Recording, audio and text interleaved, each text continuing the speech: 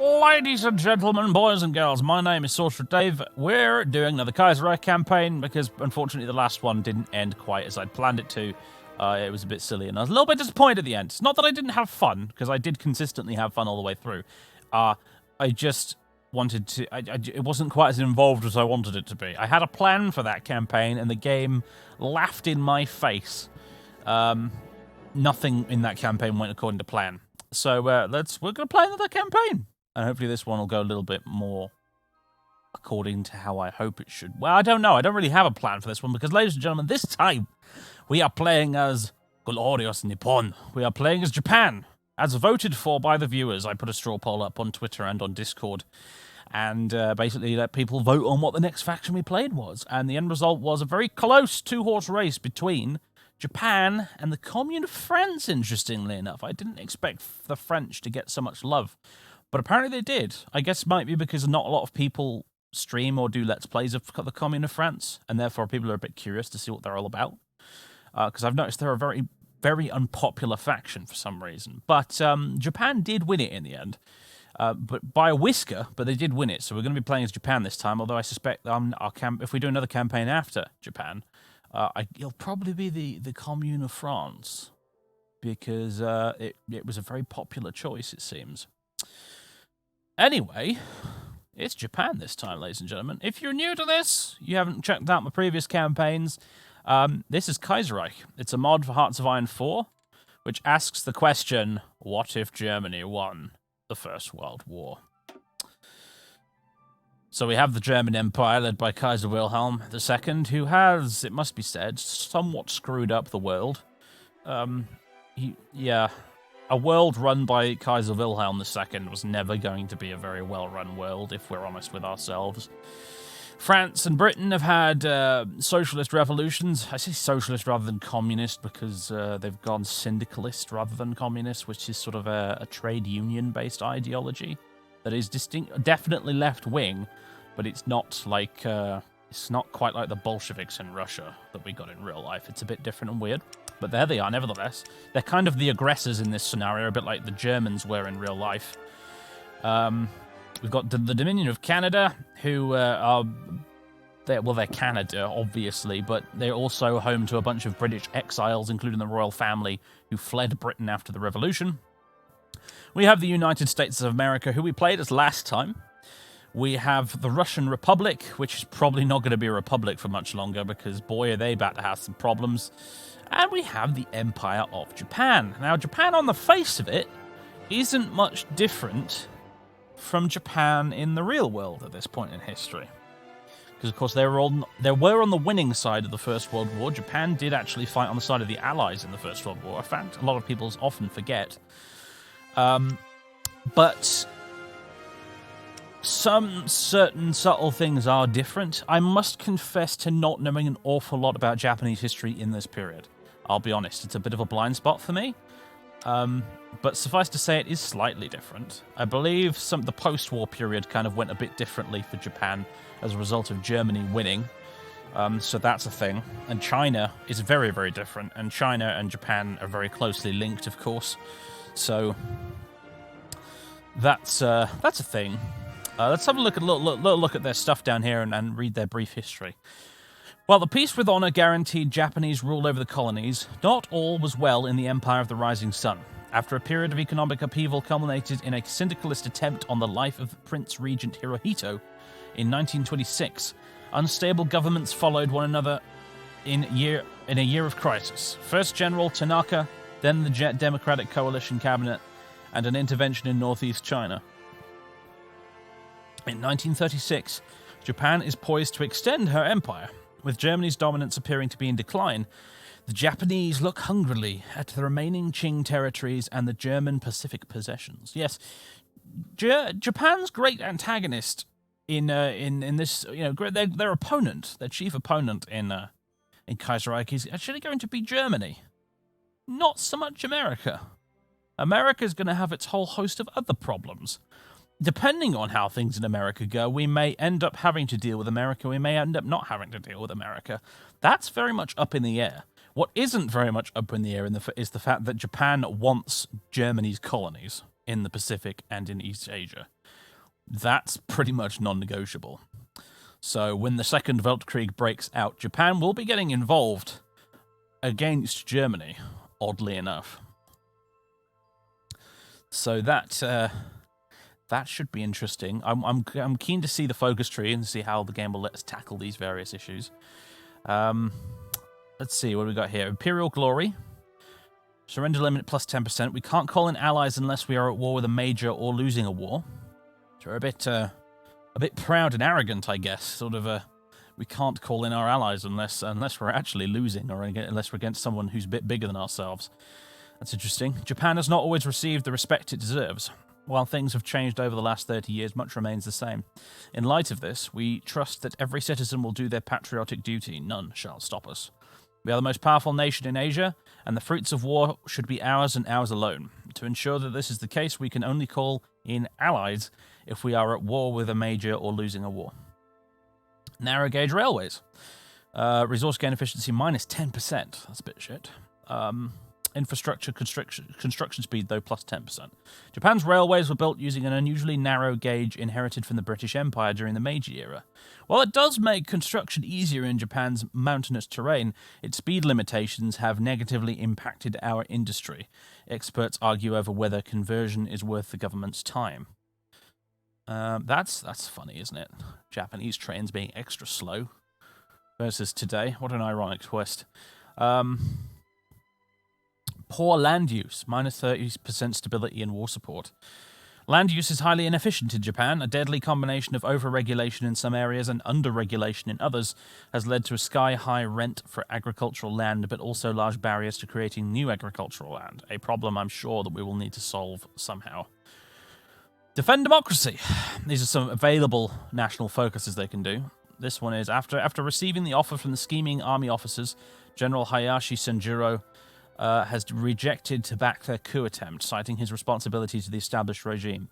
With the trial of the May 15th incident behind us, it is now time to secure democracy in the eyes of the people, so we could be a democratic Japan.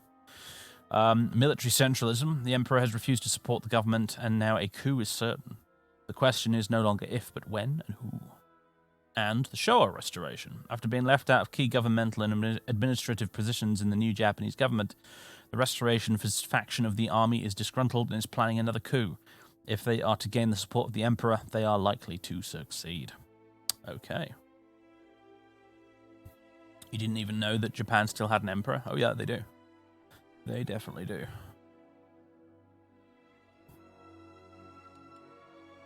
Select country.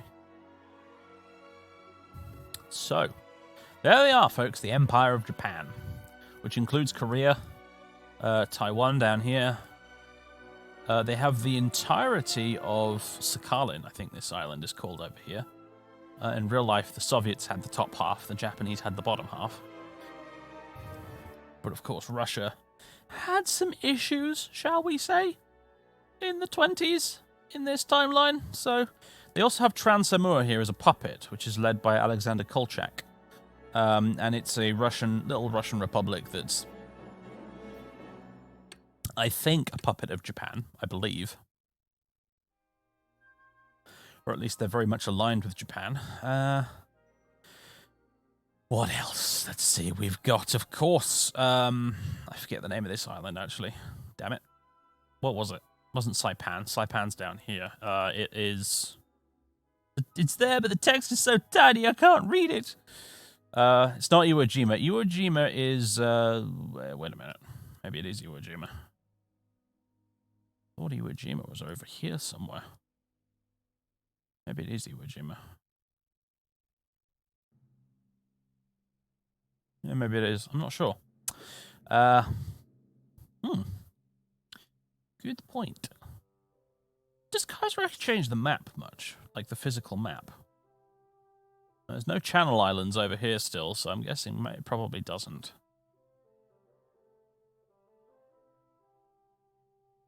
Anyway, one of these is Iwo Jima. I forget which. I think it's this one. And this one I don't remember. Anyway, that's Okinawa over there. Saipan's down there. Other than that, I can't really remember. My Pacific geography is not very good, it seems. Oh well. As you can see over here is German East Asia. That can be one of our big targets. It's a puppet of the German Empire. They own, well, obviously, Vietnam, but also Laos and Cambodia as well, I think. They've also got Malaya and Singapore down here, as well as what was British Borneo over there. And they've got part of New Guinea as well over here, too. It's split between the Australasians, the Germans, and the Dutch, which is interesting. A lot of German islands out here as well. In addition, there's the Philippines, of course. Aligned with America, but for how long? That is the question. And then in the China itself, we have the League of Eight Provinces, which is a German-dominated faction. It is a country that is barely a country. It pretty much just exists to allow the Germans access to China's resources. Likewise, the legation cities, which are American-dominated for the most part, I think, but similar kind of deal. Most of the valuable cities in China on the coast are run by the legation cities.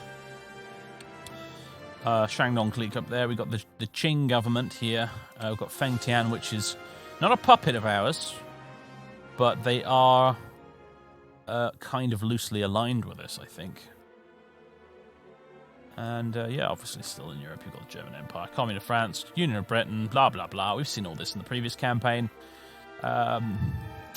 Good stuff. So, let's crack on, shall we? Apparently our next election is in February 1936, so next month. Not very long to wait. Yeah, League of Eight Provinces is apparently a very, very cool campaign. I really do want to play as a Chinese faction. I did leave it out of the poll because I don't feel like I don't want to tackle a Chinese faction until I've gotten a bit more experience with the game and actually paid a bit more close attention to what actually happens in China over the course of a game, because most of the time I'm in Europe. And then every time I look at China, it just seems to have gotten worse somehow, and I'm not really paying very close attention because it's just generally not very relevant if you're playing in Europe. But I do want to play as a Chinese faction at some point. I don't really know which one, honestly. Some of the ones that pop out of the League of Eight Provinces later on look interesting. Qing itself looks genuinely kind of interesting. They have a cool flag, and the dudes have cool blue uniforms that I kind of like. And Qing were a very powerful faction in old school Kaiserreich. I did do a Qing campaign in very old school Kaiserreich back in the Darkest Hour days, which was great. I pretty much conquered all of this. As the Qing, it was monstrous. Yeah, they were like the big Chinese faction back then. Not so much these days, I've noticed though. China's really different these days in the newest versions of Kaiserreich, and I think it's definitely been improved for the better, personally, but we'll see. We're not going to be playing as any of those, though. We're going to be playing as the Empire of Japan, although, of course, this will be of interest to us. I don't yet know how involved I want to get in China. I don't yet know how involved I want to get in Russia. I'm sure we'll end up beating up the Germans, because everyone's going to be beating up the Germans. It'll just be the fashionable thing to do after a certain point. I don't know what we're going to do with America, if we're going to deal with them at all. Obviously, I'd quite like to take Hawaii. That would be quite the coup. I wouldn't mind having Hawaii. But yeah, it's a Japanese campaign, and this is interesting to me for a bunch of reasons. One of which is obviously they're a big Navy faction, and I do love my navies in Hearts of Iron. But also, there's lots of what ifs when you're playing as Japan. There's lots of stuff going on in the world that could go various different ways, and yeah, it's interesting. It's really cool. It's not like playing as Germany, where it's pretty certain that you're going to end up at war with these two and at war with the big green blob over here. Like, Germany is a campaign of certainties. Japan is a campaign of, I have no idea what's going to happen. I don't have a plan for this, either. That's the thing. I had a plan when I played the USA campaign, and it went in the bin. So this time, I'm playing it pretty much entirely by ear. So, yeah. Let's go. Setting any custom game rules this time? Nope. Just gonna let Kaiserreich do its thing. Which is probably going to mean the Syndicalists win in America, now that I think about it, but you never know. I said that sort of thing last time, and then the game proved me wrong, so... What if Germany had won World War I? Welcome to Kaiserreich, brought to you by the KR4 team. Big thank you to all these wonderful people. Kaiserreich Beta 0.14.2. Please note the following mod is designed with the assumption that player will always annex all possible states in peace treaties, so make sure to do that. You can change the frequency of news events by toggling the icon at the top of the Decisions tab. You can select what naming system, states, and victory points used by toggling the icon replacing the Achievements menu in the top right. That's this one over here. And remember that this mod is still in beta, so expect bugs, crashes, and various headaches. If you encounter any of these, reporting them on our GitHub issue tracker is of great help, and we'll get them fixed sooner. We hope you enjoy playing Kaiserreich as much as we did making it. Yeah, they say that actually, but the game is remarkably bug-free. And now I've, of course, cursed this entire playthrough. Hurrah! We did encounter a bit of glitchiness in the USA campaign, but generally speaking, Kaiserreich's pretty solid. All right, here we are, Japan. We have let's figure out our relationship with our various neighbors, because clearly we've got military access to this place here. Fengtian has a non-aggression pact with other nations, with Transamur. Military access to me. Their independence is guaranteed by us. So anyone who attacks Fengtian will have to answer to Japan. It would seem, but they're not a puppet. They're not like Manchukuo in the real world, and indeed in Vanilla Hearts of Iron. It's a different kind of arrangement. So, let me find out. What was this? What was this damn island? It's Marcus Island, right, okay. And this one is Iwo Jima, right. Okay, jolly good. I actually had it right the first time. Alright, well. Let's have a look. What have we got here? We got an air force of sorts. G3M1 Rico. That's our naval bombers. G3M1. Nice. That looks much more advanced than what most people usually get. The British get bloody swordfishes. Little biplanes. We get a big looking bomber. Yeah, more naval bombers. Go over here. Oh, these are all carrier planes. Okay. More aircraft in incredibly small air wings. Because, of course, they're carrier-based, so that makes sense. We got some tactical bombers. That looks a little bit more primitive. That's kind of what I was expecting, really, for 1936. And some Type 91s. Yep, they look pretty basic, too. Okay. We got an army. I'm noticing some marine divisions already. Just the template for them, like, yeah, not bad, actually. That's a solid base. We can add support stuff to that later on. No biggie. What's our basic infantry division like? Okay, very basic, but okay, not bad either. What about our navy? Yeah, oh boy. Okay, right. What have we got here then? Die 1 can't I, die 2 can't I. Die 3, die 4, die 6. Okay. Do you know what? The Japanese Navy seems to be much better organized than the American one was. So we got submarines, which are just going to get merged into one fleet. Easy peasy. And I will, of course... Sorry, this is slightly OCD of me, but I always do this. I always make my submarine fleet black. And I give them the skull and crossbones logo. And we've got... let's see. So it looks like 3 strike fleets here, more or less. We've got... Okay, yeah, a couple of carriers, a Targo and the Kaga. These are tier 1 carriers, so they're a bit basic, but hey, that's fine. What's their speed like? 30 knot speed. Yeah, they're not too slow, at least. 31.2 knots for this one. Okay, and then a dreadnought, a few dreadnoughts actually. The Aki, Satsuma, and the Ki. Or Kai, I'm not actually sure how you pronounce that. Then we got some armoured cruisers. Large selection of those. Some battle cruisers. A fast battleship. I think that's what that is. FBB. I think that's a fast battleship. It's 27 knots, but I suppose by battleship standards that might actually be quite fast. Certainly compared to dreadnoughts. Oh yeah. Okay, so we've got an early fast battleship. That's not bad. What does it come with? We got a float plane thing. We got big guns. We got some little guns. Got a tier 2 engine. Yeah, not bad.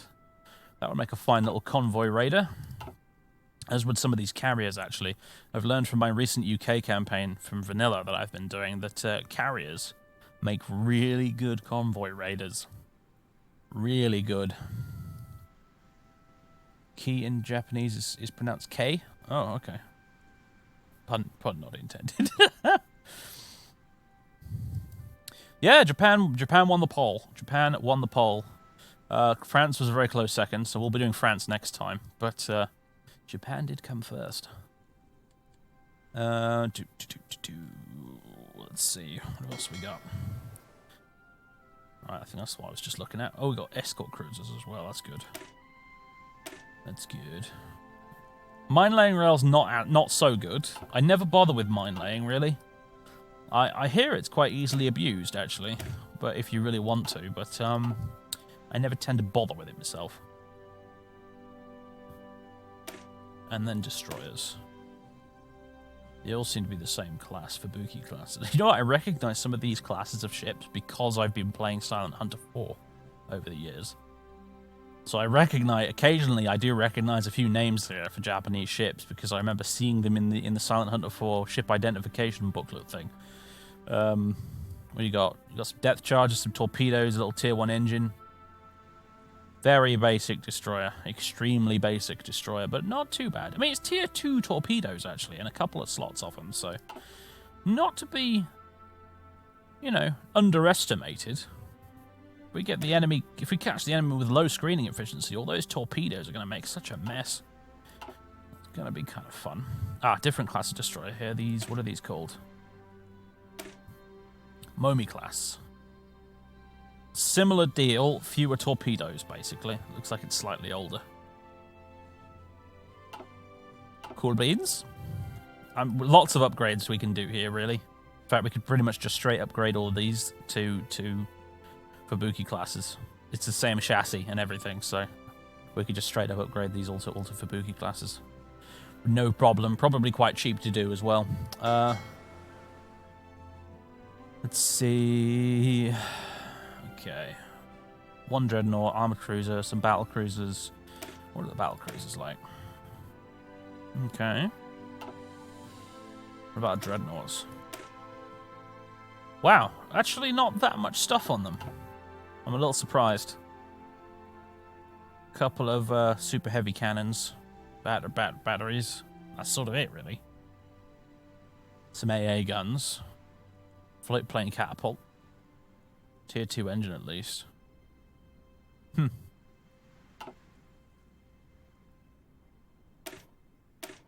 Yeah. What about this armored cruiser? Congo class. Tier 1 heavy cannons. Yeah, so it's alright. It's distinctly average across the board, really. Bit of a quantity over quality thing going on here, I think, mostly. What are the, what's with the Minakaze class? Destroyers. Yeah. Seem virtually identical to those other ones, actually. Just minus a couple of extra torpedoes. Alright, and then fleet number 3. Couple more converted battleship carriers.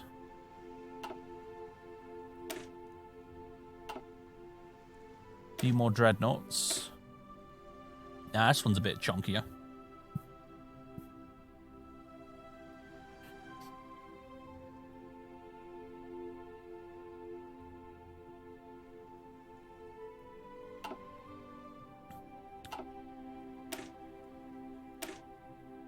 Furutaka Aoba class cruisers.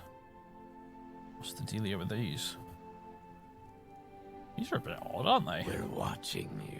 Only got one battery of guns on the front, and that's it. Kind of looks a bit like the old Olsen class raider battleship thing that I made in the American campaign. It's just much slower. Hamov, thank you very much for 7 months of subbage. It's hardly much. Speaking of subbage, we'll have a look at the subs in a second.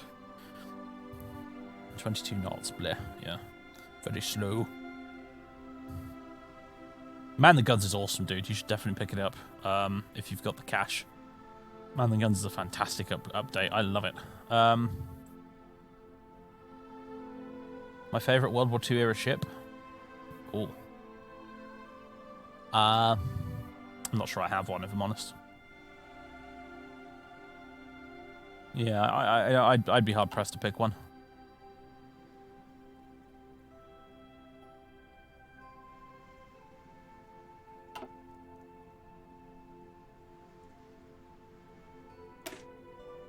I'm not much of a Veraboo, as we say, you know.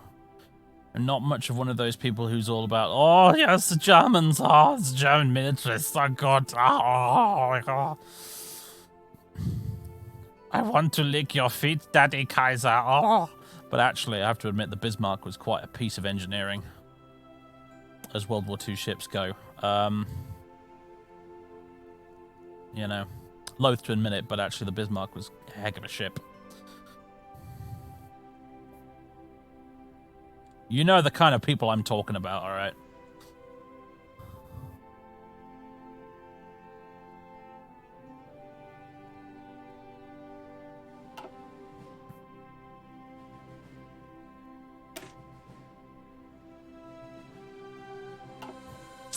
Well, the Navy seems to be in good order. This is a nice Navy. This is a Navy we probably won't need to add very much to.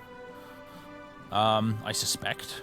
I mean, it could add a bit to it, but it's a fairly solid core. 3 main strike fleets, all of them pretty solid, with a good core of capital ships, and I think more than enough screens as well.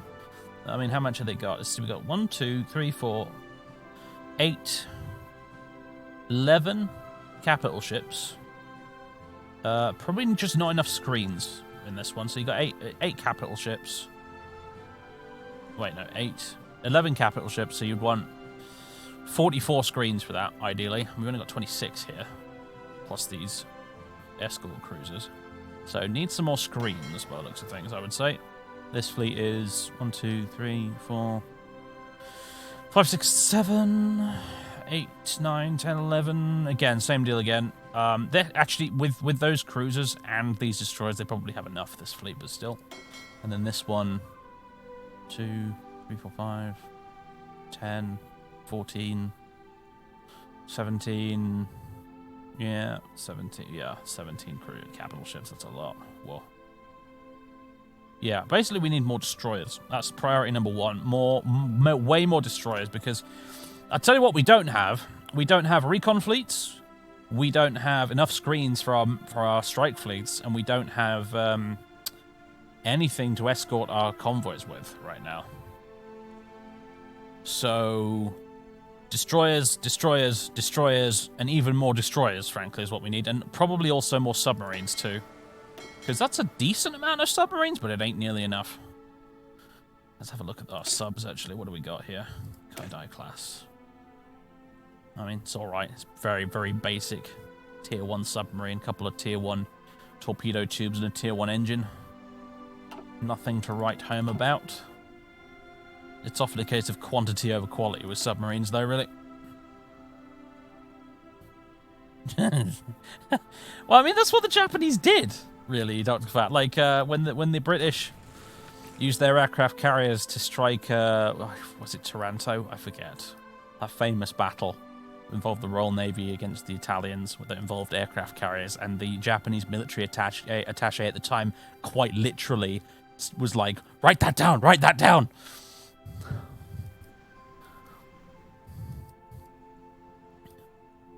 So, yeah.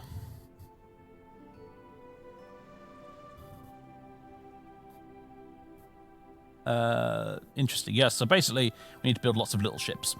Lots and lots and lots of screens and lots of subs. But mostly screens, I have to admit. Okay, cool. Our aeroplanes... 86 close air support, but they're all on carriers. 103 fighter planes. 25 fighter planes, 78 carrier fighters. 166 naval bombers, 50 naval bombers, 116 carrier ones, no heavy fighters, 50 tactical bombers, no strategic bombers, and no transport planes. Okay.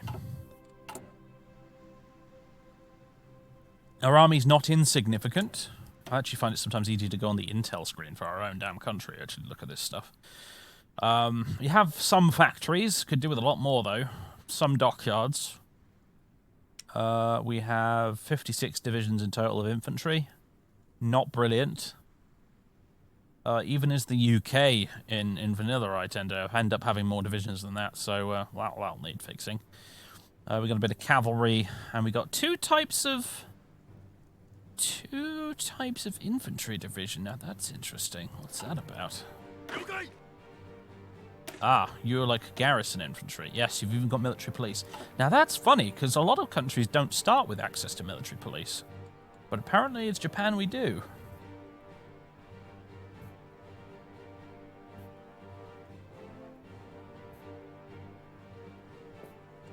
Okay. No divisions in base training. Oh, we'll fix that, don't you worry. About 1 million manpower, so that's okay, I guess. We're not obviously going to have much in the way of manpower as Japan unless we start conquering China. Of course. So that's definitely a consideration. Manpower is going to be tricky for us. We'll definitely want field hospitals, I suspect, for one thing. Yeah. Well, let's get a lot of our dudes together here. Let's select all of you. Put you into an army. Let's see if we can't pop you on the border with... I can't draw a front line here. Really? Well, alright then. We'll put you there instead.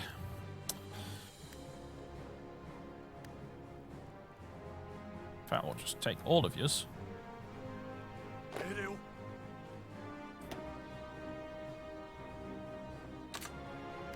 And we'll just put you there for now.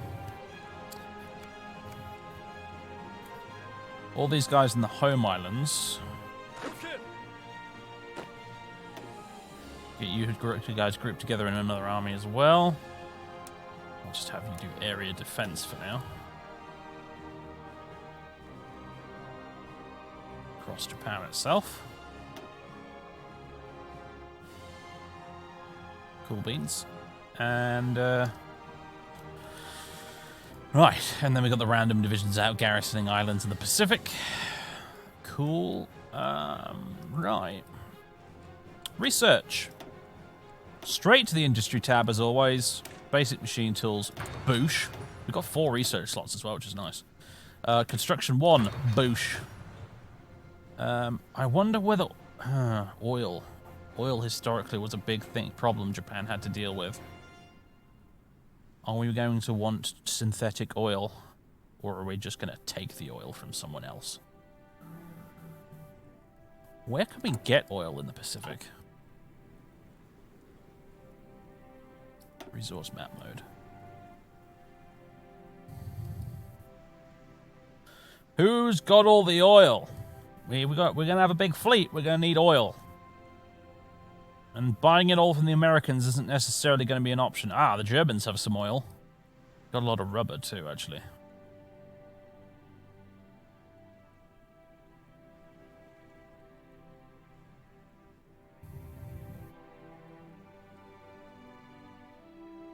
Jolly good. The Chinese don't have much oil. They've got some chromium, though. And actually, there's a bit of oil over here.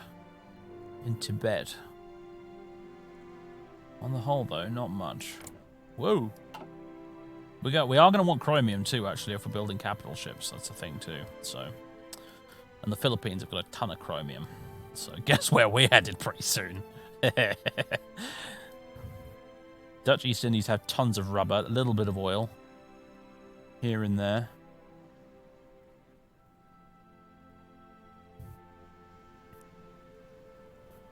Second American Civil War, what a ridiculous concept. Oh, I know, right? I know. Hawaii doesn't have shit, but it is a strategic position that's useful. Alaska, do you have any oil? Alaska? Any oil? Has Alaskan oil even been discovered at this point in history? Probably not, would be my guess. Shame. Real shame, otherwise, you know, might have been tempted to go take Alaska. There's a bit of oil in Canada, looks like. And there's some oil in California. Quite a lot of oil in California, actually. Oh, crumbs. That's a thing.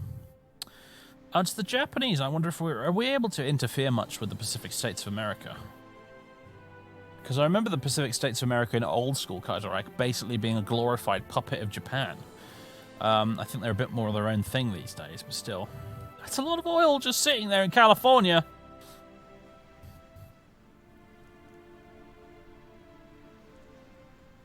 Will Texas likely end up under the control of a friendly rebel state? Not really, no. It'll either, most likely, I mean, it'll start off under the control of the American Union state, which are not very pro-Japan.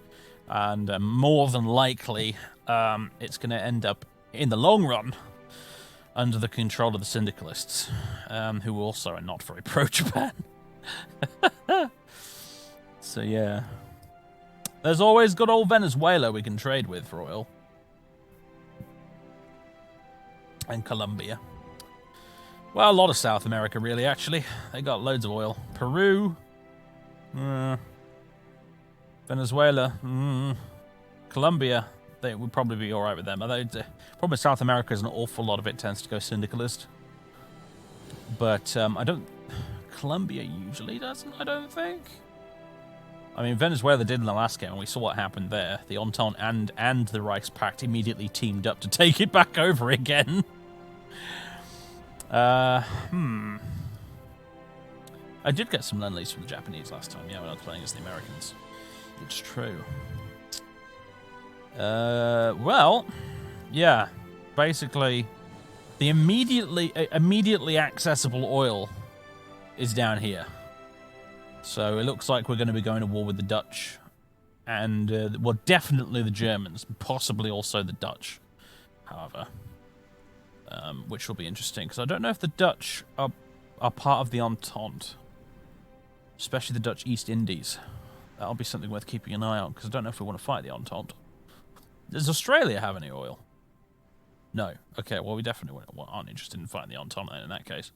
If Australia had oil, I might have reconsidered, but... PSA may join our faction, so they're probably the ones to support if they appear. Yes, that's what I'm thinking. That is what I'm thinking.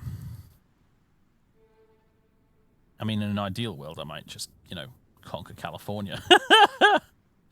Yeah, but no, I think we're probably better off making good with the Pacific states, having them join our faction and supporting them as much as we possibly can up to the hilt, and therefore trading for their oil extremely cheaply. The Netherlands can join the Entente if they're at war with Japan. Yeah, I suppose. Netherlands can go a bunch of different ways themselves as well, so...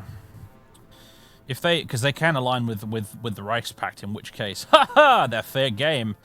Basically, I think that's probably what we want to hope for, right? I think we want to hope that the Netherlands align with Germany, in which case we can rub our greedy mitts together and say, aha! Your oil is now all belong to me.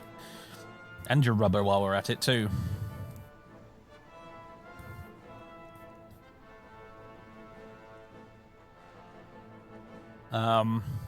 As for China, what would we want from China, realistically? They have a fair bit of chromium, fair bit of tungsten. What do we have at home right now? We've got to put a bit of tungsten, quite a bit of chromium, that's lucky. And we get quite a bit of tungsten from Korea, actually. And Transamur has plenty of chromium to offer us as well. So, yeah, the more I look at China, the more I just think, why bother? Aside from getting more manpower, I guess. Because, of course, that was the way to do it in the olden days when you're playing Japan in, like, Hearts of Iron 2, is you'd conquer China and then just use thousands and thousands of Chinese militia divisions to conquer the USA.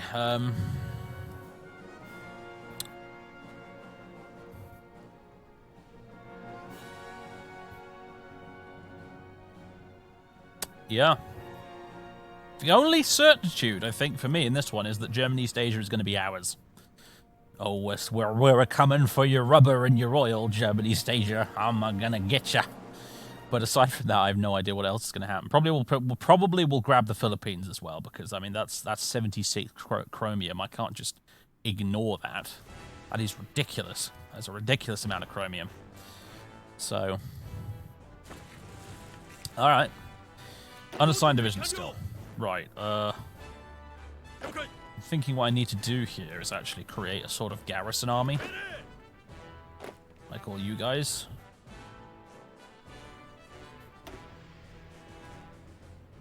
And then just to keep this organized, you know.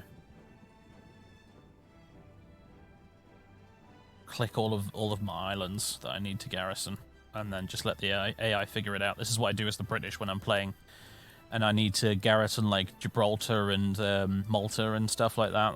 I make a little garrison army that is responsible for basically just figuring out the Mediterranean for me. Anything else? Oh, class! It's actually playing the Waking the Tiger OST right now. Perfect. As many people have pointed out, because I had it playing in the pre-stream segment. If you're watching on YouTube, obviously you wouldn't be aware of that, but yeah, as people have pointed out, the Waking the Tiger soundtrack is pretty great. Gets you in the mood. Alright. I think that'll do it. Great. Okay. Garrison armies assigned.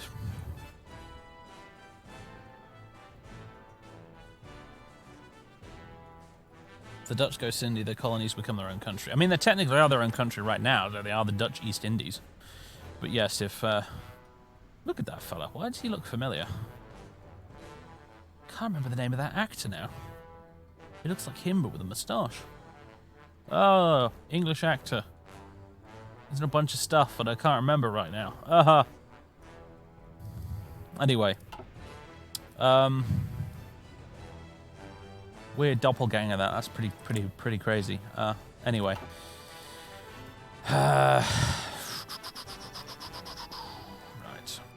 Back to research. So, what do we want? Naval doctrine, ship designs, smoke generators. Why does nobody in this game start with smoke generators? Right. Well, upgraded airplane catapults would be good. Advanced ship torpedo launchers. This stuff we must not ignore. Landing craft you must definitely not ignore. That's very important. It's 3 years ahead of time currently, but we need to get that right when it becomes available.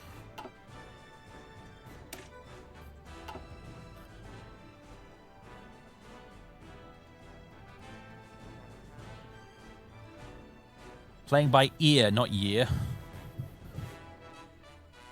As to answer your question, LLK, I don't actually know yet. I'm going to have a look at the focus tree in a minute and make some decisions based on that. Because I've never played as Japan and Kaiserreich before. I have no idea what to expect.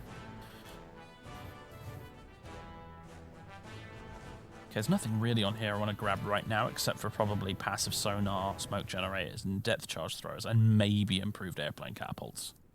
It's this stuff over here I mostly care about right now. Naval doctrines. What kind of fleet are we going to be? I suppose base strike would be appropriate as Japan. I'm thinking base strike. However, fleet in Bing is very tempting because it has really good convoy protection, and convoy protection will keep us alive as Japan. They have pretty good submarines too, so I don't know. It's got to be one of these two. I haven't quite decided. I mean, it's not like Fleet and Being doesn't allow you to do some carrier stuff. It's just Base Strike definitely has the best carriers.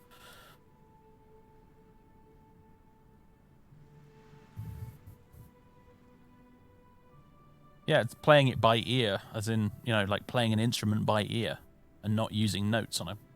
Anyway, right. Land doctrines is a thing. Oh, what are we going to pick for land doctrines? Do I be a wimp and just go superior firepower like I always do? Oh, I know we can't do mass assault. We do not have the manpower for that. That's not going to happen. Mobile warfare. I don't know how really appropriate that is when we're playing as Japan. How much mobile warfare are we really going to do? A lot of the time we're going to be fighting in mountains and jungles and doing amphibious assaults on islands. And then there's ground battle plan, which is just rubbish. I mean, actually, theoretically it's rubbish, but actually, if you've got some national focuses that also increase planning bonus, it can actually still be quite good. Yeah, I'm going to look at the focus tree before I make any decisions on that. I think you're right. You are right. Artillery. Let's see, armor. Okay. Standard stuff here. Well, let's just do that for now. Let's have a little butchers at the focus tree, shall we?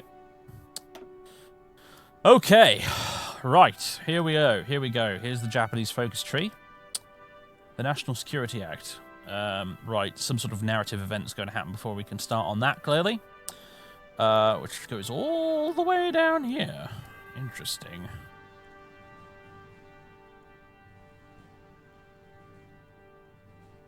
Interesting. Ooh, Hawaiian integration. Yes. Jakuniku Kyoshoku. What's that about? Survival of the fittest is a fundamental understanding in our military philosophy. The Western imperialists have greatly expanded their air forces and navies, and if we do not do the same, we will surely fall victim to their forces. Naval reform, air force reform, fighter focus, bomber focus, air doctrines, paratroopers, lightweight fighter designs. Ooh, look at that. National Spirit lightweight fighter designs grants agility plus 10%. It's giving us a little bonus for having like the Zero and the KI-43 and stuff, which are very, very agile fighters IRL. So there you go, that's pretty cool. They were also prone to burst into flames much more quickly than other fighter aircraft, of course, but whatever. You really ought to have like a minus 5% reliability to go with that plus 10 agility, really, but okay, fine. Samurai of the Skies, strict pilot training, which grants air attack plus 10%. And then Divine Wind, which of course will allow us to use kamikaze pilots. Never used kamikaze pilots in Hearts of Iron 4, actually, I must admit. I did unlock the ability to do it once as the USSR. I did the New Soviet Man focus on the focus tree, but I never got around to actually trying it.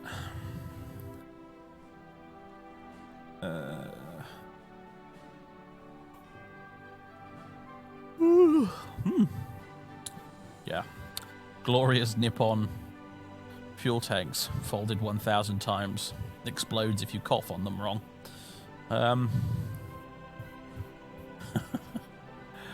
Amphibious focus, naval expansion. Oh, I like a focus that gives me free dockyards.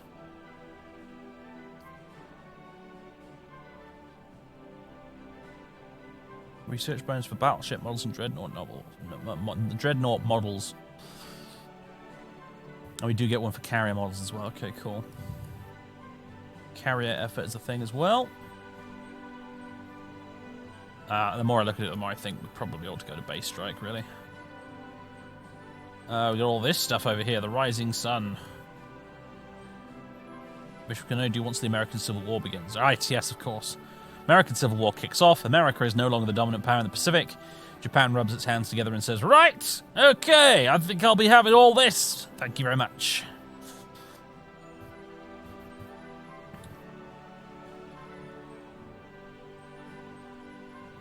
Dismantle the legation cities, bring the Philippines into the fold, extend the Pacific Security Zone, pressure Hawaii, target East Indies, target Indochina, issue colonial ultimatum, bring Siam into the fold. Is there anything that says we can't do this if we're democratic?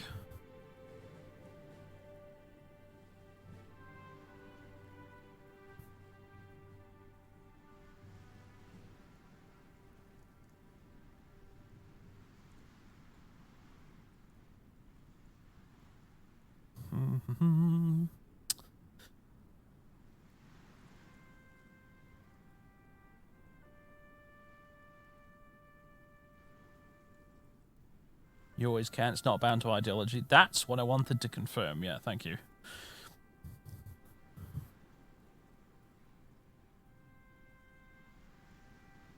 Target Indochina. Yeah, brilliant. So it looks to me like we can be democratic Japan and also have fun at the same time, which is the best of both worlds, really. We're going to be like the British Empire, you know, like at home, theoretically, we're like nice and free and democratic. Our colonial subjects might not see it that way, but, yeah, we can go defend democracy, and then there's the longest day. War support, stability, factory output, recovery rate, imperial power. There is some nice stuff in here, actually, I gotta admit. Although you do have to pick one of these, don't you?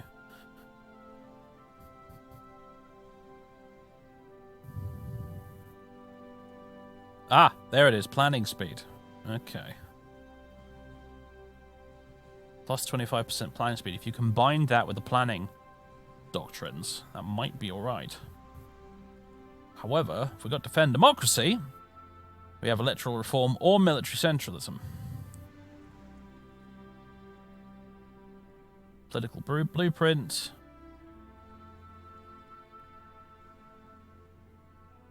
Okay, National Total Mobilization Ordinance. Military training curriculum. Recruitable population plus 1%. Division recovery rate plus 5. National Spirit of the Fund Adjustment Ordinance. National Service Draft Ordinance.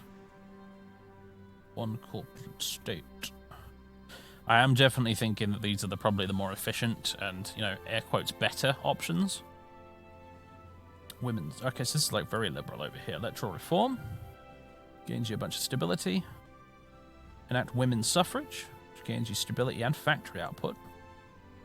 Academic pluralism, which gives you some nice research speed bonus. Constitutional education.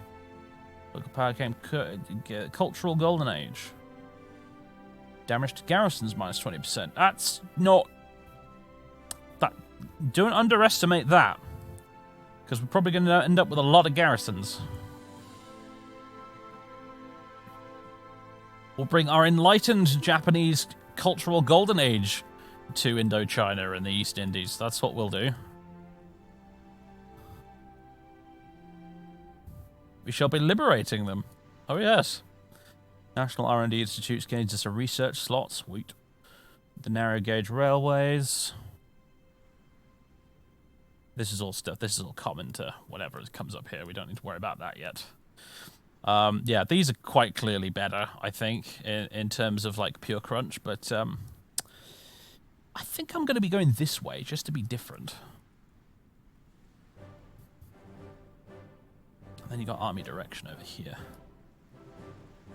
I'm wondering if it's worth bothering starting either of these, because I reckon, like, in a few days, the National Security Act might become open to us.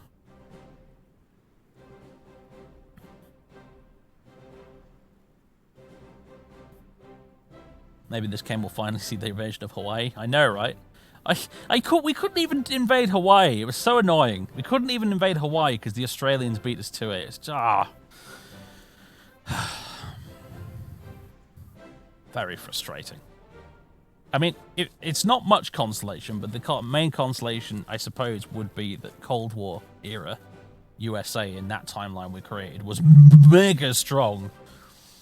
Mega strong.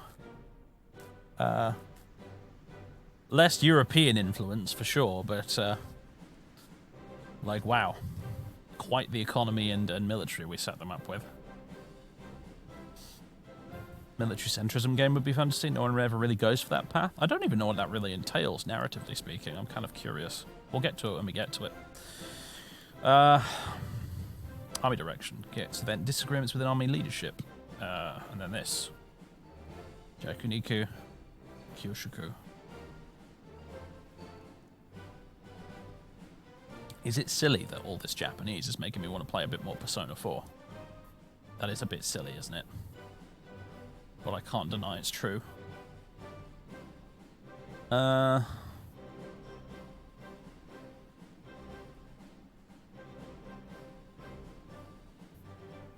long does this take? 56 days.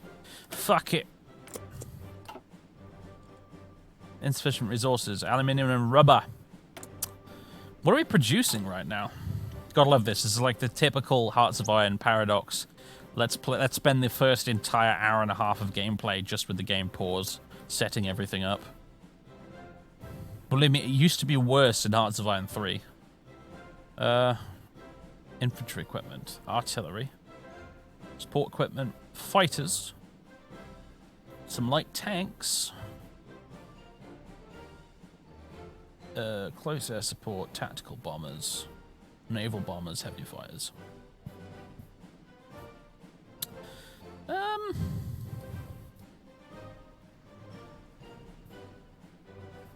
Okay, yeah, no, we're going to want heavy fighters. Experience has taught me that much. Fighting in the Pacific as the British was a pain in the bum without heavy fighters, so we want heavy fighters. Absolutely. We want them even more than regular fighters, quite frankly. Are we producing any of the carrier-based versions right now? We're not, are we? Oh, is that the KI-38? Yeah.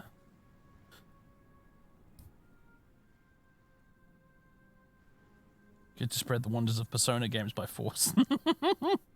You will take our anime and you will like it.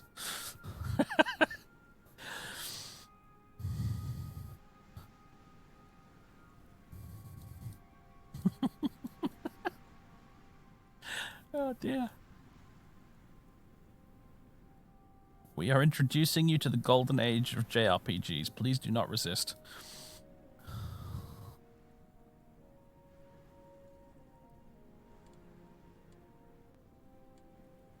Still got assigned divisions.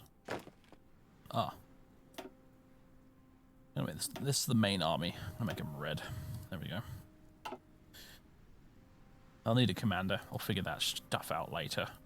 As soon as a war breaks out somewhere and I want to send volunteers, then we'll worry about commanders. Shoves a box of anime, manga, and JRPGs into the hands of a Vietnamese farmer. Oh dear. You are being culturally enlightened. Please do not resist. Free dockyards. Because we're not actually building any goddamn ships at all right now. Okay. How much oil do we have coming in? Well, fuel specifically do we have coming in right now? Daily gain, only 228 fuel. That is shockingly bad. Wow. Kind of wanted to do some naval exercises so I could build up enough Navy experience to upgrade some ships, but I don't think that's going to happen. So, yeah. Destroyers! This is our best one at the minute.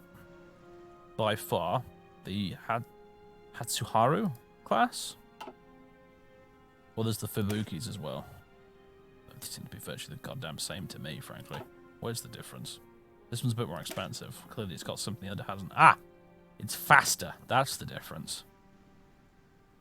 Hatsuharus, then. Let's make them. 4 more free dockyards. I can put that on... Actually, more destroyers. More destroyers are a priority 1 at the moment. So we'll do that. Doesn't cost naught but steel as well, so they're nice and cheap. Cheap and cheerful.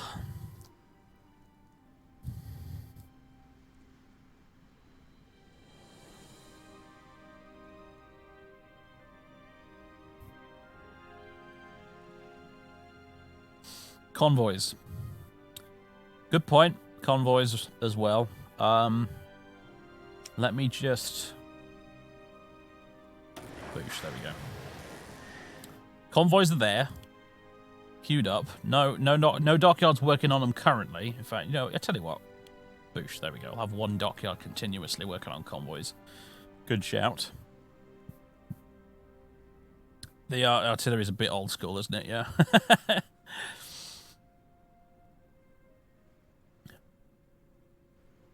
Right. Okay. Okay. Let's have a look at logistics. All right, we're not really... There's not much of a demand for anything right now, but I'm content to continue stockpiling rifles. It's always a good thing to do. Always stockpile rifles in Hearts of Iron 4. It's never a bad idea. And, well, yeah, fleet and being or base strike.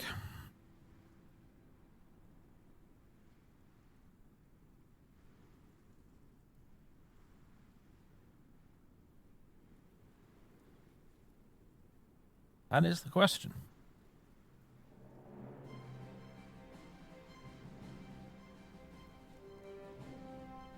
I think it should probably be base strike, really, shouldn't it? When you've got... It's really only 3 carriers. Sorry. Wait, what? No, 6 carriers. When you've got 6 carriers, I think you've got to go base strike, frankly. As much as I love fleet in being, I think it's got to be base strike. Research. Yeah, fleet and being is a great all-rounder, really. I mean, you have okay carriers, you have good capital ships, you have good screening and defense, and you have decent submarine attack. You have good defense against submarines. In fact, you have the best defense against submarines. I do tend to go fleet and being in most playthroughs, honestly. Trade interdiction is the mad lad one. The mad lads pick trade interdiction because that's the one where it's like all or nothing. My convoys? What do you mean defend my convoys? What do you mean? Convoy defense? I'm not familiar with these words. Convoy attack is all I know.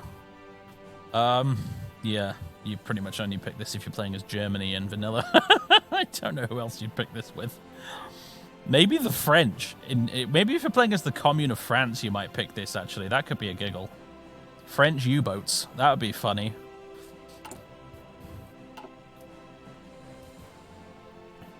Are we going carrier heavy this run? Potentially, yeah. We were already pretty carrier heavy, actually, at the start. Right now, though, we need to build destroyers more than anything else, because we literally don't have enough screening ships. Recovering from the lost decade. In what has come to be called the lost decade, the 1920s were marked by economic depression and political instability in Japan. The plight was particularly severe in the agricultural sector and caused a massive demographic change as farmers fled from the depressed countryside to urban areas, flooding the labour market and further driving down wages. After leaving the Kenseikai-led constitutionalist coalition and taking charge of the government, Inukai and his cabinet successfully expanded the Japanese sphere of influence into Manchuria and the edges of Siberia, acquiring a vital export market for the Japanese economy. But the agricultural situation continued to deteriorate as cheap agricultural imports from Manchuria bled into the countryside. As 1936 dawns, continued rearmament and state investment have fully rebuilt the industrial economy, but the issue of rural poverty remains chronic and unsolved. Gaman Shiyu, whatever that means. Bless you. Gesundheit. Right. Let's have a look at ourselves right now. There's Hirohito. With his little glasses. Assuming the chrysanthemum throne after the death of his father, Emperor Taisho, his imperial majesty represents a divine dynasty of nearly 2,500 years. His personage seen not only as head of state, but as representative of the very heart, soul, and being of the nation. As both militarists and a resurgent left thrive amidst a mounting domestic crisis, the Emperor remains silent, his role unclear and undecided. However, when and if the Emperor does make his move, it will no doubt be decisive. The chrysanthemum throne, yes.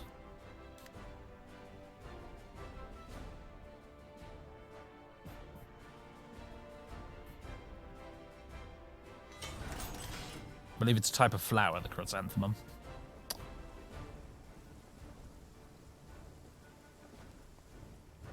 Chrysanthemum. It's a chrysanthemum. What? Bloody gone now. I can't check if you're pulling my leg.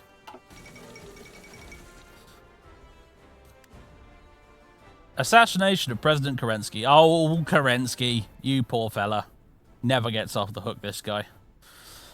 Kerensky has just been shot and killed while on the way to the Senate. The assailant was taken down by the police, but the goals and intentions of the attacker are unknown. Despite his massive unpopularity among the Russian people due to botched land reform and ineffective rule, Kerensky was nevertheless able to hold the country together for years, and his death has thrown Russia into chaos. Senators are already discussing a possible replacement to Kerensky. New coalitions are being formed both between the left and the right, while military men like Wrangel and Kornilov are just one step away from intervening to dissolve democracy and save Mother Russia. How barbaric! Yes. We will watch Russia with some interest, won't we? Since they're a neighbour of ours.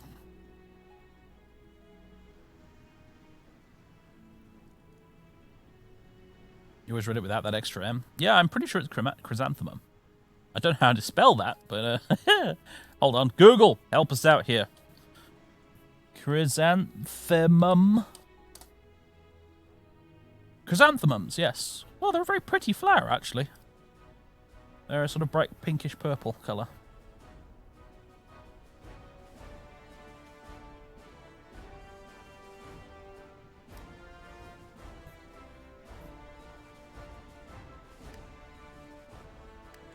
Let's see. Free military factories.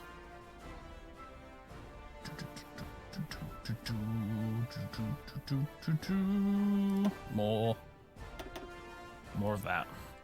Free civilian factories. Now, what do we want to build? Usually, one tends to start by putting some infrastructure down. We didn't in the last campaign, really, because we were playing as America, and America's a weird campaign. However, we're not playing as America this time, so we can do things a little bit more sensibly. Let's see.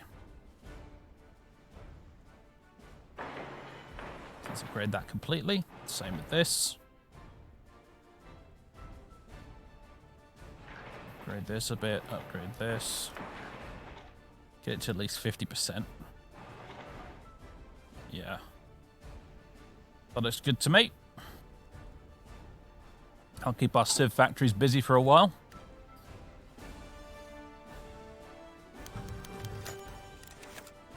Voting rights in the Legation Council. The legation cities were formed in 1928 as the result of the Americans intervening in the Jilly-Fengtian conflict that they believed was going to spill out into open war between ourselves and the Jilly and their German backers. When a passenger train was attacked by Chinese warlords, America saw the opportunity to mediate not only in order to create a more permanent solution to the instability in the East, but also enshrine the open door policy in China, which allows all powers equal access to Chinese markets. Consisting of all official concessions in China, as well as a 30-mile neutral zone, the legation cities, officially known as the International Mandate for the Chinese Concessions, also host a forum, the Legation Council, for the various powers with Chinese interests to coordinate their policies better. As the foremost power of in the Far East, we naturally are able to vote on the council and both further our Chinese agenda and stymie our enemies. How exciting! And we got a bonus for that. I don't know what it was. Might have been this here, Fruits of the Open Door. Mantetsu profits. What's this? South Manchuria Railway Company, informally known as Mantetsu, has had a presence in Manchuria since the end of the Russo-Japanese War. Today, its operations span the region's width and form the heart of its growing industrial economy. Mantetsu provides more gross revenue for the Japanese government than the rest of the empire combined. Gives us some nice resource gain, efficiency, and factory output. Divided army, planning speed -50. Poor land use, narrow gauge railways, imperial glory. Okay, cool.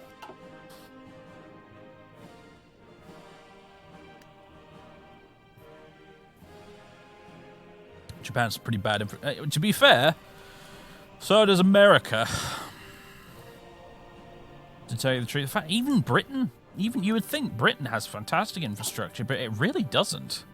It's kind of peculiar. I guess it's not, though, is it really? I mean, this wasn't the 1930s after all. Japan has had a presence in Manchuria ever since the conclusion of the Russo-Japanese War, and in the years since, our hold over the region has greatly strengthened. The negotiations at Shanghai in 1928 forced the world to recognize our right to a free-handed Manchuria, opening boundless opportunity to our citizens under the Kwangtung Army's watchful eye. Our control is not absolute power, and Zhang Zhuolin's Fengtian government is not always cooperative. It is fortunate, as these guys, it is fortunate for him that our desire to safeguard a profitable peace in Manchuria remains paramount, alongside our hope that his government will one day act as a vehicle for our greater Chinese ambitions. For these reasons, the heart of our efforts in Manchuria is the South Manchuria Railway Company, or Mantetsu for short, which has become responsible for developing and exploiting vast swathes of the Manchurian economy, propelling the region to become Japan's primary source of coal and steel, as well as the producer of over half the world's soybean supply. Today, Mantetsu has announced its highest profits to date. Manchuria is truly a cornucopia of opportunity.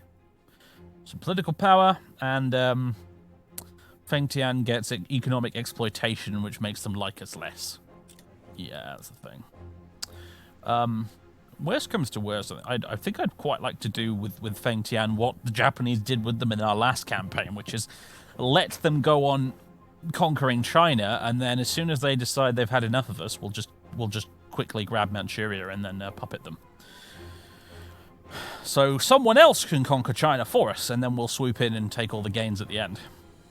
Another thing that's worth pointing out is I believe there's some stuff involving India as well. If the Princely Federation ends up doing quite well, which sometimes they do, we can actually support them quite a bit and actually bring them into the co-prosperity sphere as well.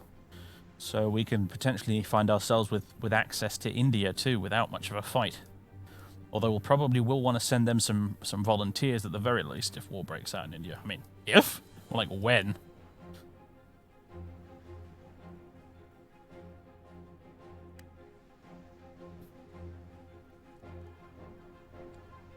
Speed things up a bit. Pyotr Wrangel takes control of Russia. The Black Baron rules supreme. Fearing a general collapse of Russia, Field Marshal Pyotr Wrangel and his regiment marched into Moscow. In a bloodless coup, Wrangel convinced the Duma and the Senate to hand over power to himself, then invoked Article 48 of the Constitution to suspend civil liberties and establish martial law. With the Duma and Senate in Wrangel's control, a de facto military dictatorship has been established in Russia. Which I guess probably means Russia's going to go Tsarist again, which is a bit boring of them, but fine. I've never seen the Republic pop up for Russia. It's always been either Tsarist or Savinkov. I guess that means when we play as Russia, eventually we'll have to go Republic, just because I've never seen it before. Seems like a cheery chap, yes, yes. Monstrously long neck. He looks like a character from Men in Black, really. That's what he looks like. I'm convinced Wrangel's not actually human. He's one of the aliens from Men in Black in disguise. And not a very good disguise.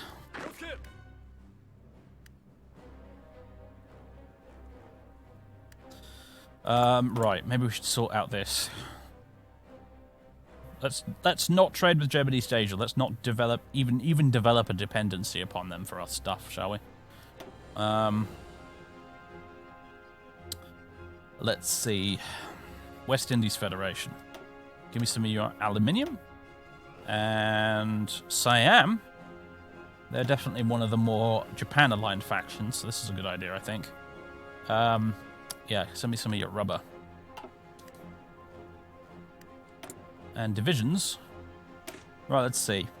We don't have any military experience to change things around much, but lucky for us, our starting infantry division ain't too bad, actually. That's a terrible light armor division. That's rubbish. That completely defeats the point of light armor in the first place. Put fast-moving light tanks with a bunch of slow-moving infantry. No. That will need fixing later. At the very least, take these infantry and turn them into cavalry. But yeah, for now, we do have this. It's 18 width. It's got support artillery. as starting infantry templates go, do you know what? It ain't bad.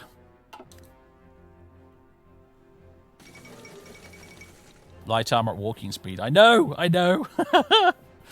The Totalist Charter. Oh boy, here we go. Mussolini, Valois, Ultramar, and I think Mosley and other interested parties arrived in Birmingham today to discuss their common ground. It has been agreed that Maximism, Sorelianism, and National Syndicalism all share basic principles of the state's primacy in the socialist struggle, the role of national identity within the state, and the importance of a strong central authority to preserve and build socialism. The Charter also claims the socialist state is the final stage of human development and that democracy is not necessary to achieve socialism. These statements have drawn great criticisms from other socialist factions who gave it the name totalism as a play on totalitarian socialism, which has been eagerly accepted by Mosley, who added it to the manifesto's name, attributing it to their total commitment to socialism. The people must reject this madness. Oh, absolutely unacceptable. I wonder which way these guys are going to go. Dissolution of the Diet. Oh, Edward VIII crowned as King of Great Britain. George V, the last King of Great Britain and Ireland to have ruled the home islands themselves, has passed while in exile in Canada. The first Windsor King, his reign shall be remembered with sorrow and sadness, as during it Britain lost both the Weltkrieg and its homeland. The crown was inherited by Edward, Prince of Wales, who now stylises himself as Edward VIII. King Edward is a vengeful and ambitious man, and not on good terms with Prime Minister Mackenzie King. He lives on the goal of avenging his father and reconquering the British Isles, and thus is quite popular among the British exiles in Canada, among others. Interesting. Dissolution of the Diet. The 4-year term of the incumbent... That's what happened this afternoon when I bought McDonald's. I'm sorry. I'm so sorry. The 4-year term of the incumbent Imperial Diet elected in 1932 is ending. Prime Minister Inukai Tsuyoshi has called for a general election to happen as soon as possible. I need a drink. My mouth's getting really dry here.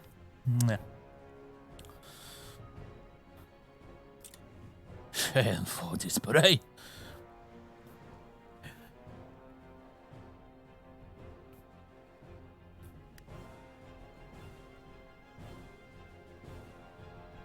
You suck at division making, so you don't know. Motorized, mechanized. Motorized would be the ideal, yes. Motorized to go with the tanks would be the ideal, because then they would go at maximum speed. Cavalry is like the sort of poor man's alternative. A bit slower, but not slow as foot-slogging infantry, at least.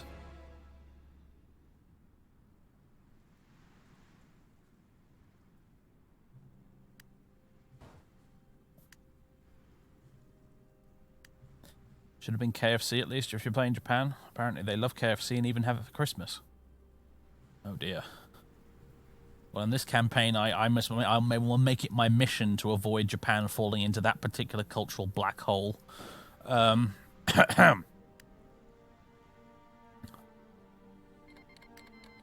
Afghanistan declared war on the Dominion of India. Oh, yes. I forgot about this. Wouldn't it be funny if just one time in 100, Afghanistan won this? After the Weltkrieg, as the British Raj collapsed into turmoil and warfare, the neighbouring kingdom of Afghanistan took advantage of this as an opportunity to siege Peshawar and Quetta.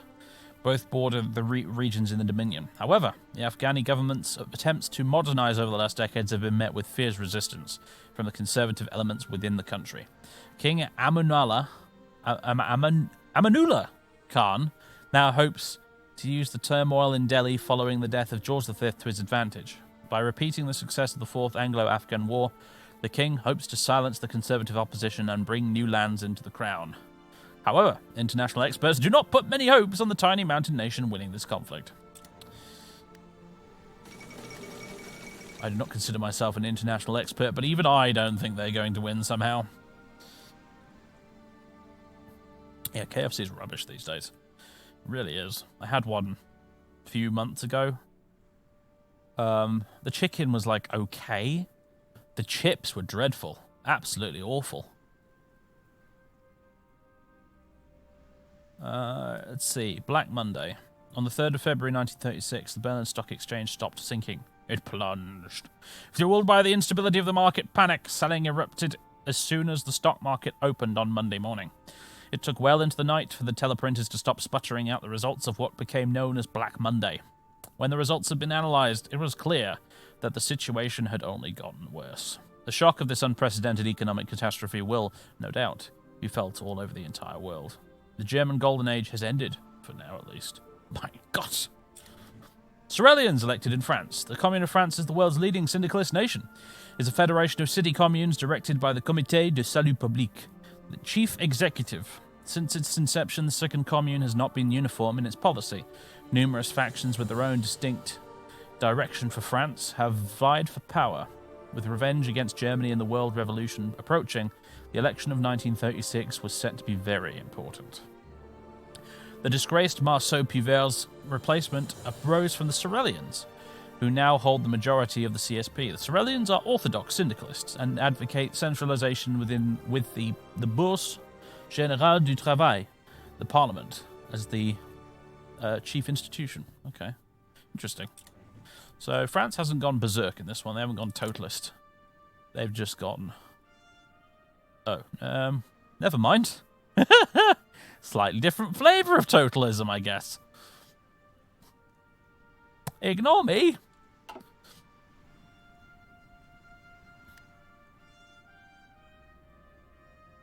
Sorel was a proto-fascist, if I recall correctly. Yes, I believe he was. There's a few French fascist types that pop up in the Commune of France, actually. Ooh. Anqing asks for our spot. I don't know why it keeps... I drag the mouse over this empty ocean here, and sometimes it seems to snap to... Whatever. Anqing asks for our support. Anqing, where would Anqing be? I think it's around here somewhere, maybe? Not sure. Chen Tiaoyuan? If that is how you pronounce your name, probably not. Governor of the Anhui province. Ah, it's here, yeah. Within the League of 8 provinces, has asked for our support in their coming struggle against the Qing and the League.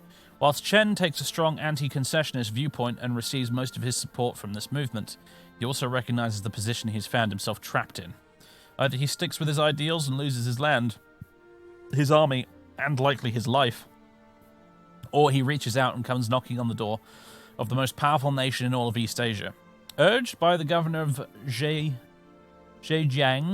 Chen Yi, to establish contact with Feng Tian and their allies, it seems that he has chosen for the latter option. This has provided us with an excellent opportunity to further weaken German hold on Nanjing and cause damage on the southern flank of the Qing center of power, something we should exploit as much as possible.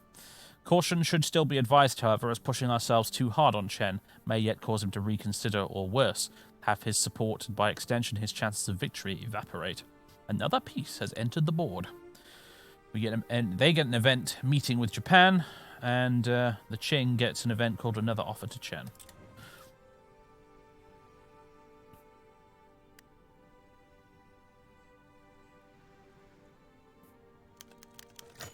Black Monday reaches the shores. Eventually, as expected, the domino effect of the economic failure in the German Empire has reached our empire. While we are not as affected as our neighbours in the region due to our quite grand economic isolation from the German markets, we were still touched by it. The Zaibatsu and our banks will have a hard time for those few months. That was to be expected. Game-based stability minus 3%. Okay, cool. Corn beans. Not too bad. Definitely not as bad off as America, or indeed Germany. The Austrian Empire withdraws from Italy. It is clear that Black Mondays hit the Austrian Empire hard. The Austro-Hungarian Reichskriegsminister today announced that he was recalling divisions stationed in Italian territory, unable to afford the financial burden of keeping them safe from the Socialist Republic of Italy. For good or ill, the Italian Republic is now effectively independent of Austrian domination, at least until the Austrians regain their full strength and decide whether or not their interests in the Italian peninsula are worth regaining. Many in the Italian Republic have expressed worry about whether or not this will leave them exposed to attack by the Socialist Republic of Italy, a move which would plunge Italy into civil war once again. Austrian influence wanes further.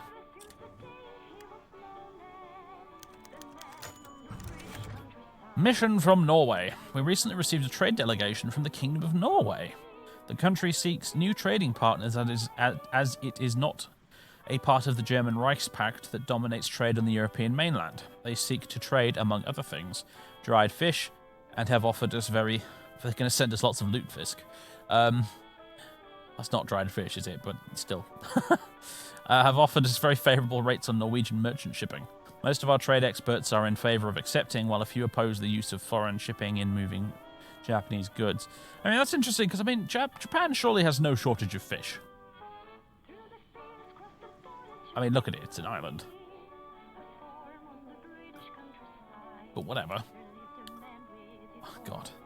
I don't like to talk about current events in the real world, but there was this whole thing recently with the UK getting a trade deal with Japan.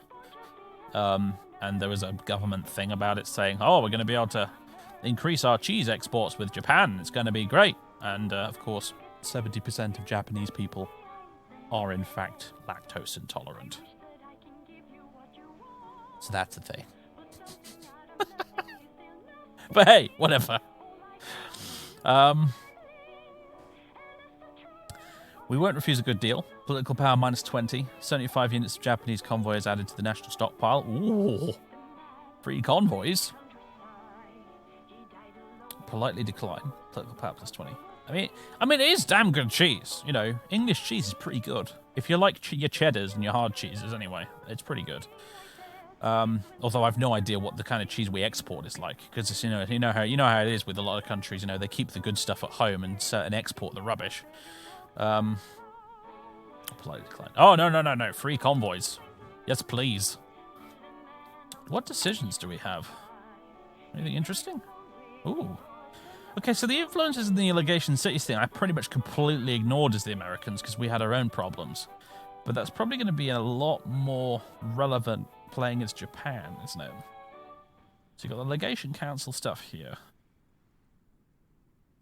So we can vote on certain things. And then we've got the influences on the legation cities here as well. Chinese influence, British influence, American influence, German influence, Japanese influence. Trigger instability in Tianjin. Okay, with the world in the throes of Black Monday, China, and by extension the Mandate, has been badly hit with the Chinese within the cities suffering terribly. Tensions are reaching a boiling point, and by giving our operatives in the China agency the green light, we can gain a prerogative to gain a foothold in Tianjin. Requisites: legation cities, the world's in the throes of Black Monday. Active for 15 days, effects when removed. Legation cities gets event attacks in Tianjin. Is there a reason not to do this? I guess there's only one way to find out, huh? Do it. Let's be a bunch of meddlers. Norway has tons of wood, like stupid amounts of wood. Good to know. The illusion of Qing hegemony shatters. The facade of Chinese unity, having held together for nearly a decade, has begun to crumble. Rising unrest in the League of Eight Provinces. That's this big bit down here. There we go. That's better. The economic shock of Black Monday portending German retrenchment and the inability of the national government to deliver a decisive response to either has made one thing clear. Beijing's monopoly of power is broken. The situation on the continent has shifted decisively in the empire's favour. China is finally divided.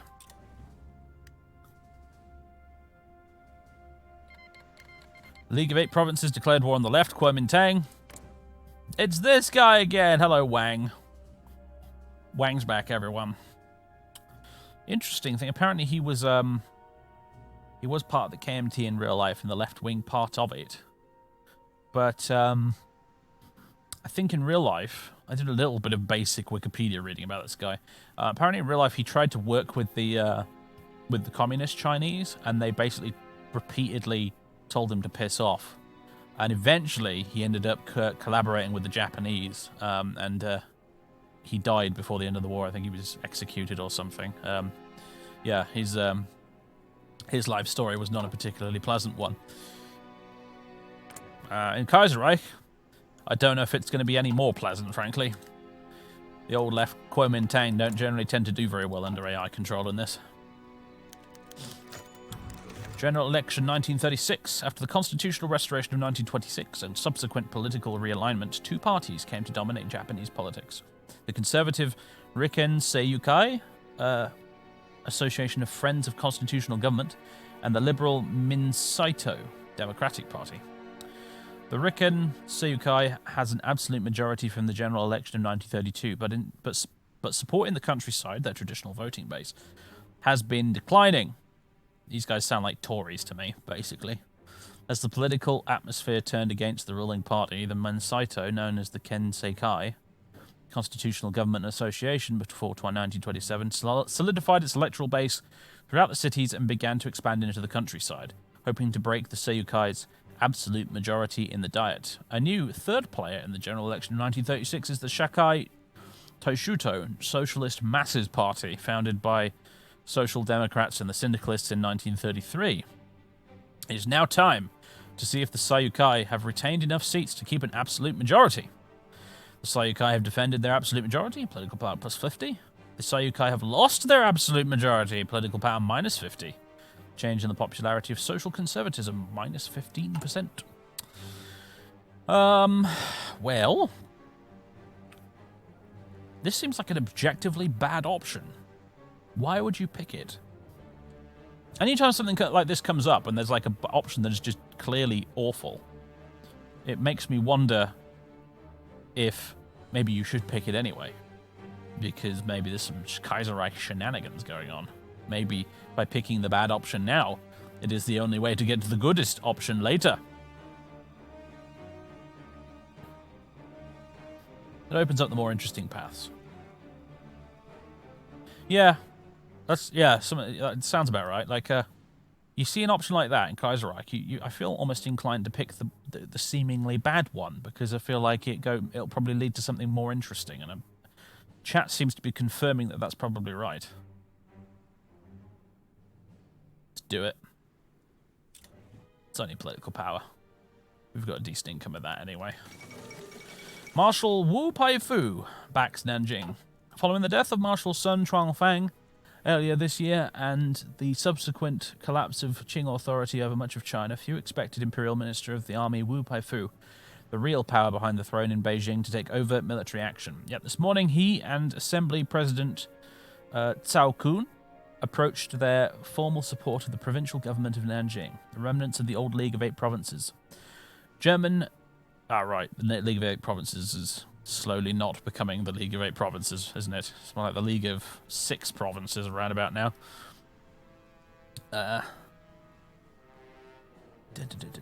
German diplomats and strategists are no doubt breathing a sigh of relief as Wu Peifu's military support for the new League Marshal Ji Ji1?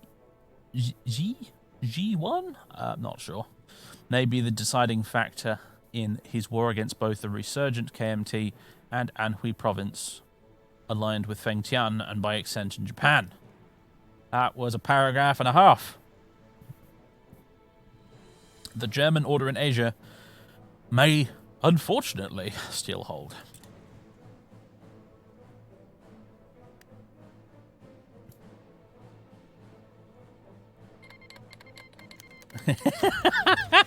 Yeah, it's got a sliding panel so you can switch the number of provinces.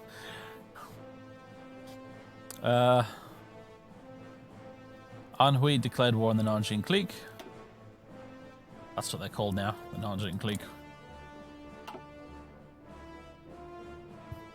Alright, and now you're the Anqing clique. Right. The Anqing clique is in dire need of additional troops to be able to meet the League.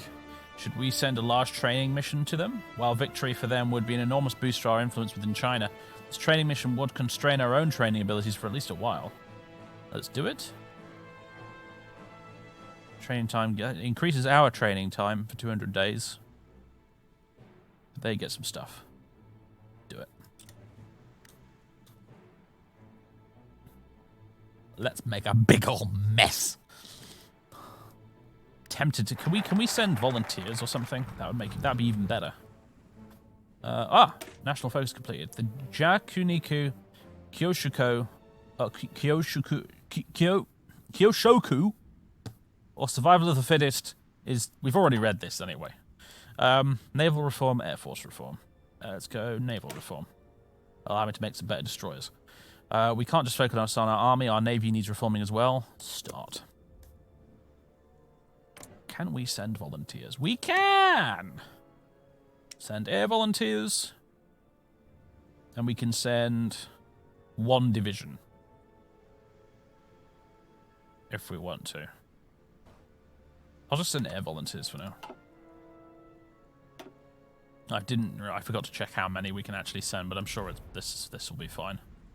Actually, do they even have any air bases? I'm not sure if they do. Guys? Yes. Oh, no, you need...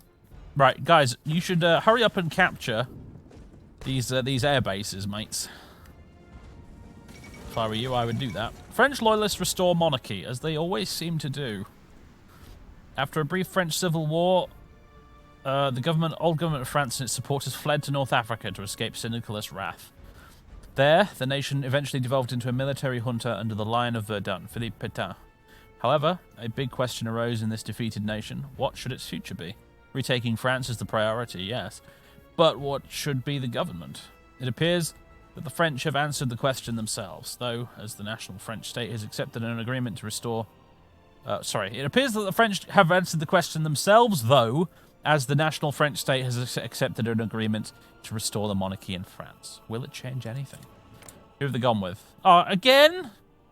Jean III again? France, can you stop being so boring?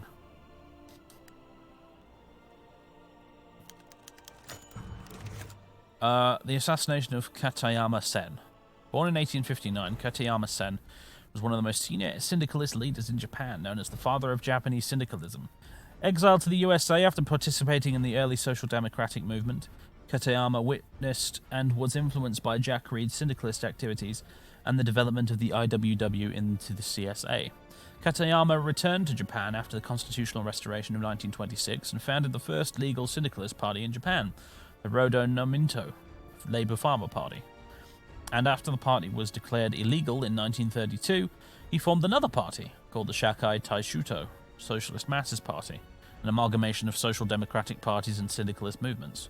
Yesterday, while visiting Kyoto to congratulate Taishuto member Yamamoto Senji on his election, a gang of 3 right-wingers stormed his office and beat the 2 men with clubs. Yamamoto survived, but Katayama, aged 75, never regained consciousness and died earlier today. This will be bad. Gain base stability minus 5%. Oof. Welcome to Kaiserreich. We got 37% stability. Guys, can you hurry up and take an airport, please? Do we have military access? It's the legation cities. We do. Hold the phone. Except oh yeah, military access for some reason doesn't let you use airports. And there's no way to get airfield access either. Well, I'd like to send you some air support, but I'm afraid I kind of can't, guys. I'm sorry. Shanghai refuses. Terrible news has come out of Shanghai. The mandate has refused to give us a green light into further operations. This is a major blow to our plans to take over Tianjin, and we will now have to wait for the China agency to orchestrate more attacks before we can make our demands again. Damn. Well, that didn't clearly work, did it? Maybe... Hold on.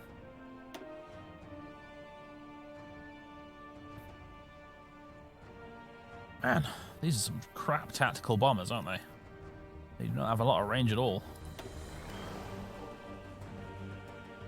Oh wait, no, they're actually fine. I was looking at the range for the naval bombers. That's okay. Off you pop. Close air support. Off you go. Except it's not working. Because you're not considered an expeditionary force until I actually land you in foreign territory. Ugh. Never mind. I mean, it makes sense, actually, if they're volunteers and not, an actual military intervention, but still. Restoration of democracy in Australasia. The Australasian Confederation has been under the authoritarian rule of Governor-General William Birdwood since the British invocation of the emergency protocols in 1924, considered by many in the nation to have been a heavy-handed response to the Melbourne Commune syndicalist uprising. Birdwood finally relented to calls for an open election, leading to the expected result of Stanley Bruce's United Australasia Party achieving a majority government in the Canberra Parliament. Bruce, because of course he's called Bruce, is expected to have a tough time ahead of him, with Labour unrest on the rise and calls for the revocation of Birdwood's more egregious restrictions on personal liberty. Could this be the one time Australasia goes syndicalist? You never know.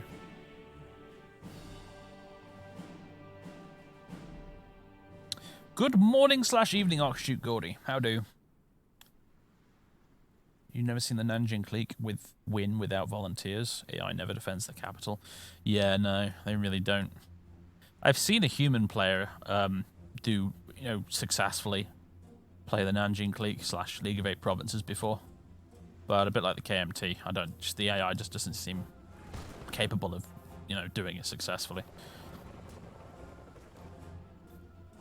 I need to go get a drink, folks. My throat is desperately crying out for fluid at the moment. Precious fluid. Need water. I thought about playing Russia with the Russia Reworked mod in mind. Sure, I thought about it, but Japan won the vote, so... What's the TLDR of Kaiserreich? Germany won the First World War. There's the TLDR.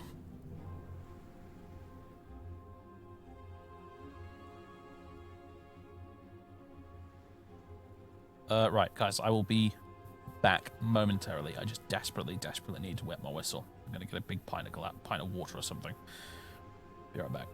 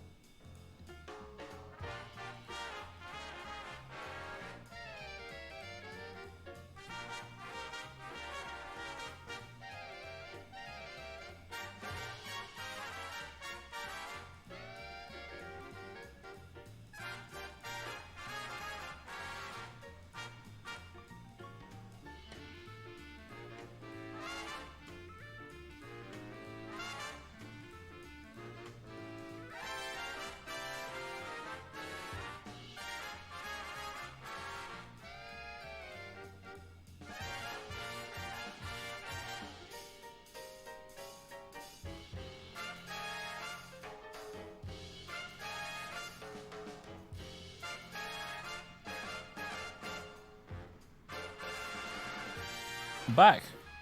There's some pretty funky music playing, apparently. What is this?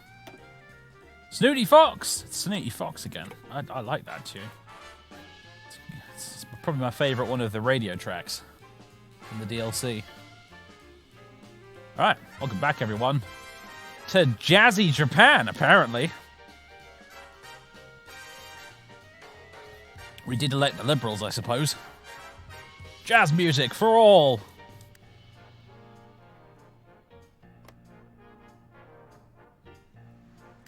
Jazzpan, yes. Who the... There's just one person I've got on Steam who clearly is having problems with their game that they're trying to play, because I keep getting constant notifications piling right up the screen here about them trying to launch their game. It's getting a little bit annoying, I'll be honest. Is it from the Kaiserreich music mod? Oh, is it? That would explain it. That would explain why it's so freaking good.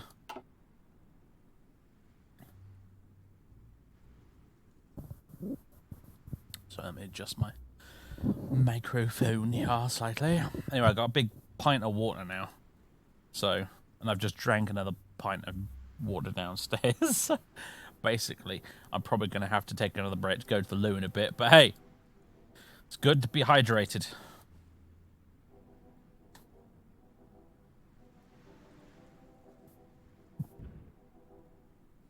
Right, my mouse is getting lost. There we go. By water, we hope... A pint of vodka? Master Matt, you trying to get me killed? Jesus, dude. I do actually have some sake downstairs. Yeah, I assumed that's what you meant to type there, Spot. I do have a bottle of sake downstairs. Somewhere. It was a Christmas present. That has just kind of sat on the shelf for ages. Whoa. Pope's dead. All Christendom mourns the death of His Holiness Pope Pius the 11th, who died following a heart attack after having been in declining health for the past several years, something which rapidly worsened following Black Monday. The Holy Father will soon be interred with the rest of his predecessors in the tomb of the popes. Until the next pope can be chosen, the papal state will be ruled by the College of Cardinals in Rome. The succession of His Holiness is made all the more important due to the Catholic Church's role in governing the reborn papal states, as well as its vehement opposition to syndicalism, a force which has divided Italy and seeks to once again unify the Italian peninsula. How terrible. Oh my goodness me. Oh, this is going to be interesting then. Nicholas I can never remember how you pronounce this. Nicholas Igles? Not sure. Elected chairman of the TUC. The 1936 Trade Union Congress in the Union of Britain was made out to be decisive.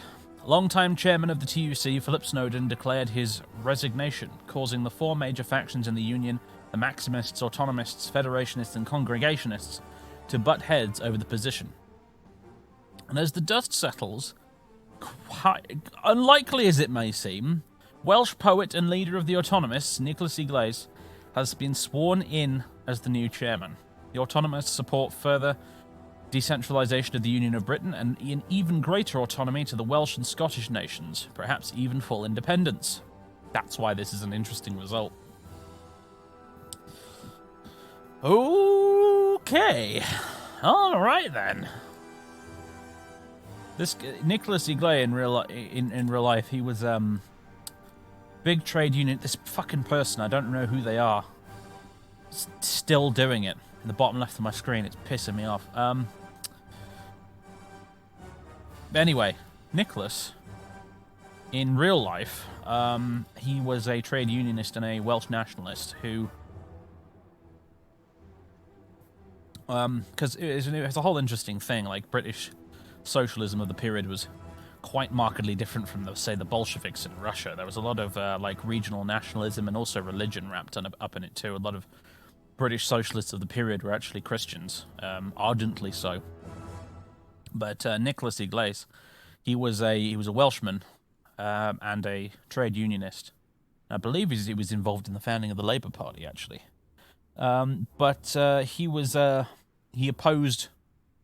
He was a pacifist in the First World War, and was unfortunately punished for that quite dearly by the government, I think. And even in World War II, he was actually sent to prison on these ridiculous trumped-up charges of him being a fascist.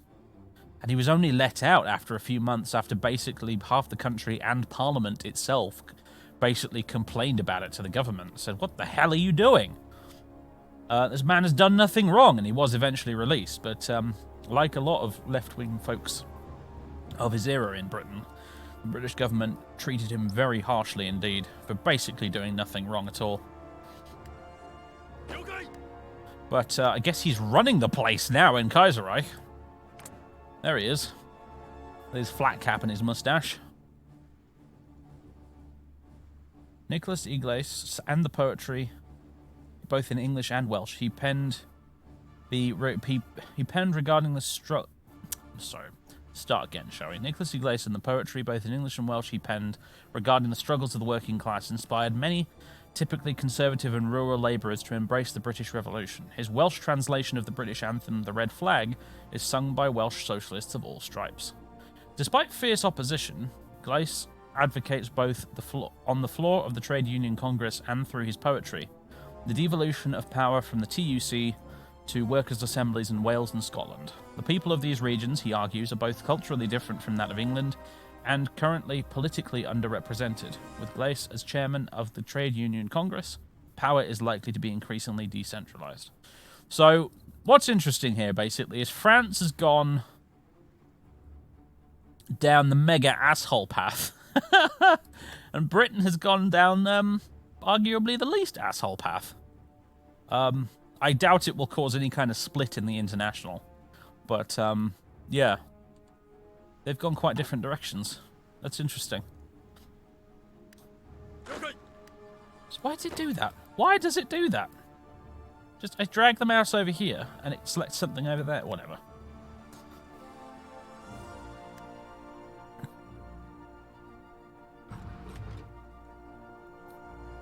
I would like to do a campaign with this guy, with independent Wales and Scotland.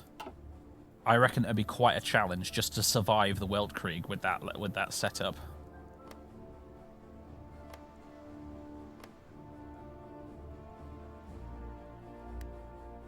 I mean, I think you have to install a completely separate submod to include the Enclave in Old World Blues, if I understand it correctly. And if I'm playing Old World Blues, I'd rather just play it as the devs intended to begin with.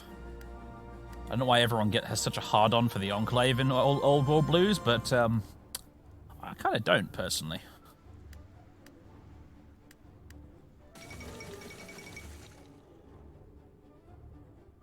The First International Congress. Delegates from the socialist nations and political movements around the world gathered in Paris today for the latest in a series of world congresses. While the mantle of the Third International was taken up by the Communards after the Russian Civil War, the ideological tenor of the event promises to be very different, with syndicalist parties being the newly dominant force on the far left. Delegates were greeted by a military parade, an exhibition of avant-garde art, and finally a speech by the chairman of the CSP. At the top of the agenda is the spread of the revolution to Asia and North America, ongoing conflict in Spain, policy on colonialism, and the requirements for membership of the Third International's military alliance. An interesting development. Modify government, eh? We already start on early mobilization, which is kind of cool. We could up that to partial mobilization. We're also in limited exports, which is an interesting one. I normally play on export focus or free trade. I have to admit, I've never gone with limited exports.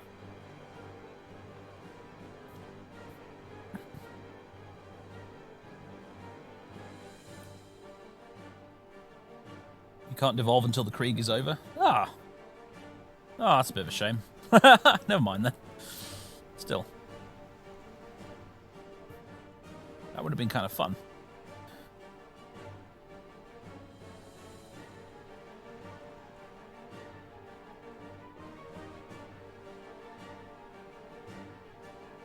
To be honest, Danger Zone, that sounds like playing with cheat codes, mate. That's like one step away from actually cheating.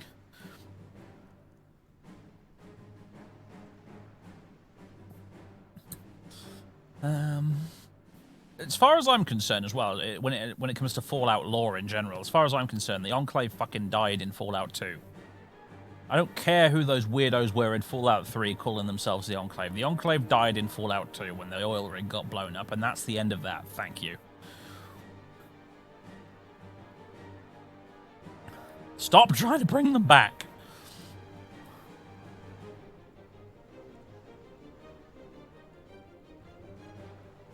Sorry, thanks for spoiling. Yeah.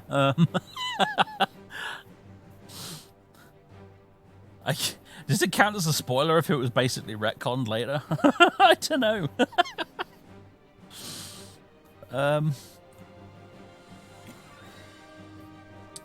Man.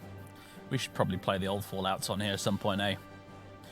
Been meaning to do it for fucking almost close to a decade at this point, and I've never gotten around to it.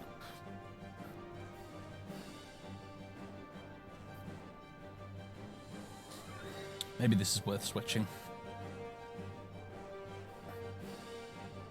We could switch that. We could go to partial mobilization. We could hire a chief of staff, chief of army, chief of navy, chief of air force. I think the big thing for us is going to be these bits down here, research and production. Because you want to get these probably as soon as possible. Because these bonuses don't count unless you get this before researching them.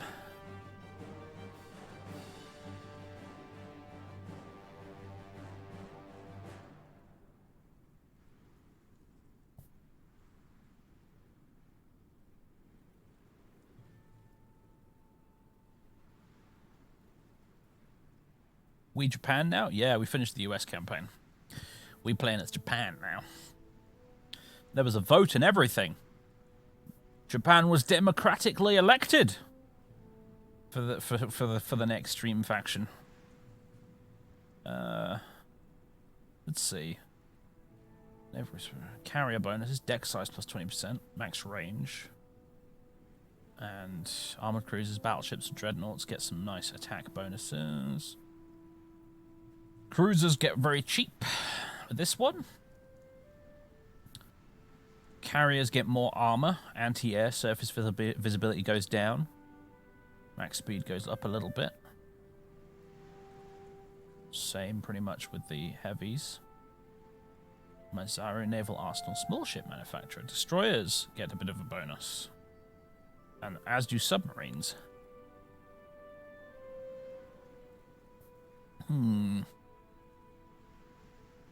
Yes, the Commune of France came second, so if we do another Kaiserreich stream after this one, it will probably be a Commune of France one, because the people spoke, and they said, Japan! But the Commune of France just came ever so slightly in behind them. It was a very close race. Ooh, these are all good. Weapons manufacturer. Aircraft designer. Mitsubishi. Fighter, air attack, agility, and range, plus a bunch.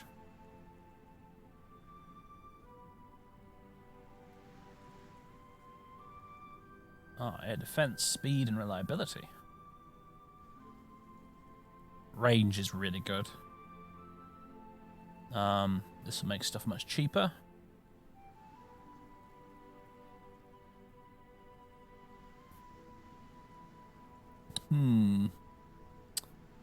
Well,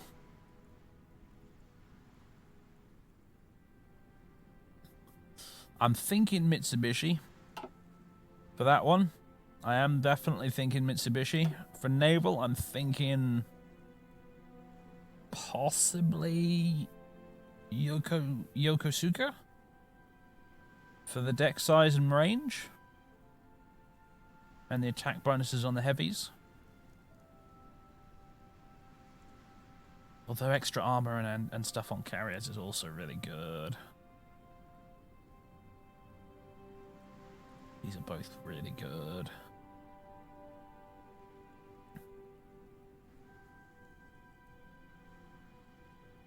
I Actually, I think I'm leaning more towards Korean naval arsenal because I think survivability is probably better than more damage.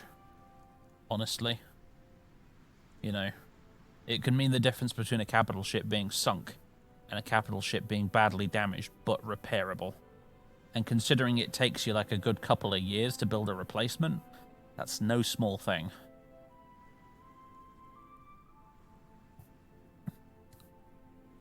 We don't have to worry about this just yet, I don't think. So I don't think we can actually research any new ships until like 1940. Yeah, we can't. So we don't have to worry about that just yet. We might be researching planes pretty soon, though. However, you know what? I say that, but we've already got like all the 1936 stuff unlocked pretty much, except for strategic bombers and scout planes. Good grief! Good grief! What is this super advanced Japanese technology?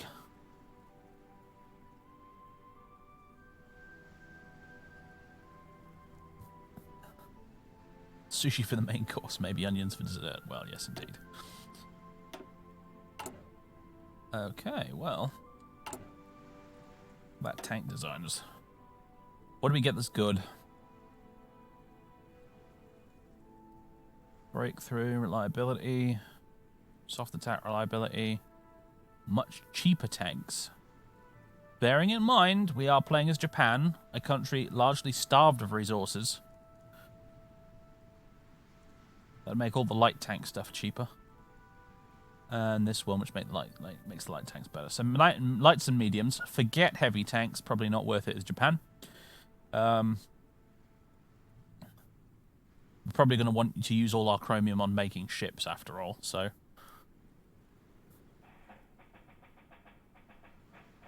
you know, I've done a lot of strategic bomber stuff lately. I did strategic bombers in the USA campaign. I did loads of strategic bombers in a vanilla UK campaign I've been doing recently, and I'm a bit all strategic bombered out right now, I must be honest. It was interesting, particularly in the UK one, where I had about 2,000 strategic bombers by the end of the game, and I was destroying regularly about 1/3 of Germany's entire industrial output. But it still was only about 1/3 by the end. You can't, in Hearts of Iron 4, it would seem to me at least. Much as was the case in real life, you can't really just completely bomb a country into submission purely with strategic bombing. It actually can't be done.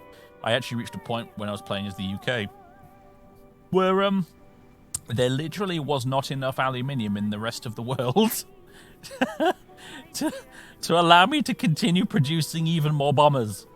I reached the upper limit of strategic bombers you can actually make because I ran out of aluminium on the planet. So, yeah. Can confirm, strategic bombing can be effective, but it's not going to win the war by itself.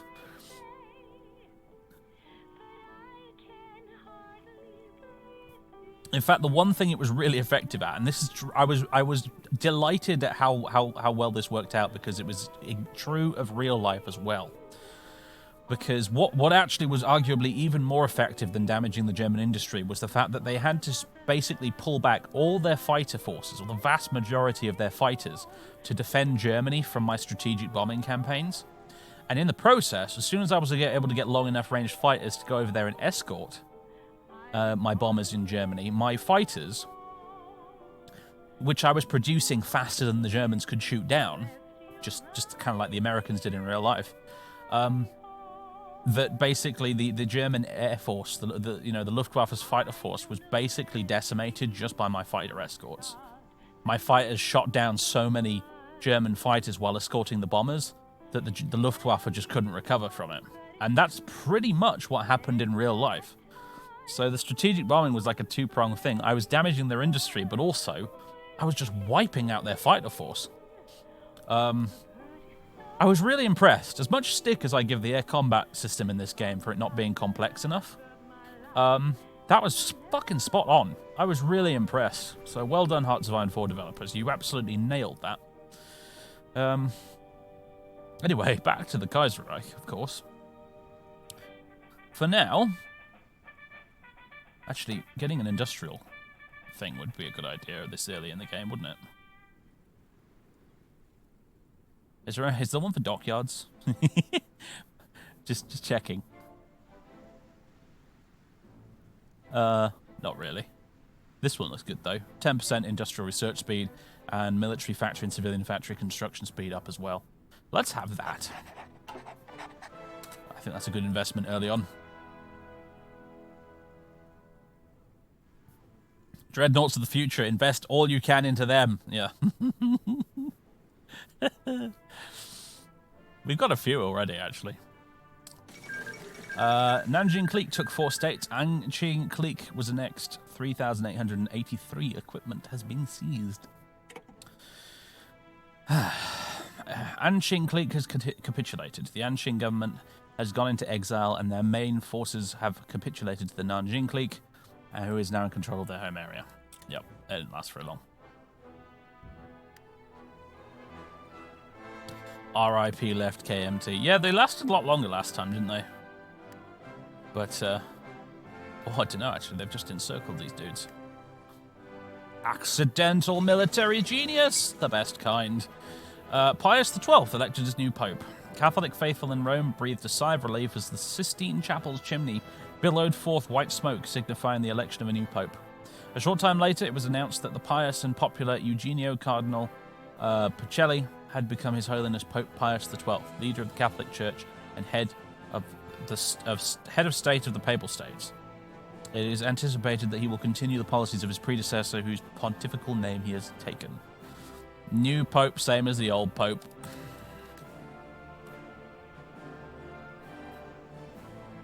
Yeah, slightly more competent Nanjing this time, you're right. Well, we say that, but... well, they've pushed them back now, but...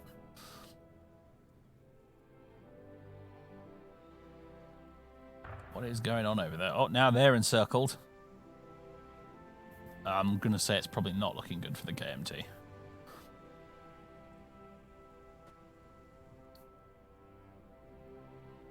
Meanwhile, up here, it's a whole separate thing going on.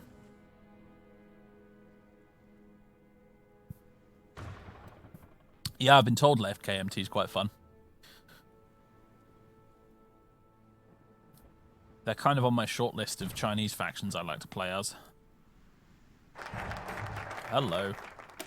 Naval reform is done diddly done done done. Let's jump straight in. Assuming there's nothing else I can have up here. No. All of our big political reform stuff has not kicked off yet. But it probably will soon.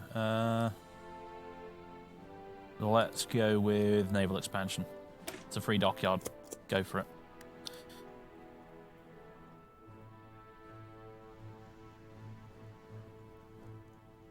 Beating Japan's tough. Yeah, I bet it is. But it's great because you can start from such humble beginnings, though. You know, it's a very tempting faction from that perspective. Friction within the Japanese left. The shock of the assassination of Katayama Sen initially united the Shakai Taishuto in solidarity against the White Terror. But the unity did not last long. The party was originally restructured as a coalition of various social democrat and syndicalist organizations, only united in the goal of socialization of the economic structure with the proletariat at its foundation. Before his death, Katayama had guided the party away from ideological clashes, but deprived of its leader, the party was forced to face the question of the precise ideological position, and infighting soon began. People's Front of Kyoto? Fuck off with a Kyoto People's Front. Throughout the spring of 1936, national syndicalists called the Nichiroke Japan Labor Clique adopted totalism and vigorously expanded its membership, not only inside the party at the expense of the moderate Shamin-Kei Social Democratic Clique, but also from outside the party, notably from the Shamin-Kei-controlled Nihon Rodo Sodome, Japan General Federation of Labor. Soon, an open fight between the two groups broke out. The Nichirokai, I'm not sure, whatever they are, accused the Sodome of being run by the labor bureaucrat establishment, and in turn the Sodome and the Shaminke accused the Nichiroke of hijacking and turning labor organizations into their puppets. The Nichiroke's members were expelled from both the Sodome and the Taishuto earlier this month, and the group is now operating independently. I'm going to go ahead and say this is probably why there's not a syndicalist option for Japan, because all of the syndicalist factions are all fighting each other in true leftist fashion. Unlike these deviants over here are actually working together and cooperating and stuff. It's just, oh, it's weird.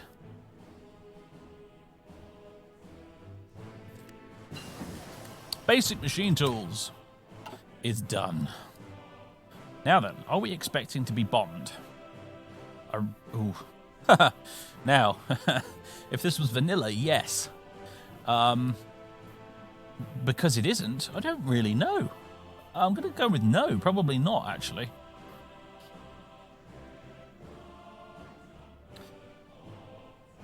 Yeah, let's go concentrated industry.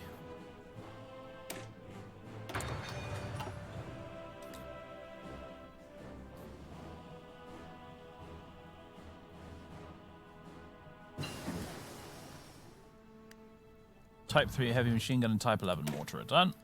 Yep, slowly modernising our infantry stuff a bit. Okay. Choices are a little limited at this stage, although Field Hospital 1 would be a priority for us, I think, actually.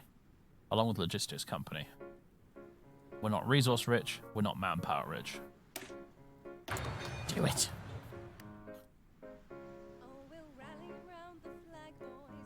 Are those underground factories in the dispersed industry route? Yes, I think they are. That's your, yeah, that's your World War II Germany style and underground factories and stuff. I'm going to assume in my vanilla campaign I did that Germany did go down that route, and that's part of the reason why I wasn't able to bomb nearly as much of their industry. The May 15th incident. Oh boy, here we go. The Prime Minister has been assassinated! Radical officers connected to the Nichiroke broke into his official residence and shot Prime Minister Inukai. They claimed that they did so to avenge the death of Katayama Sen and the murder of workers in Niigata. The incident has greatly shocked the nation, and the Admiralty Board, mortified by the incident, has already begun a court-martial and a deep investigation into the radical activities within the Navy. Appoint Suzuki Kisaburo to replace Inukai. Base stability -5. Remove all head of government ideas from Empire of Japan. Gains Suzuki Kisaburo, which grants head of government social conservatives happy amateur. Daily political power gain plus 0.07 and construction speed -4%. That's not very good.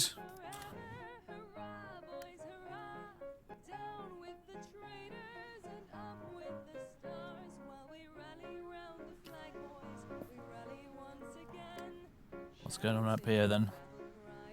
Nanjing seems to be winning. I think. They've definitely got this lot up here contained. Boop. There goes. There goes one pocket.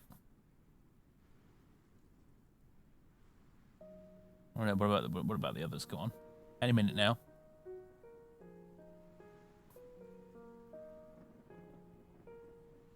Pop! The security debate. The debate in the Imperial Diet has steadily increased for the last few months and is now reaching a terrifying level. Many members fear for their lives, and so progress isn't just a matter of political power or personal pride, but of survival. There is a growing consensus that the current security laws aren't enough to protect democracy and that more are needed. The May 15th incident must not be allowed to happen again. A comprehensive law and act must be made. Pop! Construction 1! Hoorah! Fuel refining. Such a big priority for us, I think, that one.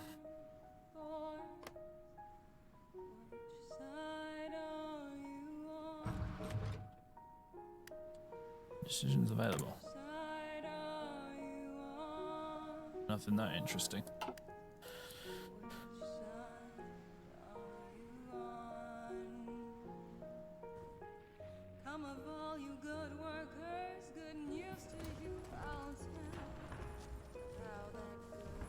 you listen closely enough, you can hear all the gunfire.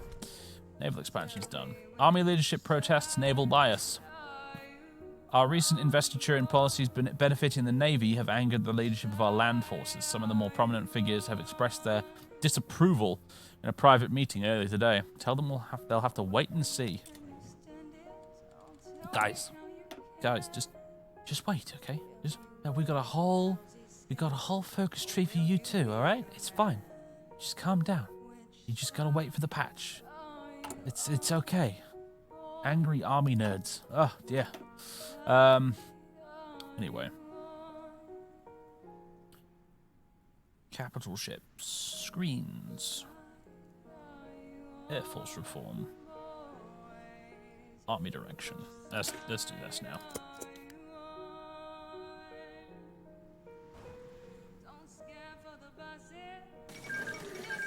Treaty of Yantai. Nanjing Clique took 3 states. Shandong Clique was next. Shandong Clique has capitulated.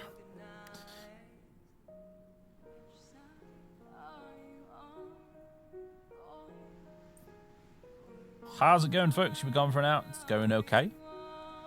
Trundling along. The Prime Minister did get assassinated, though.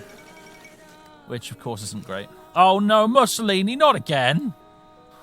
The 5th Congress of the Socialist Republic of Italy has ended with the Unione Nazionalista of Italy, led by Benito Mussolini, achieving a majority of seats in the government. The change in regime marks a turn of the Republic towards a more hardline and militaristic stance, particularly towards the Republic's enemies in the rest of Italy, who have already reacted to the development with alarm. Interesting. And a coup d'etat in Siam. News emerged from Bangkok today that a group of officers and intelligentsia calling themselves the Kana Ratsadon, or People's Party, had successfully seized control of the government. Key government officials are under arrest, and the king and his heir are said to be safe and well looked after by the new government. A statement was issued by the new Prime Minister announcing that this was not a military coup, but rather a peaceful transfer of power while a constitution is put in place. Concerning.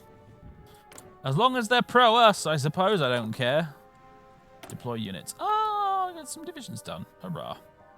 We shall deploy you in, I don't know, this random province right here.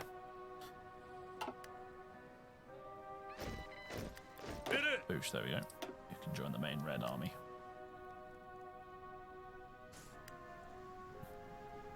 Yeah. Not Mussolini.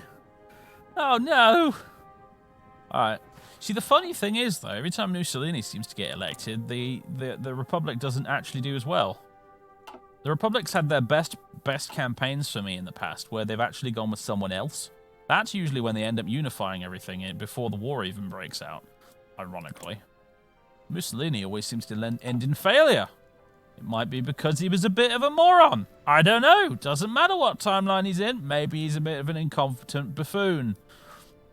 Funny thing, that, yeah.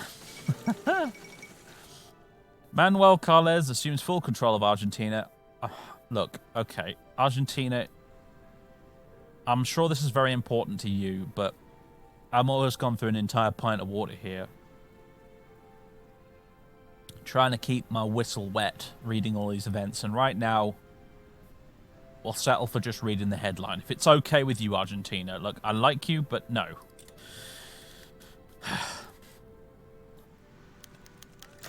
Restorationists and Centralists. The Ishinha Restoration faction is a political ideology promoted by radical junior officers, characterized by its anti-capitalism, anti-oligarchism, and anti-parliamentarianism. Usually coming from underprivileged and or humble backgrounds, many of these officers have experienced poverty from childhood and observed what they have considered to be the evil influence of favoritism, leading them to believe that the establishment has hijacked power from the emperor and is leading the nation into the abyss. The restorationist solution was to sweep out the ruling establishment and restore all power back to the emperor, and from there, a complete national reform was to be initiated. Against them are the Chushinha, the central faction who were close to the central military leadership who supported cooperation with the establishment and the militarization of politics.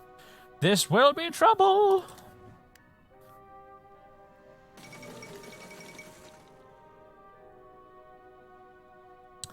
Polish military seizes control. In order to prevent total collapse of the government in Poland, yesterday the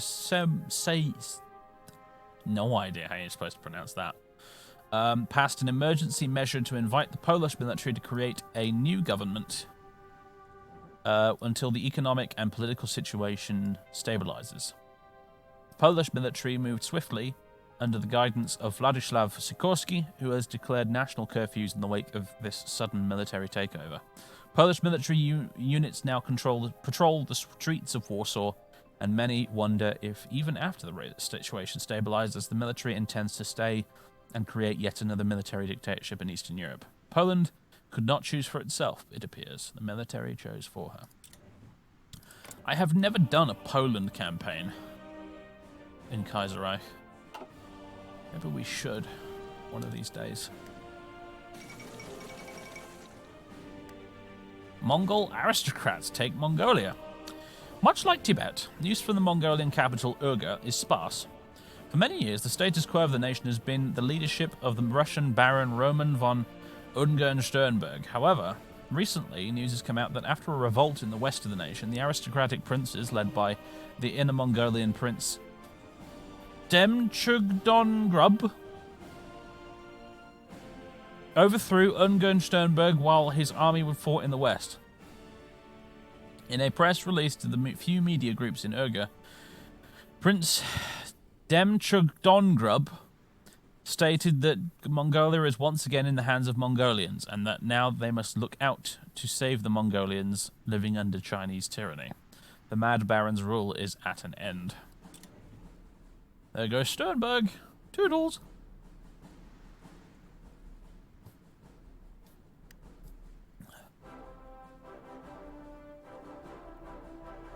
Ah, I've got naval experience now. I could do a bit of a destroyer tweaking. Where am I destroyers at? There we go. So the Hatsuharu is the one we're making at the moment. That's the best one. Let's make it better.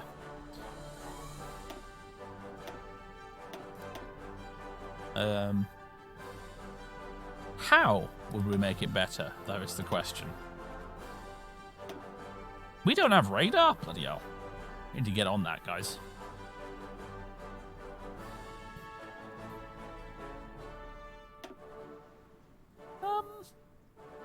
I could give it extra depth charge. This is about all I could change, really.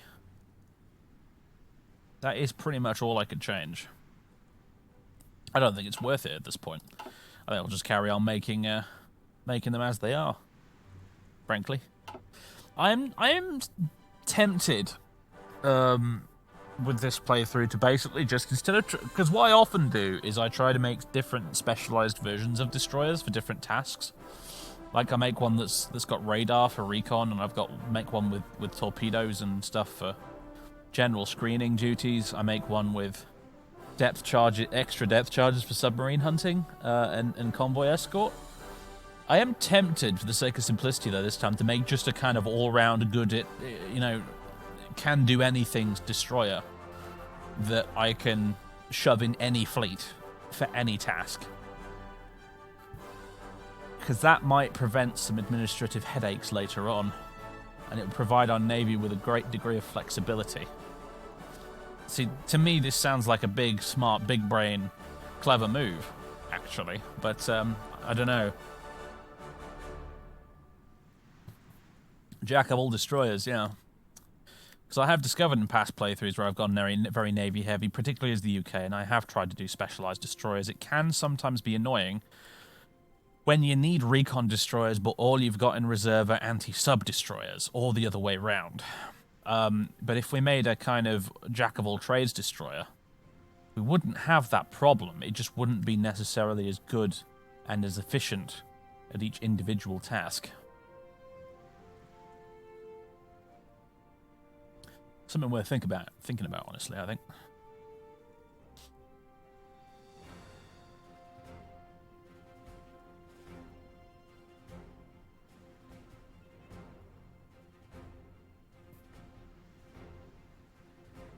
Who am I planning to fight? Planning? Well, I don't like to bandy words like planning around. But we will be fighting Germany. and German East Asia by extension. And don't be fooled by German East Asia. They might not look like much, but they actually have a substantial navy of their own, completely separate from the actual German navy up here, the old Kaiserreich Marine, which hopefully will be far too busy dealing with this lot to worry about us. But, yeah, Germany will be the thing. We could also end up in conflict with all sorts of other people too.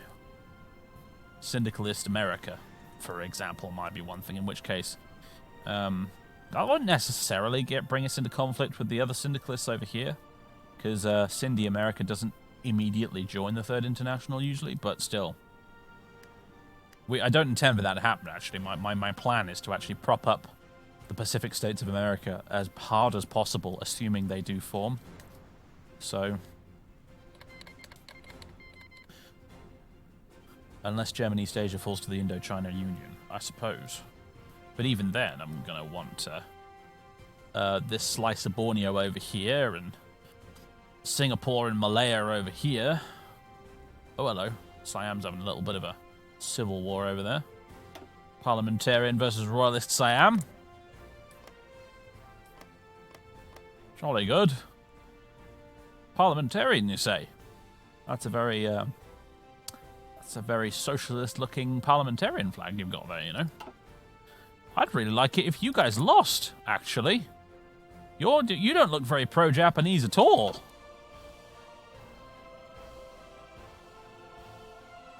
I guess I might just have to conquer them later, eh? Oh, what a shame.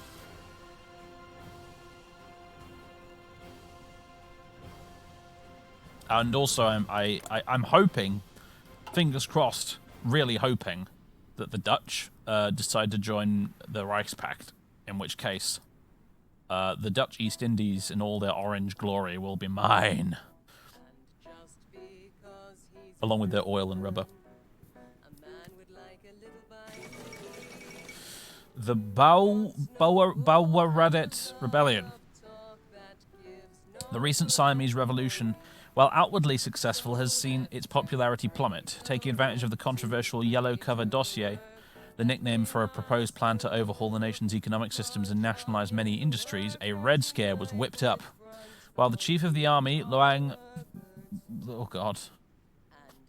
Phibun Song Kram, declared loyalty to Parliament, Prince Baradet organized an armed mutiny in the northern reaches of the country, proclaiming himself and his subordinates the Kana Guban Gumwang National Reclamation Party.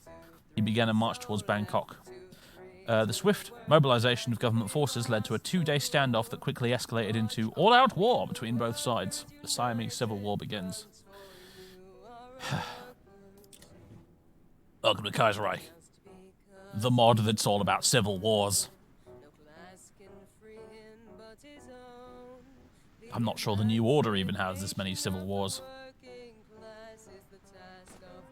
I didn't even know a Siamese Civil War was a thing that could happen in this game. This is a new one for me.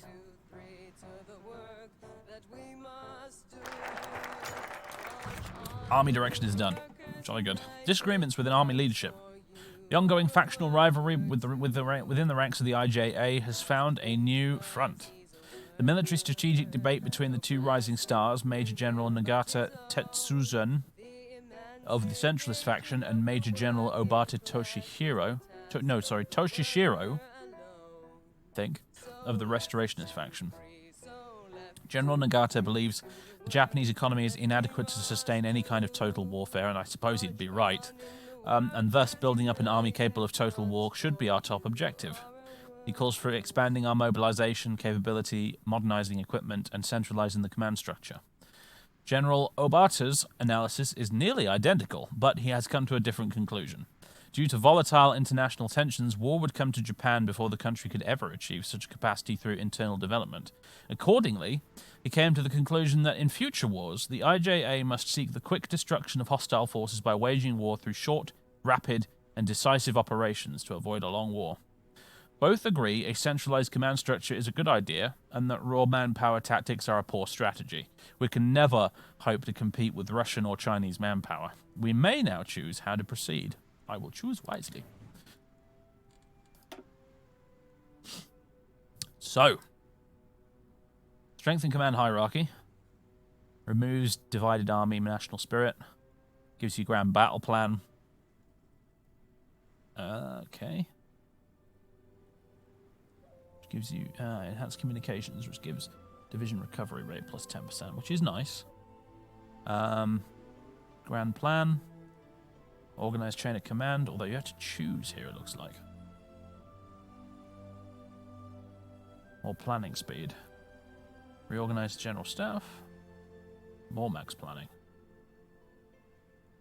Right, so if you do go down the the grand battle plan path for these guys, you could probably make it work. You should get a lot of bonuses to your planning prep. Total war readiness. Oh, that gives us mass assault doctrine. Terrible idea. Human tsunami. Like it said in the event that both of them agree that we can't rely on heavy manpower, and yet this is the focus that would make us focus on manpower, which we can't do. I mean, we would get intense conscription out of it, but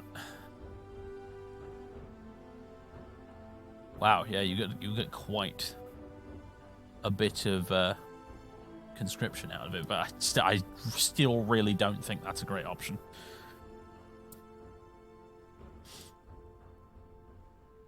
If you take China and do the non-core manpower focus, you can get tons of manpower. I mean, we could. I just don't know if I want to take China, mate, if I'm honest with you.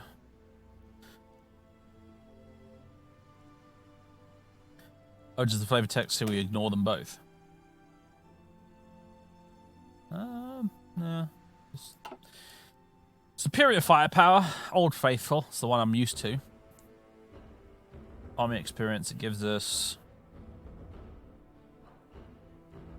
we support Nagata and we'll move forward under his guidance. Artillery research, fire doctrines, army reorganization. This seems pretty weak sauce, actually, this. Honestly. Initiative and mobility. 2 times 100% research bonus for mobile warfare doctrine. Army experience plus 10. Mobile research, the Chi projects, envelopment tactics. So this is kind of blitzkrieg, almost. Pretty much. This is your mobile warfare. And we do have some tech companies that can give us decent medium and light tanks. The green when you... Oh, right, that's what he meant. The green bit, yeah, sorry. Yeah, we support neither generals and we'll move forward without them. Yeah, you're right. I'm sorry.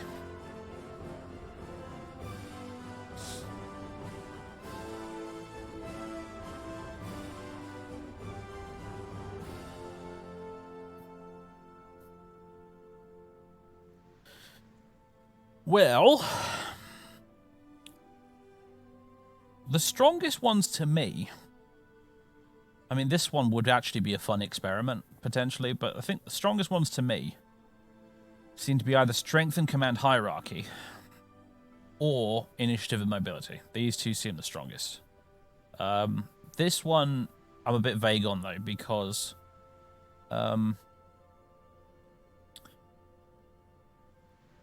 I'm very inexperienced with what is it called? Grand Battle Plan Doctrine. It's a very defensive doctrine as far as I can remember. And I have used it once before when I was playing as Napoleonic France in vanilla. And I found it to be a bit of a slog and not very useful.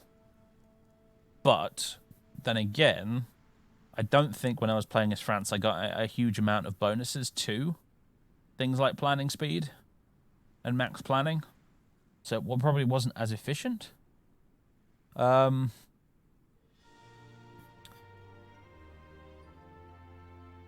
actually think this is the best one. I think this is the best one, personally. We don't have much manpower, so what manpower we do have, we should probably put in tanks and in motorized divisions. and mechanized divisions. And, you know, quantity over quality and all that.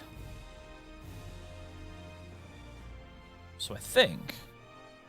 It might not be the best choice, but I think... See, this is the thing, because the problem is, if you think about, like, the environments we're going to be fighting in, awful lot of mountains and stuff. Although, apparently, I don't think tanks are that bad in mountains. I'm sort of automatically thinking to myself, oh, tanks, yeah, surely they're rubbish in mountains, but I don't think they actually are. They're obviously much slower, but... Kind of hard to do a big navy and armor with limited oil, though. Yeah, that's a good point. That is a good point. And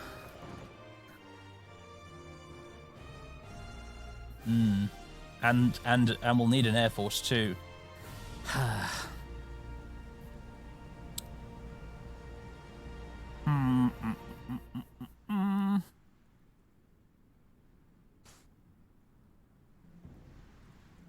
As the infrastructure in East Russia and China, it's going to terrible.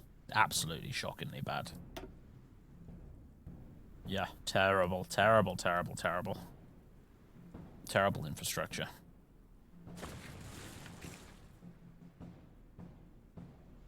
How many civil wars can happen in Kaiserreich? I have no idea. More than I can count. If you could rely on an oil supply from Texas, it'd be so much easier. Yeah, we can't. We could probably rely on an oil supply from Venezuela and or Colombia.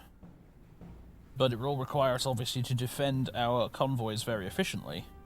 Which, will itself cost oil to do.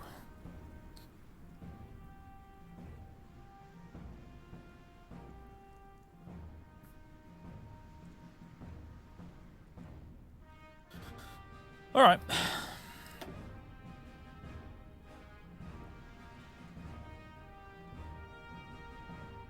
Let's do this. Let's be different. Strengthen command hierarchy. We support both generals and we'll have them work together. We'll go grand battle plan. We'll go grand battle plan. See how we get on.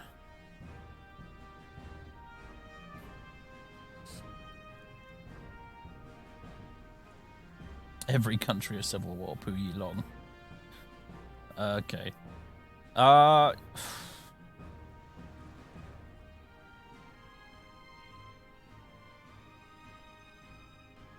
let's do it.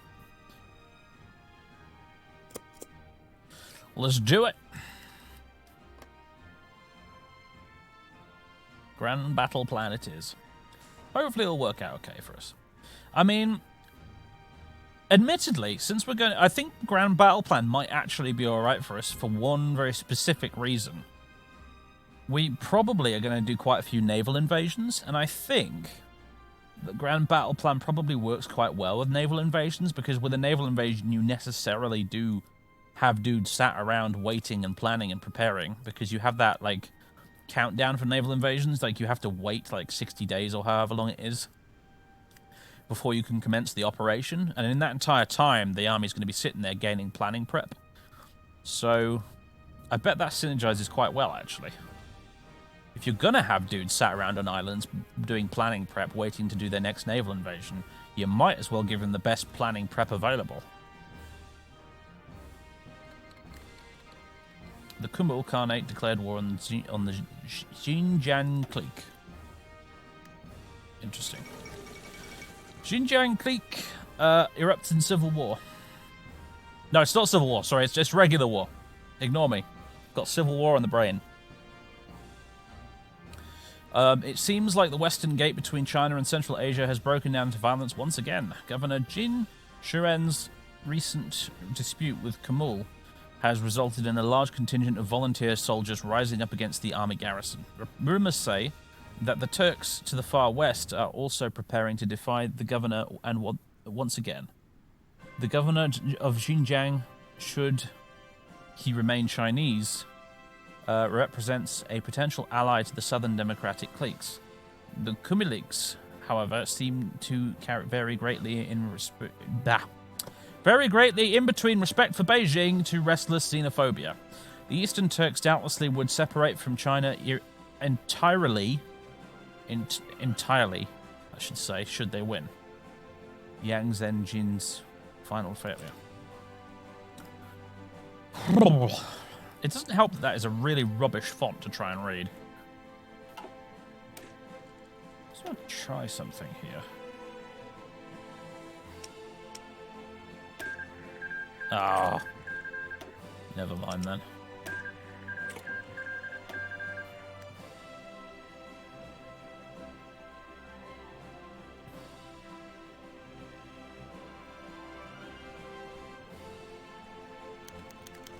The Legation Council votes on providing aid to Sichuan province. The southern Chinese province of Sichuan is currently experiencing a terrible famine and is struggling to save its people. They have requested that the Legation Council authorize the legation cities to help them open up new sources of... I've lost my place. Open up new sources of grain until the land can recover.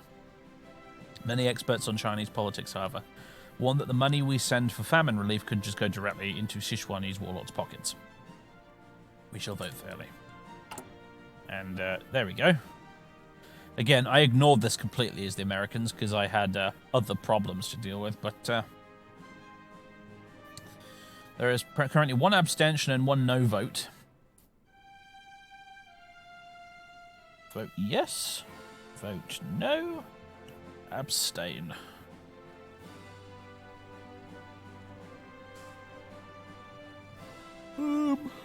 Well...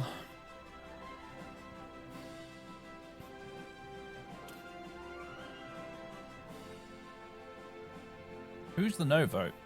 Can we get, are we allowed to see who? German Empire, the Empire of Japan, Austrians, the United States, and Flanders and Wallonia, apparently. Will this change? We got a bunch of yes votes. Base strike is done. Well, hey, alright. Carrier primacy?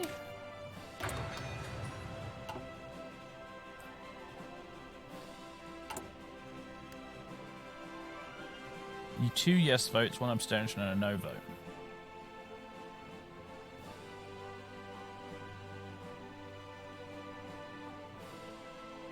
So 1, 2, 3, 4.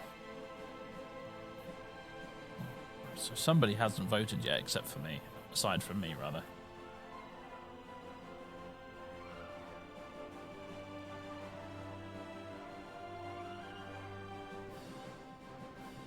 Oh, no, no, no. They have all voted. 1, 2, 3, 4. Okay, if I vote no, it'll be completely deadlocked. Let's see what happens when that's a thing. Let's vote no.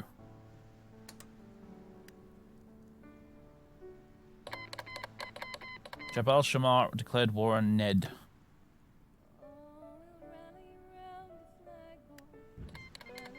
No longer the effects from again get the effects from Anqing training aid, which means our own training has gone back up to full speed, which is good.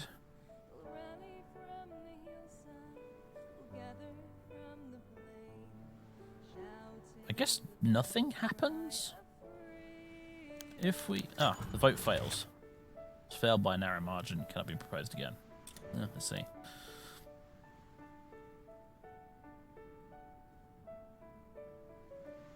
If it's a tie, I guess it doesn't pass. Good to know. East Turkestan declared war on, yeah, those guys.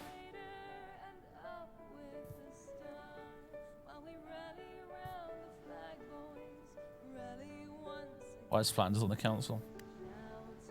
Because Germany wants 2 votes. Yeah, that sounds about right.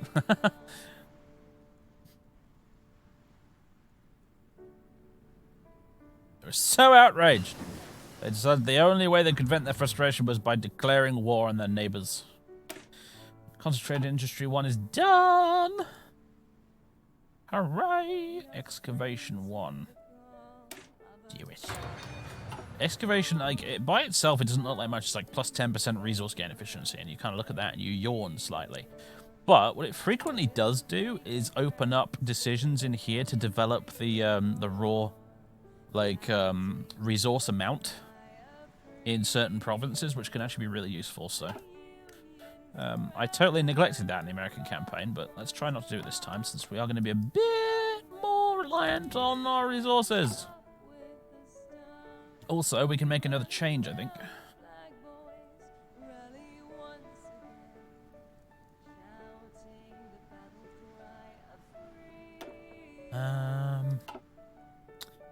Thinking of changing limited exports to export focus. We'd lose a bit of Navy and civilian intelligence to the enemy. And more of our resources would go to market, but more construction speed, more research speed, more factory output, more dockyard output. I think during peacetime at least. This is probably better. Let's go export focus. Boosh.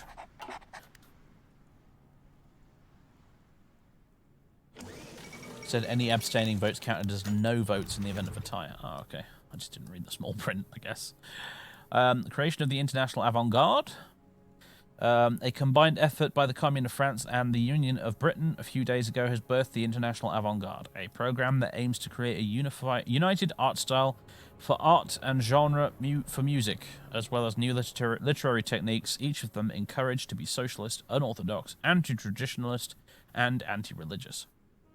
It's reported that artists, writers, and musicians from all around the world will participate in this program, from the United States to South Africa to Japan. The first festival to show off the fruits of the program is planned to happen within 2 years at Cannes. Is this the dawn of a new syndicalist entertainment? Truly curious. Feng Tian sends aid to Sichuan. Our allies in the Feng Tian government have recently decided to send aid, send grain specifically, to Sichuan, both to help alleviate the famine there, but also to improve their legitimacy in the eyes of Liu Zhang. The grain will be sent down rivers under the Feng Tian flag, which could cause problems. We could pressure the Feng Tian government to fly our flag, which would no doubt prevent any hostile armies from attacking the transports due to fears of reprisal. Okay. Pressure them to use the Japanese flag, or it's their choice.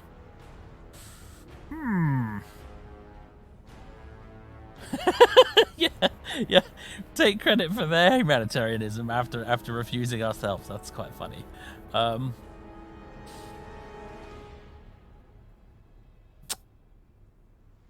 gonna let them do it.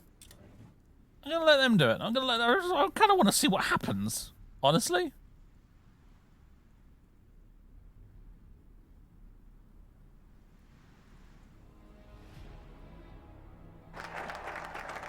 Strength in command hierarchy. Hurrah. Okay, and then we can go ground plan, electronic communications. Actually, that might be nice, because that means we could research radar faster. But also, we have actually unlocked the National Security Act now, which I'm thinking might be a good idea to get the ball rolling on this one, because this is quite a big tree down here. There's some cool and interesting decisions in it. So, how long would that take? 56 days. Allow me to just quickly look at the research. We actually haven't started anything on here. I should have done this sooner.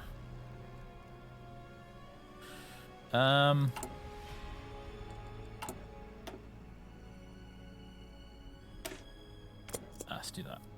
Just quickly now, and then we'll do the cool stuff. Yes, can't help but notice I've completely neglected electronics, which is a bit foolish.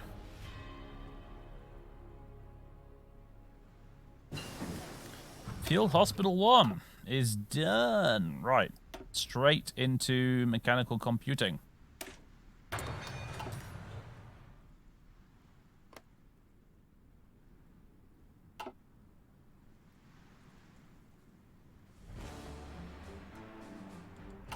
wonder if we should make an intelligence agency. How many civilian factories we got right now? We can do that. It has defaulted to IJA G2 department. Has anyone got any better ideas for a name?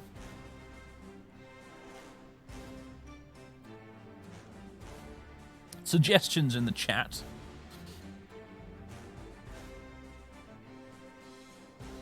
Probably the funnier the better.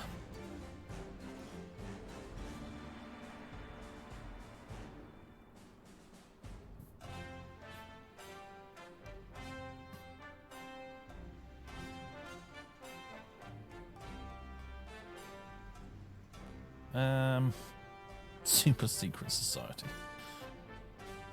Paper dragon. Bushide.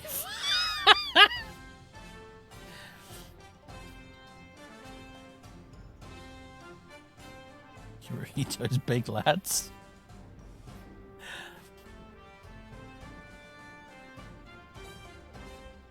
It's always sunny in Hiroshima. Sorry, what?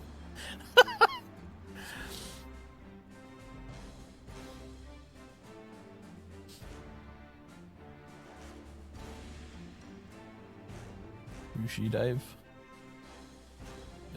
Puns would be good. I like a good pun.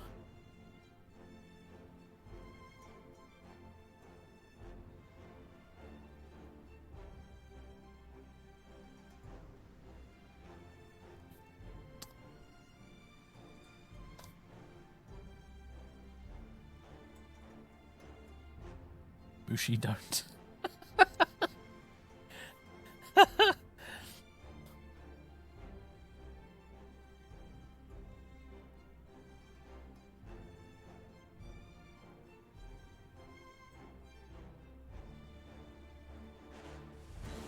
I like that one. It's my favourite so far. Bushi don't.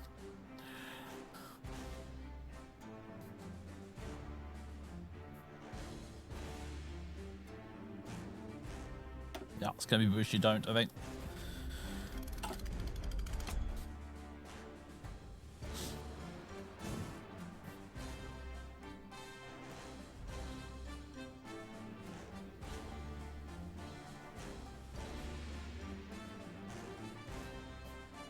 It looks like Royalist Siam is losing. Don't know if that's terribly good news for us or not. The funny thing is, they're authoritarian Democrats, but they have like a communist flag. It's a bit odd. Not sure I really get it, honestly. Well, they've won. They've returned to being the Kingdom of Siam. Well then. Okay, I guess.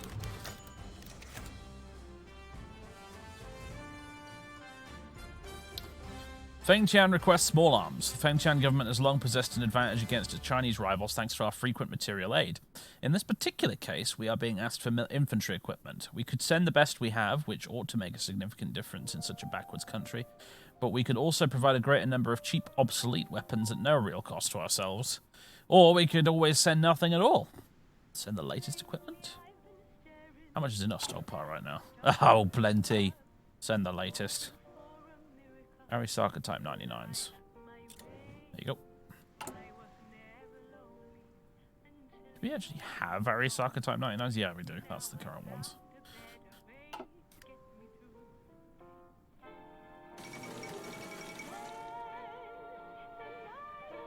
Thailand's dev left halfway through the development of the country, so don't think anyone knows how it works. Oh, okay. Order restored in Siam. The forces under Luang... Oh, God. The forces under this chap, nicknamed the Iron Marshal, have utterly destroyed the last rebel holdouts in Siam today. After turning the rebels back outside Bangkok, government troops marched swiftly on their strongholds and rounded up everyone they could find. Many of these prisoners will find their way to the Tarutao prison, an island surrounded by shark-infested waters away from the mainland. Meanwhile, the temporary Khanate Ratsadon has stepped down, declaring the time ripe for business within the nation to return to normal. The status quo has been restored.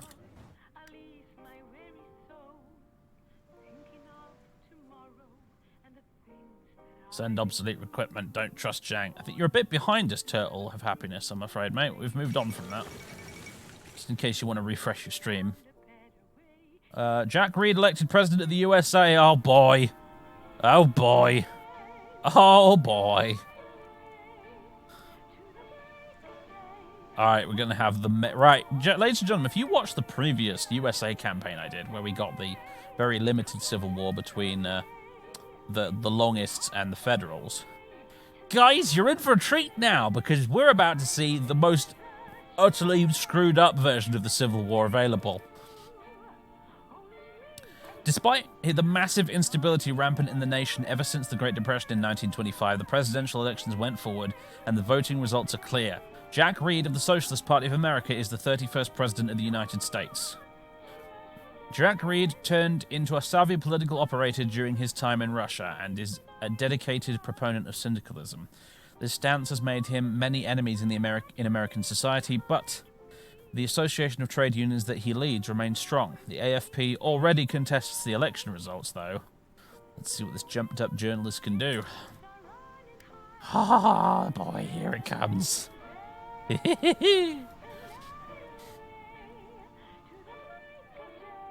How did my America playthrough end? Basically, the Weltkrieg ended. The Germans won.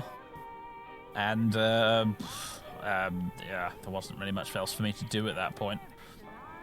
That's how it ended. It wasn't very exciting, I'm afraid.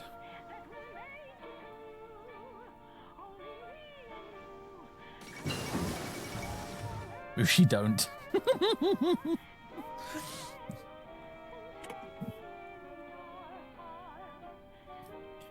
American democracy did hold, yes. We finished the game as an incredibly powerful democratic United States. With a gigantic navy and air force and army. ANI wins Italian elections. The Italian Republic has been under protection of Austria since the Italian Civil War ended 15 years ago. After Black Monday, however, Austria withdrew much of its influence and military from the nation and left the Italian Republic, which is this little green bit up here, to deal with their economic troubles themselves, in order to gain more support in the parliament to deal with Black Monday as they saw fit. The ruling Liberal Democrats under Ivano Bonomi called for early elections.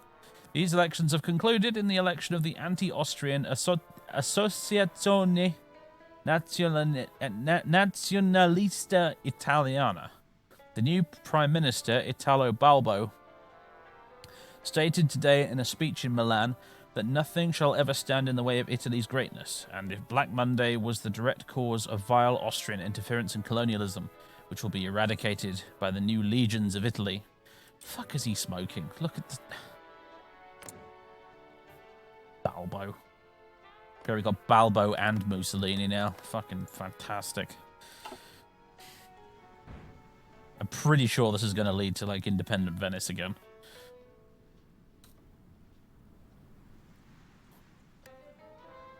Legions of Italy. Have you looked at a map lately, Balbo? Legionnaire Italy. Ugh, just stop it. Italy's already a dumpster fire in this campaign. Brilliant. Norway's joined Norway's joined the Third International. Wellington. Norway's joined the Syndicalists, although they still have their king. Which is interesting. Huh. They still got their king and everything, but they just decided, you know what? Let's just join the Cindies. Why not? Be a giggle.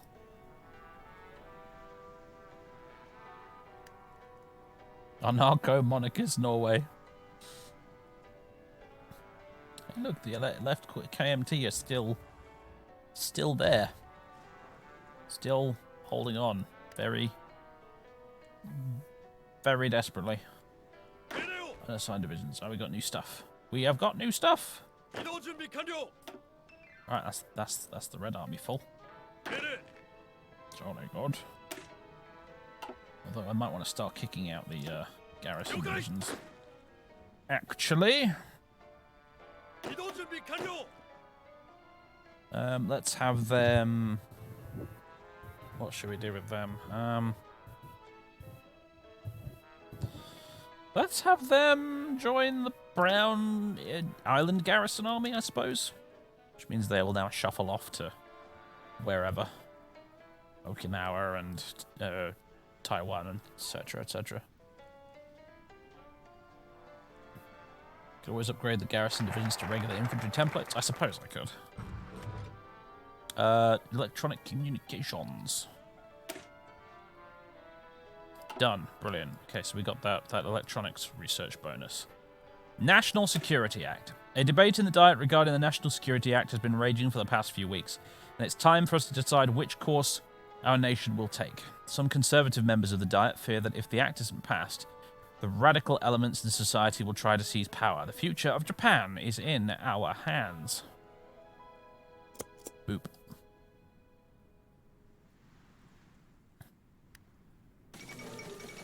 Democratic left victorious in Brazil. Okay, that's interesting. I think that's different to last time. Democracy in Brazil was rocked by the results of the general election. The Democratic left, an extremely large tent alliance of the centre-left and leftist parties, united by a common platform of sweeping workers' rights reform, has won general elections in Brazil. No, in Brazil.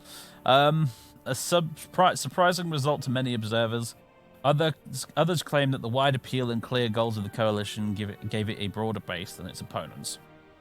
Now, Joao Mangabeira, curiously the brother of the current president, Otávio Mangabeira, will take office in January and has perhaps the impossible task of keeping a coalition that has everything from social liberals to maximalists from tearing itself apart, as he has to manage this marriage of convenience while making the reforms that got him elected a palpable reality. Dancing with syndicalists is a dangerous move.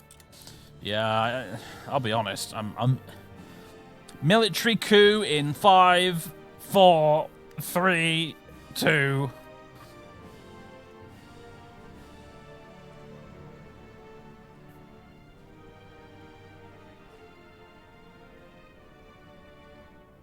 Oh, what's going on down here? Something is going on down here. I think it's a border war. I think that's what that is. It's a border skirmish.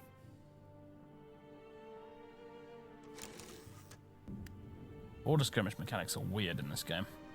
Insufficient resources. We need more aluminium and steel. Eh. Let's see. Wait a minute. Oh, you're still the Russian Republic, but you still got Wrangel in charge. Okay. Anyway.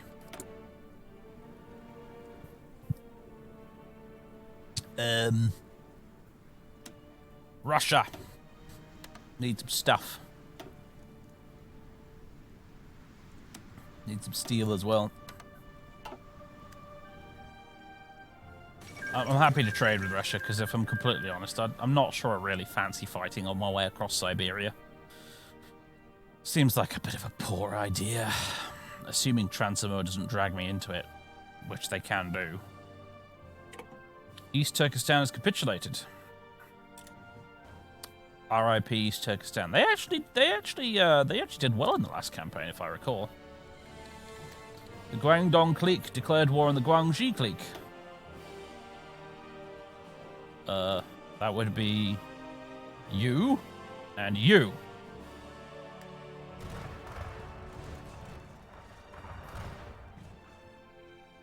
Russia, it just isn't fun to fight. They're really not, are they? Oh, and we can recruit an operative. Let's see, you're an escape artist. You're tough. Let's go with you, Mr. Escape Artist. Let's have you go spy on, I don't know, German East Asia, I think probably would be best. Where's the capital?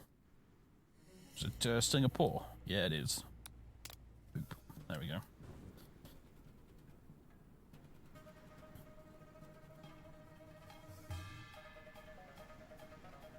Qing actually seem to have a really interesting focus tree these days. Yeah. A lot of the Chinese factions do. There was a big old Chinese rework not that long ago for Kaiserreich. Some amazingly small factions have some amazingly big focus trees too. Like, you see little old left Kuomintang down here? Boom. Look at the size of that focus tree. Little Guangxi clique. Not insignificant. Although actually, no, that's the vanilla. That's the default focus tree. Ignore me. What about Guangdong? Oh, Guangdong have one. I'm sorry, Hunan Clique, the Buddhization Society. Hunan Clique, they've got one.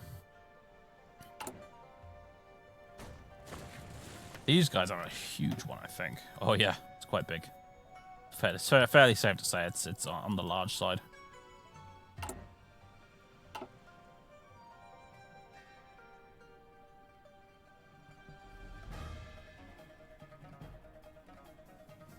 About Fengtian.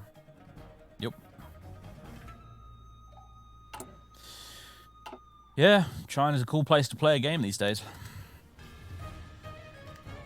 That's not even half the Qing focus tree because it doesn't include their options if they decide to restore the monarchy proper. Oh, really? Oh, they got one of those fancy focus trees that only reveals half of it later on. Ah.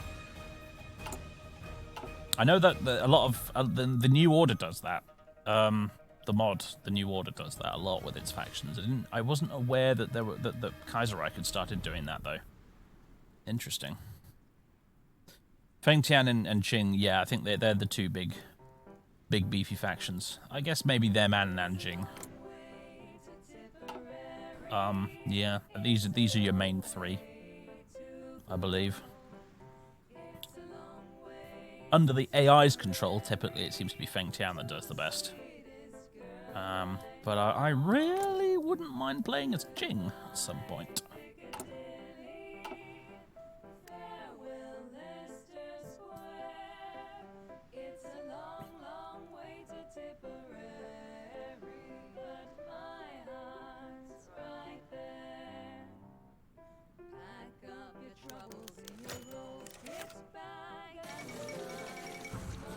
Oh, what's going on now? Oh, God. What is happening? The Yunnan clique falls into civil war. The once peaceful province of Yunnan seems to have, alternately pronounced, Yan'an. Yan'an seems to have finally caught fire. You should probably give her a fire extinguisher. As Tang Jiao's continuous blunders have finally led to open revolt from his general staff. Led by the Yi General Long Yun, a huge army of loyalists marched on the city of Kunming, moving in from the south and finally taking the city at the end of the day. Governor Tang Jiao has been confirmed dead, and large-scale uprisings are being reported throughout the once hegemonic province of southern China. Many experts suspect that behind the uprisings lie both the surviving right Kuomintang forces and the National Revolutionary Army led by Zhu Peidi and the warlord forces following General Hu Ruiyu, a long-time rival of Long Yun. As armies mobilize in the narrow valleys and tall mountains of the mountainous province, the future of the region remains uncertain. Is there any place in China safe from strife? Anti-Kolchak coup in Transamur. Admiral Kolchak, the long-term leader of the Transamur state, has been overthrown and assassinated by members of his own general staff. This was used by the democratic opposition to gain control over the state, effectively turning Transamur from a military junta into a democracy. How shall we react? Demand the restoration of a military cabinet or congratulate the new government? Ooh. Fengtian requests small arms. Fengtian government has long possessed an advantage against its Chinese rivals thanks to our... Oh, they're requesting the same again.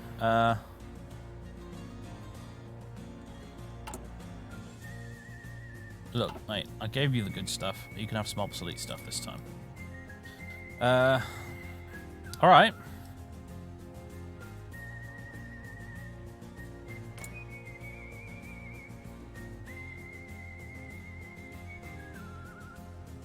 Interesting thing is, I thought Transamur was like a Japanese puppet.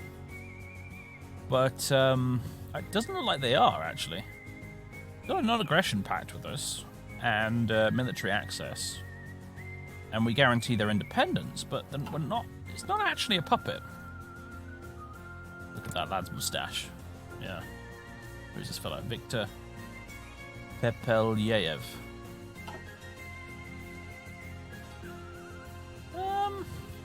Congratulate the new government.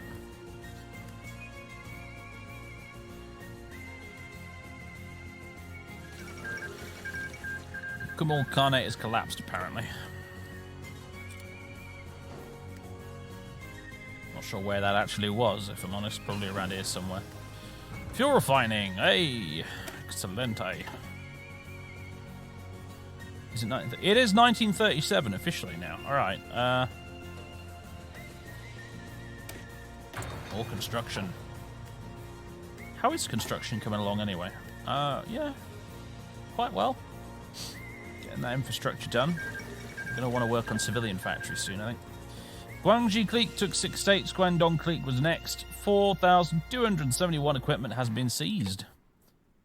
Guangdong Clique has capitulated. It's now Guangxi Clique.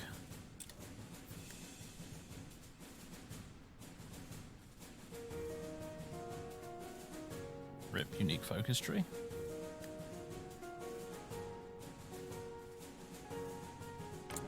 Why? What?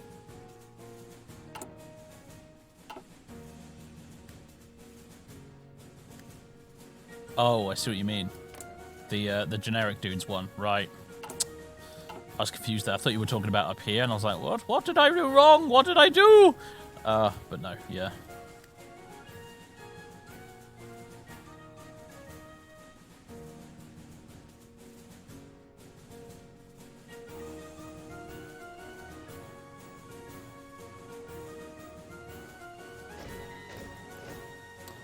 What just happened?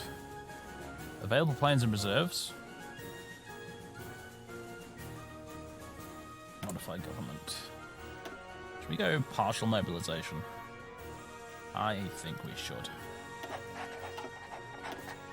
And apparently we've got some more planes. Oh, hello, yeah, quite a few.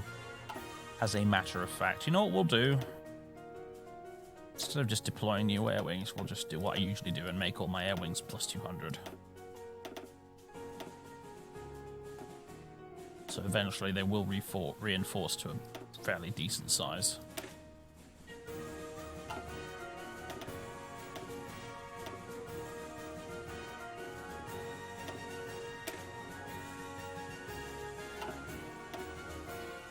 There we go.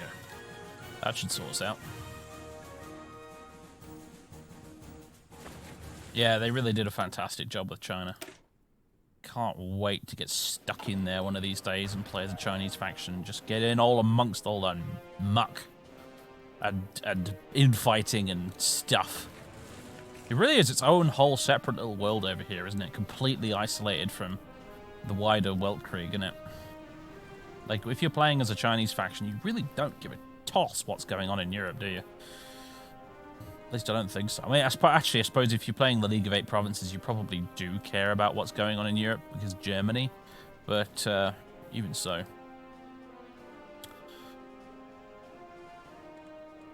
I was going to do something, wasn't I? Alright. What have we still got spare?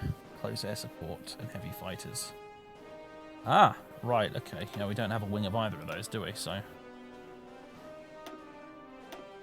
there we go. Close air support is good, I must admit, but actually, I think I am a little. I'm more inclined to go tactical bombers with Japan just because of range issues.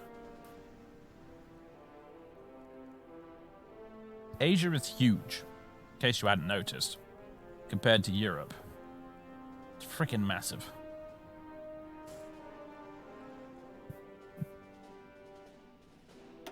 But heavy fighters, on the other hand, look at the range on that bugger. And that's only like an early 1936 heavy fighter with no upgrades. That's some good shiz right there. Alright, so we want 200 of you. Eventually 200 of you.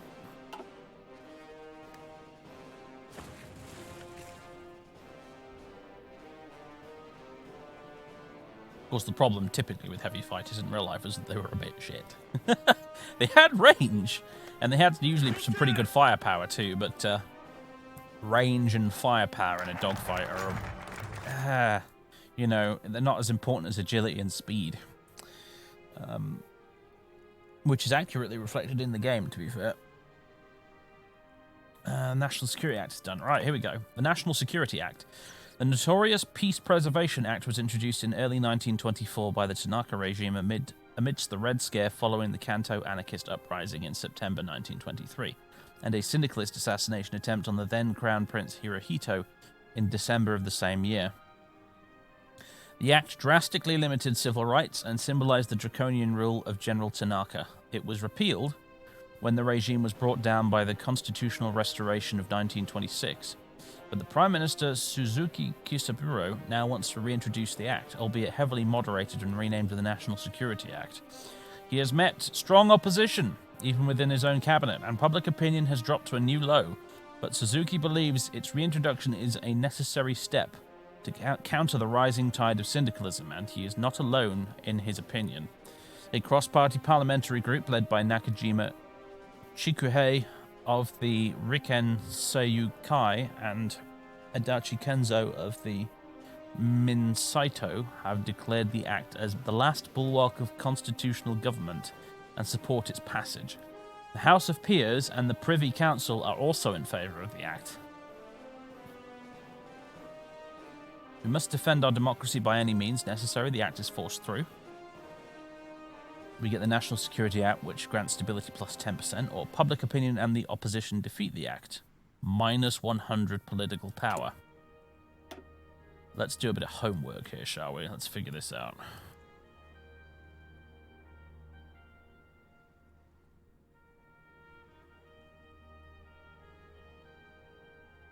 Interesting. These both require the National Security Act.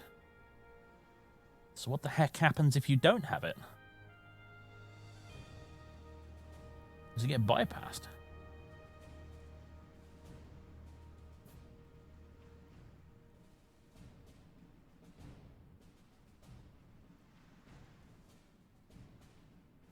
I genuinely don't know what to do.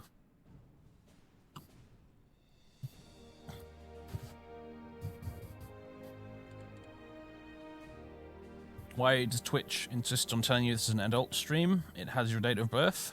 Well, I guess consider it a friendly reminder in case you've got kids in the room and, you know, my swearing is too much.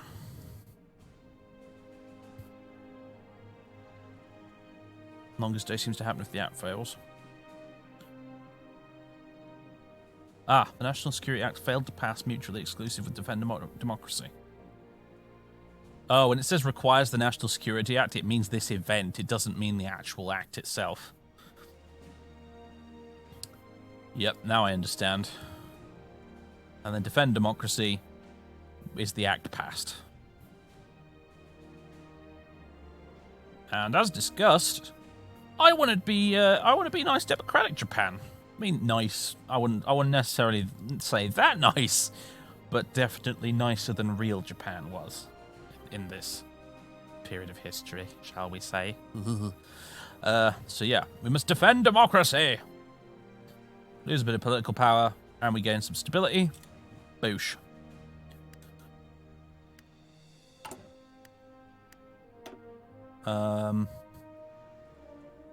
We still need to have the trial of the May 15th incident, apparently, for that.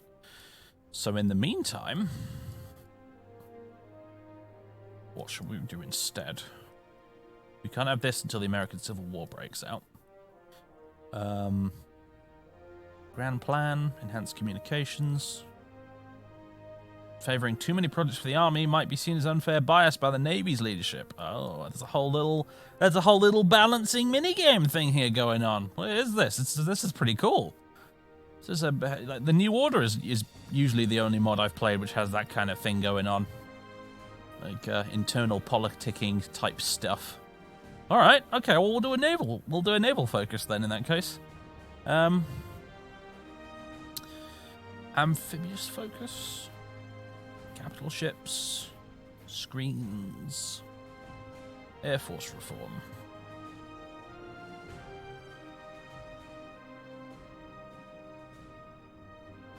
Getting lightweight fighter designs sooner rather than later might be nice.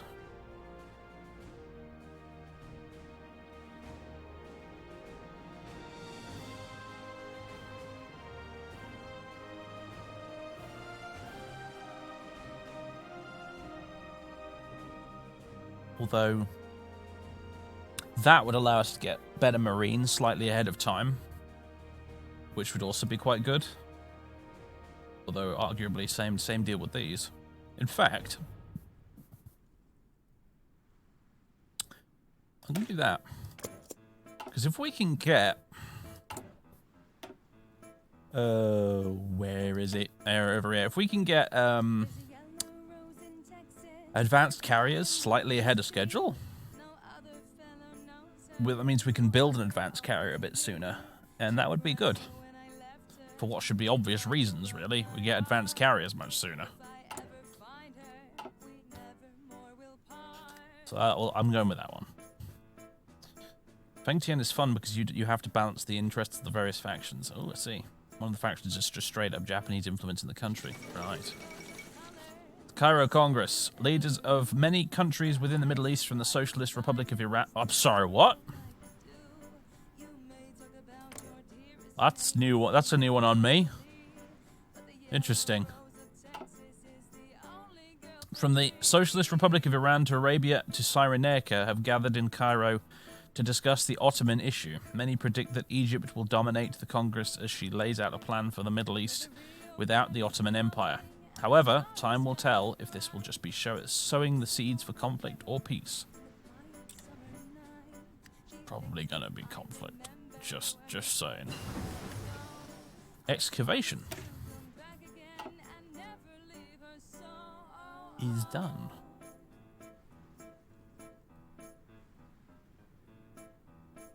More fuel refining.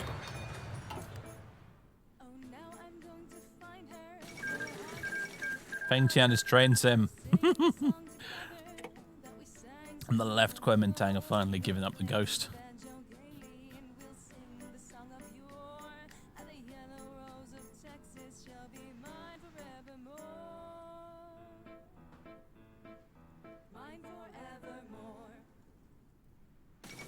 Oh.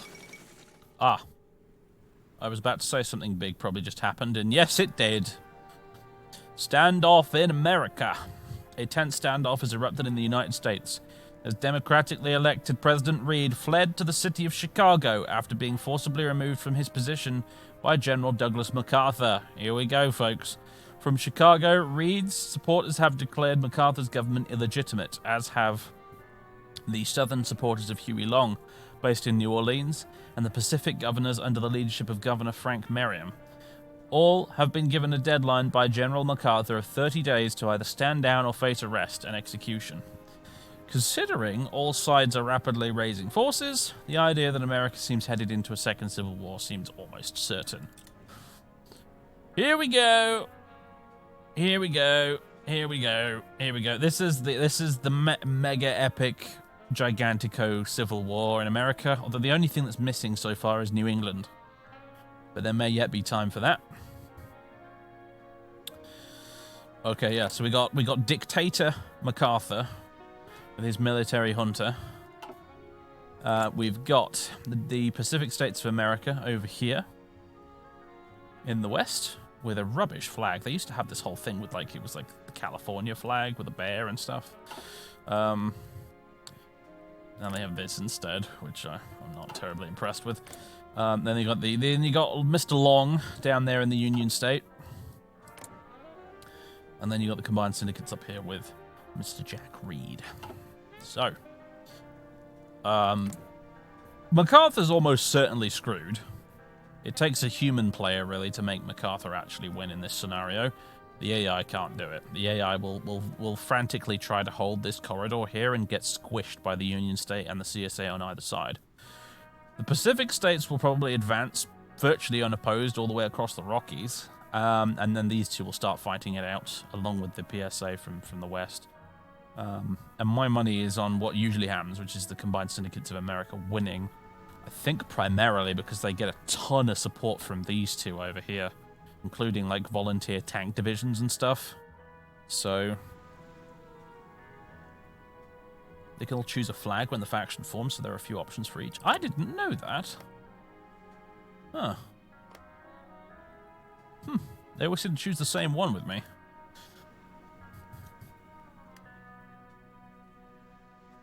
Anyway, Pacific States of America are kind of like the faction we want to support in this. So,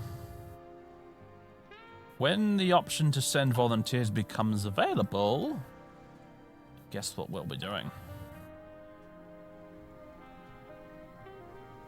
I want your oil, California. I want your oil.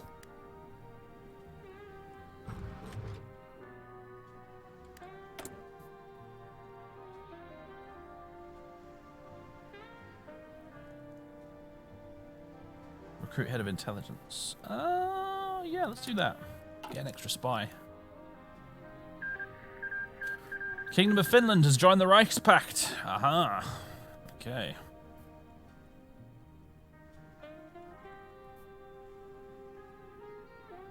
Ring, ring. It's Japan, and they want some damn oil. Yup. So why are you doing over here? Oh yeah, that's still American. For now. For now. Yep, that's already. That's the Feds already cut off from New England up there by the syndicalists. War between Hui and Buddhists. The tension in Yushu between Markleek and Tibet has exploded once again in the northwest. This comes after months of instability. Where was I? In both belligerents that could only be resolved by a common external enemy. Incidents over the past half-decade, such as the Golok massacre, the Jining Council feud, and the rumors of the next Dalai Lama living in Yushu, have preceded this latest war. Had it not been for the intervention of Mongolia, this conflict could not reach such a fever pitch. It is possible that this conflict could see the Chinese government out east, detached from Xinjiang, or see the Hui reassert Chinese hegemony in Western China. Western fire moves east. Mongolia declared war on the Markleek. The Markleek declared war on Tibet. Interesting. General Nuke China MacArthur. That's his middle name. Serbia crowns King Alexander II. Since the end of the Austrian occupation during the 1920s, Serbia has officially been a kingdom. They never dared to crown a king, as they were forced to keep a low profile in the light of further Austrian aggression.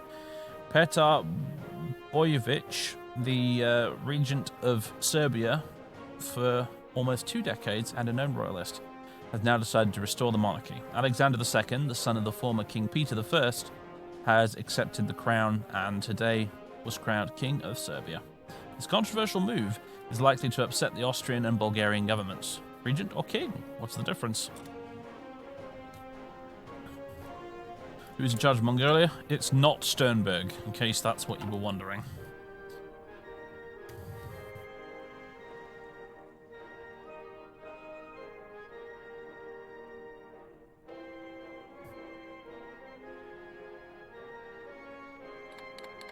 Sichuan clique declared war on Tibet. Whoa! There we go. The Second American Civil War.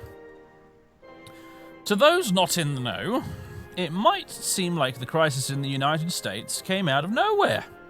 But experts agree that this was a civil war years in the making. Since the collapse of the New York Stock Exchange in 1925, the economy of the United States has been sluggish and mired in deep recession.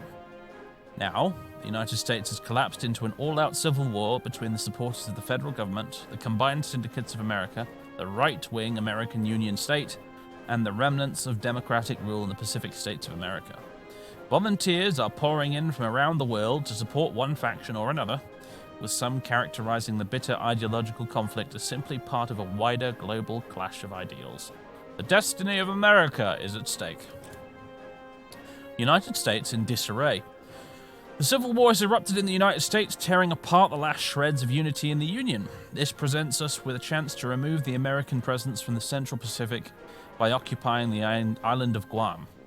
There is very little that the US government can do to stop us at this point. Seize Guam and claim even more. Seize Guam, or best to leave it, I think. Seize Guam and claim even more. The United States is outraged. Gets event Japan seizes Guam, gains claim on Midway Island and Wake Island. Or just seize Guam. Or best to leave it. No. Seize Guam and even more. The United States declared war on the Pacific states. And they've all declared war on each other. Take it all. Take it all. All right. So Guam, that's ours now. Jolly good. Useful little place. Might be worth building an air base on it, actually. And we got claims on Wake and on Midway. And then soon,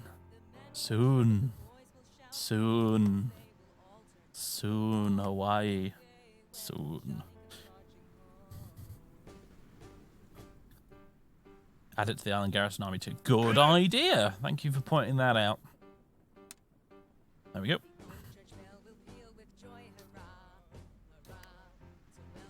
Hopefully someone should be moving across. Yep, brilliant. See, it's times like this where I really enjoy the AI automation. It makes life much easier.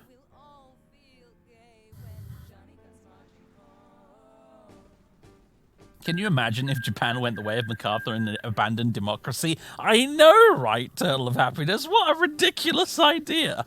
I mean, just completely improbable. Greece has joined the Belgrade Pact.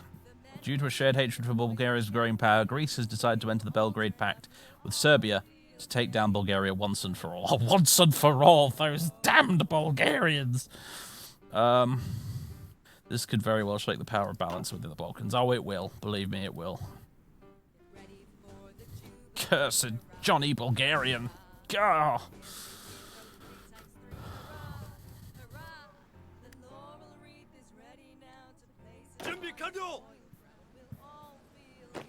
And more troops available.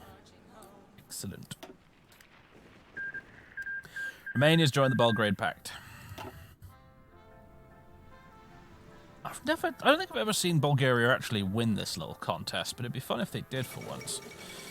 Foundation of the Belgrade Pact. Serbia, Romania, and Greece, the three Balkan members of the Entente, all with the revanchist views of their own, have recently gathered to a common table of negotiations and have announced the beginning of the Belgrade Pact. While this pact puts a lot of focus on cultural discussion and preserving Balkan identities, it is also a military alliance between the participants, seemingly directed at the country, separating them and holding their ancestral clay. This new development is a big thorn in Bulgarian domination of the Balkans, but only the incoming reaction of the other central powers can determine whether it will yield any fruit. Hopefully the Bulgarians... hopefully the Balkans even won't start another world war.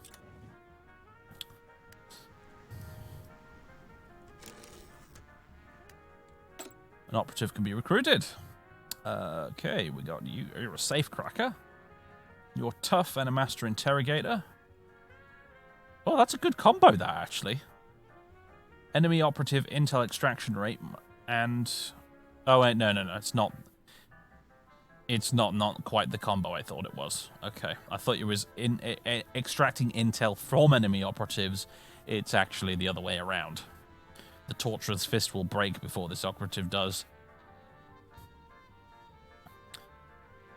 Let's go with Sachi.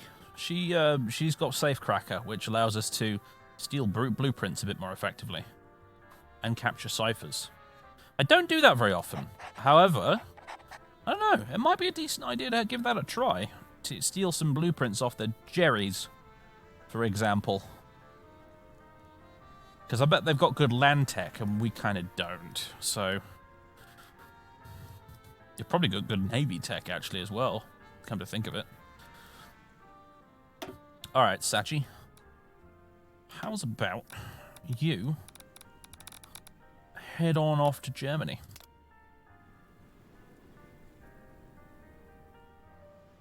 What are their code names, by the way? Or just Agent 1 and Agent 2? Oh, that won't do.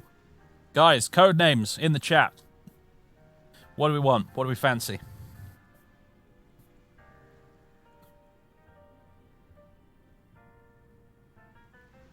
What do we fancy? Sushi roll. A little bit less stereotypical. No, Agent, no, not Agent Sushi.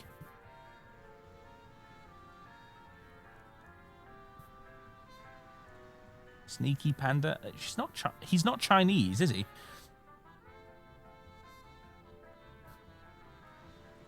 Agent Kawaii.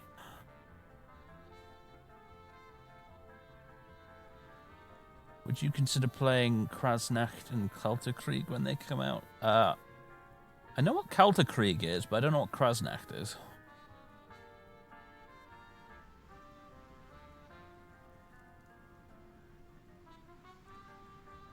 Let's call him Cherry Blossom. Why do I gotta be called Cherry Blossom? And what should we call her?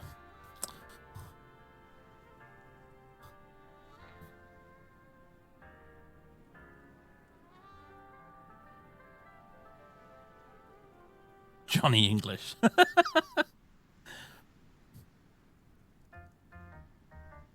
She's definitely a carp. Alright, you know what? As a Dwarf Fortress player, I respect the carp and fear it, rightly as it should be. So she is now Agent Carp. He's Cherry Blossom.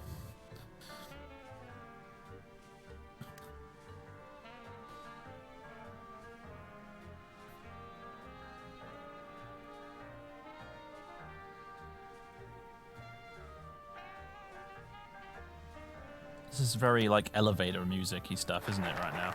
Someday we'll meet again, apparently it's called. Capital ships. Done! However, the Rising Sun. Modify Imperial Glory by daily political power gain plus 0.25. Justify war goal time minus 50%. Evil grin. Actually, we can't do anything else over here, so I tell you what. The Rising Sun.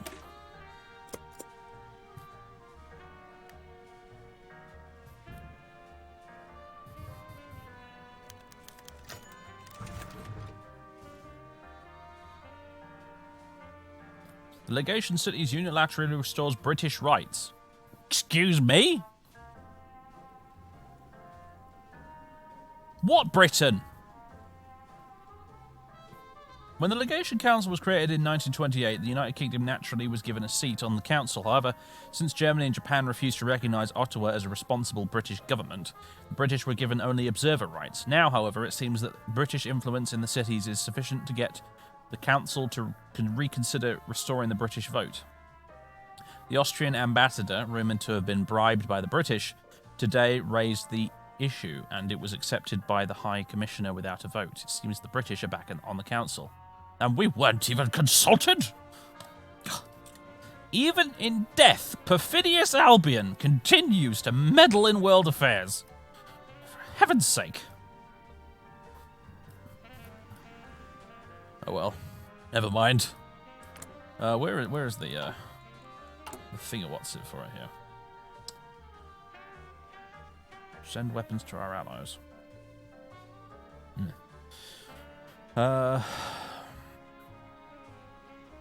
It's not actually listed on there, but apparently I guess they have a vote now. Maybe it needs to update.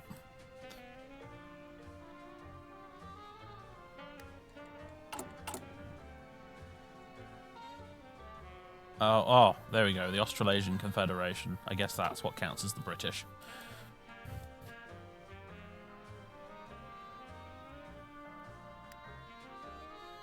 They're getting flashbacks of George Takei in Red Alert 3. Hell yeah. The trial of the May 15th incident. Oh my. The court-martial of the 11 murderers of the Prime Minister Inukai began last month. Before the end of their trial, a petition arrived at court containing over 350,000 signatures in blood from sympathizers around the country, pleading for a lenient sentence. In addition to the petition, the court also received a request from 11 youths in Niigata, asking that they be executed in place of the Navy officers and sending 11 severed fingers to the court as a gesture of their sincerity. The whole trial was unpopular enough to convince the court to accelerate the process, and although the death sentences were issued just yesterday, the assassins were executed at dawn today. This country's going crazy. Is there a Japanese civil war? I don't think so. I think it might be one of the very few countries that doesn't have one, but then, what do I know?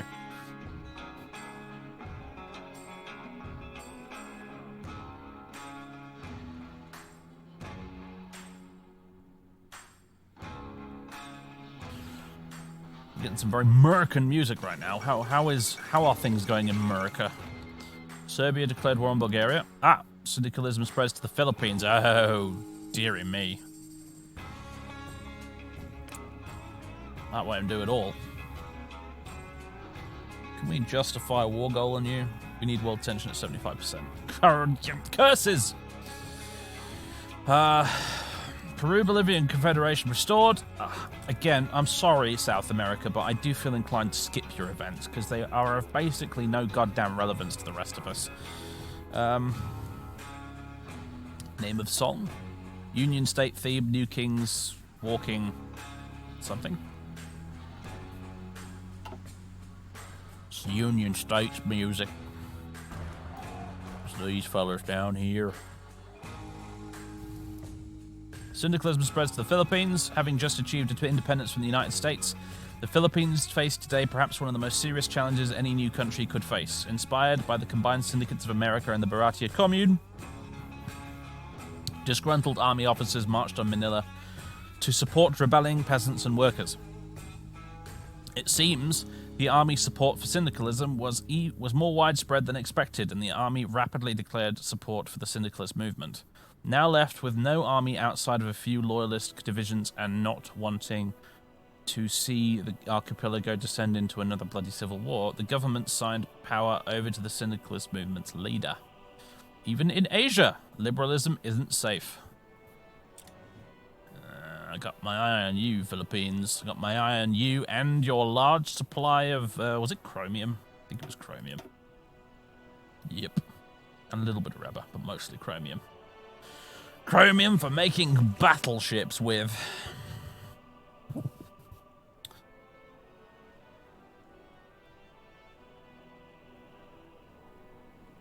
Right, I was going to totally send some volunteers here and I forgot to do it. Also, Lend-Lease might be a good idea too. What are we currently making over here? Type 99s is what we're making.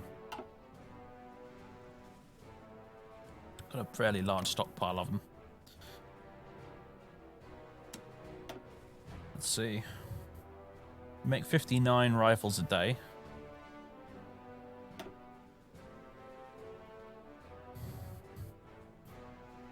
Percentage of monthly production. Let's give him 20% of our monthly production of rifles.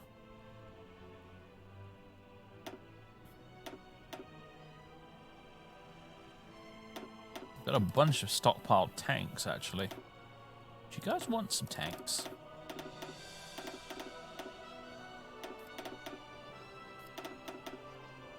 Have some tanks.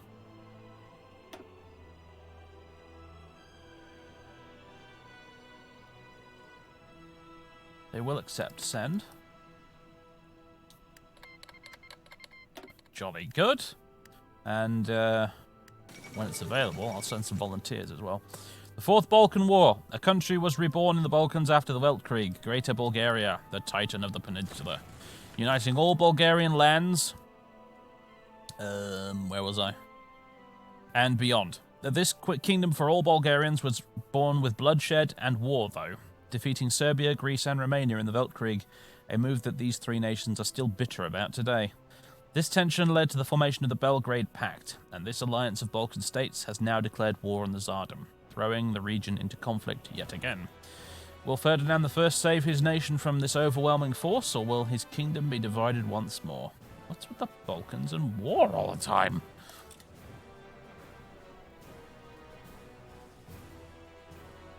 I have decisions for helping the PSA as well. Oh, do I indeed? Oh, no, yes I do. I can send them a bunch of spare rifles. Expects when selected army experience +5. Send 2,000 infantry equipment to The Pacific States of America, the old ones go first. And they get Japanese equipment arrives. Yep, do it. You want a nice strong PSA.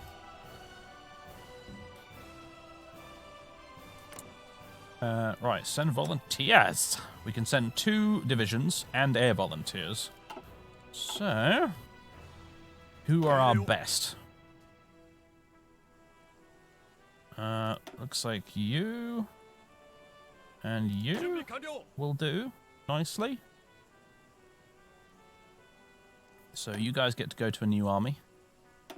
We'll pick you an awesome general. Oh, this guy's pretty good. Yamashita Tomoyuki. Brilliant strategist. He's skill 5. Politically connected. Trickster. Engineer. Not bad. Not bad. 5 attack. 5 defense. 4 positioning. 4 supply. Yep. I think it's going to be you. Let's get you a field marshal as well. Who we got here? You don't look bad. Let's see, politically connected, samurai lineage. I mean, the leader experience gain minus is not so great. Offensive doctrine, samurai lineage. This man hails from a proud lineage of samurai and remains true to the old traditions and loyalties.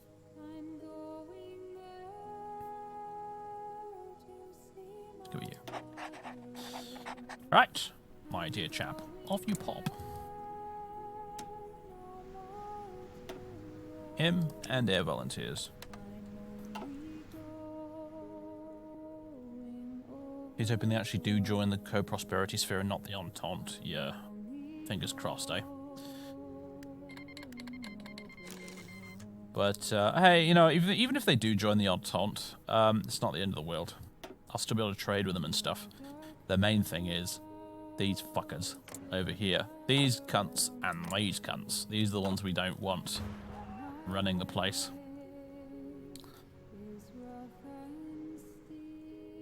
Particularly these guys down here, actually.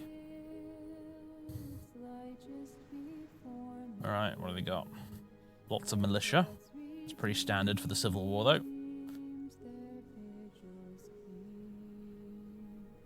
I don't know how many air divisions we can send, because I always forget to check. But these tactical bombers, yeah. Don't I have some slightly better tactical bombers around here somewhere?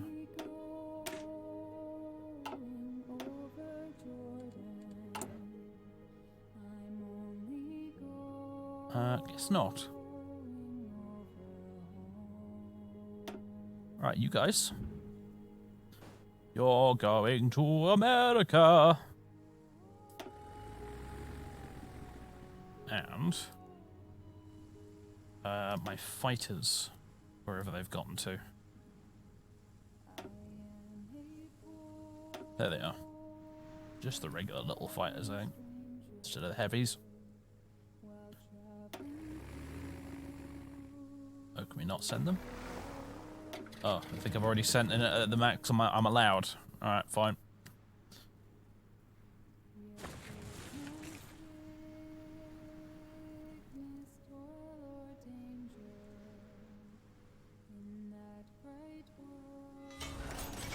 The fall of Washington.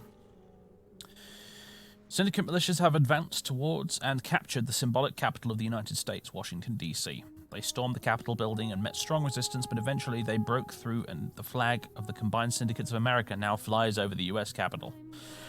Rumors are that syndicate militias have been rounding up all political representatives that they could find in the city to give them trial, although unconfirmed sources claim that most important government figures have been evacuated during the battle, with their current whereabouts unknown. Whoever controls Washington controls America, for now. I mean, if you say so, but I'm not sure I agree.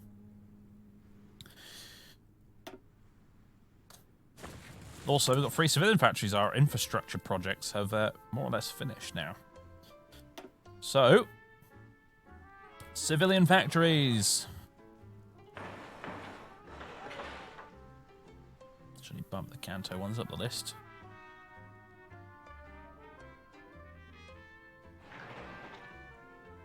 There we go. Civ factories for the win. Carrier primacy is done. Excelente.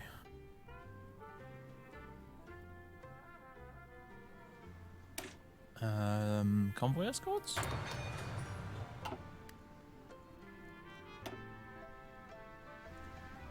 Interesting that Hiram Johnson is running the he's running the Pacific States, given that he died the same day as the atomic bombing of Hiroshima. Did he indeed? Huh. It's a weird bit of trivia I didn't know about. Volunteer forces in transfer. When are they arriving? For the 5th of May? Okay. Mechanical computing. Radio. Russia announces her ambitions. Have they decided what they want to do yet? They're still with Wrangel. That, yeah. Okay, there you go. Restore the monarchy is their current national focus. That would, yep. We're getting the empire again. Russia announces her ambitions. While many still view Russia as a failed state, rocked by political protest and radical ideology, good for nothing but filling space in the east of the map, recent events have proven something different. The government of the Russian nation has announced their territorial ambitions, laying claim to almost all the territory of the former Russian Empire and making clear their willingness to resort to military force if needed. Numerous nations in Eastern Europe have already recalled their embassies in Russia, and the world is waiting for Germany's response to this blatant attack on her sphere of influence. A troublesome development.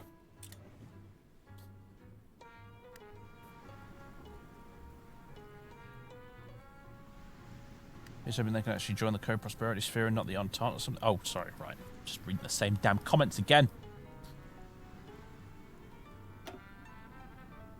Moscow Accord. Oh, interesting. Alash autonomy are actually in the Moscow Accord. Huh. Didn't notice that before.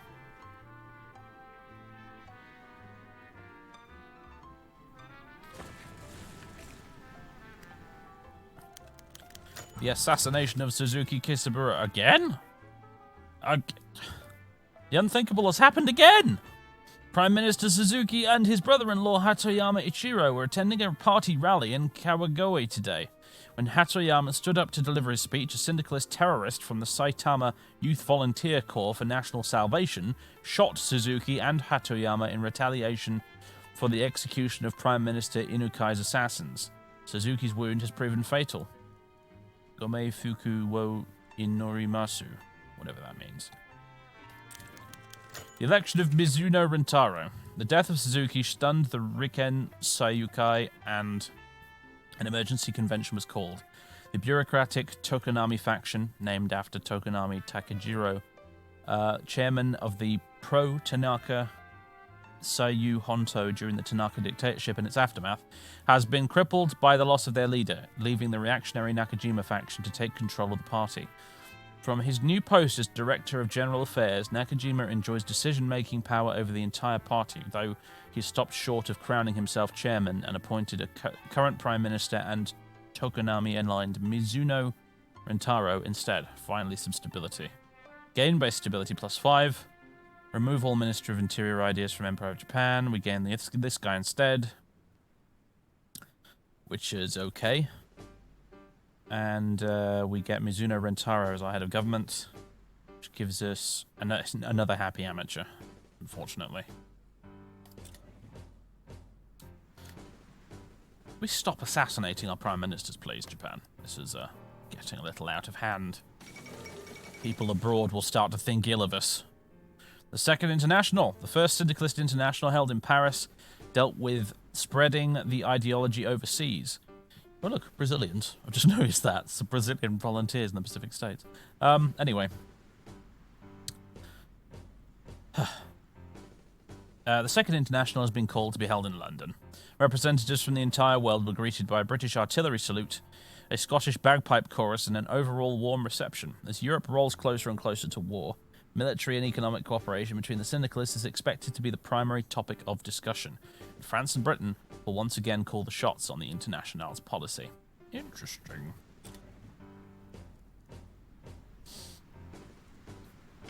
Yeah.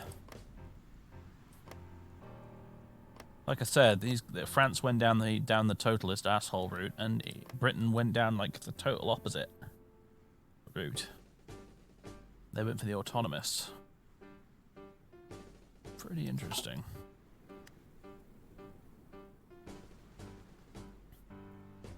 Hey, I'm interested in getting Hearts of Iron 4. What would you suggest? I would suggest that in that case you get Hearts of Iron 4. Could you expand on that question slightly so I understand what you actually mean? The 2 divisions you... Ah!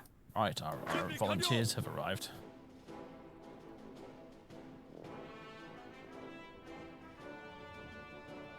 Right, where do we want to send them?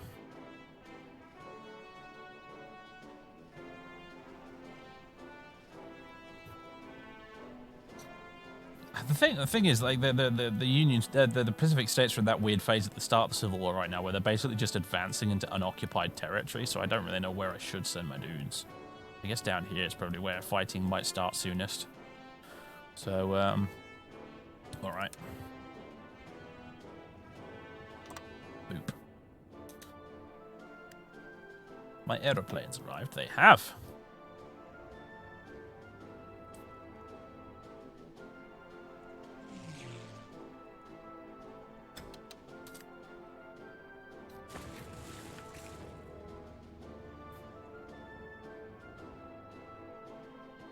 Is it a good game? What is any beginner advice? It is a very good game, and my beginner's advice to you really is just to watch some YouTube tutorials on it, because the game doesn't come with a very good tutorial, I'm afraid. So I'd watch some YouTube videos and stuff by people like Quill18 and Mordred Viking. They've got some good tutorials, especially Mordred Viking's Naval tutorial.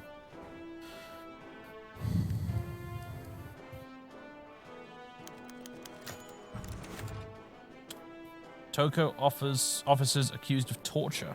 The Toko, or Special Hire Police, is a police force specializing in social and thought crimes. I'm sorry, what?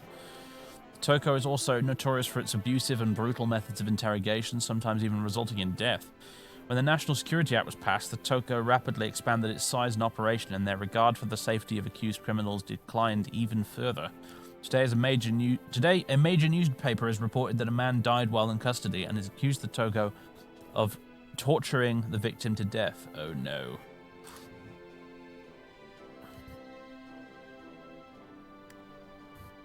Can we not do that? It'd be nice if we didn't do that. Zhu secures power in Yunnan. News has arrived from the Chinese province of Yunnan. There we are.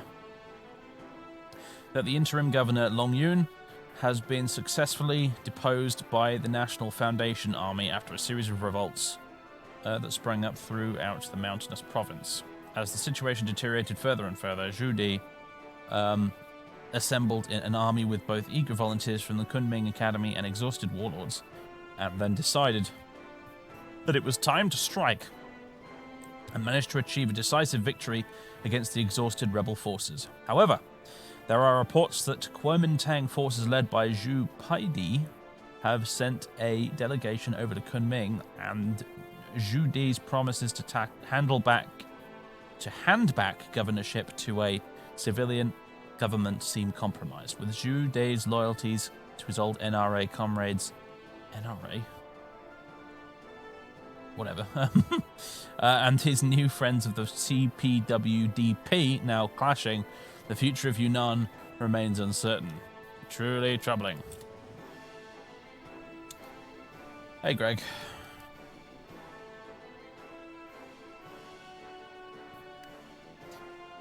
Where have our dudes ended up? Here they are.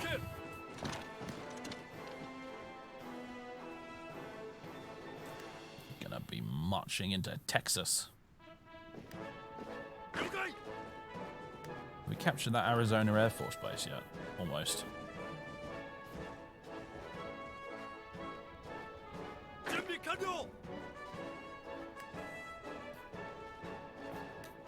No, don't do that. There we go. Stay here.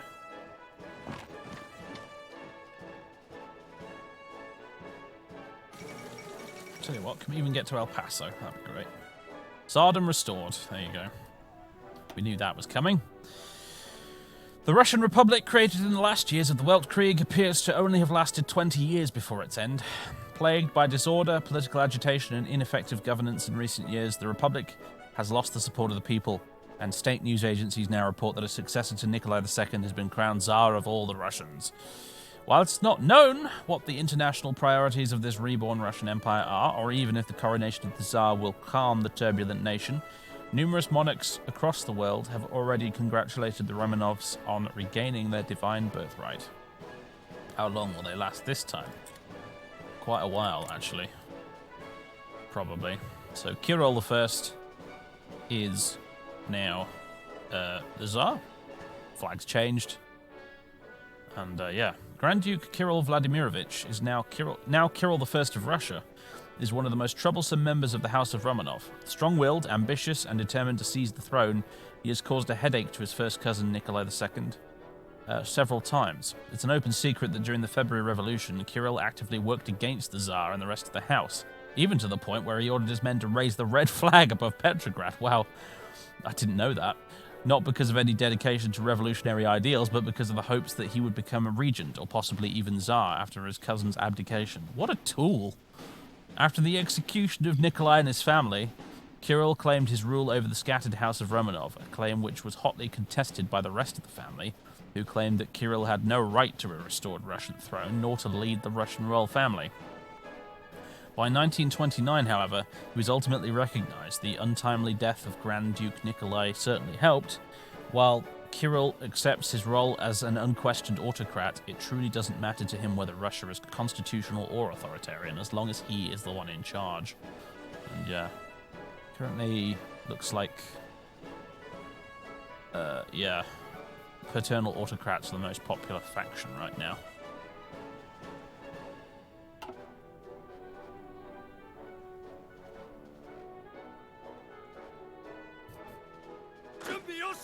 I'm making my intentions very clear here as Japan. I want the oil. Californian first. Texas as well, ideally, though.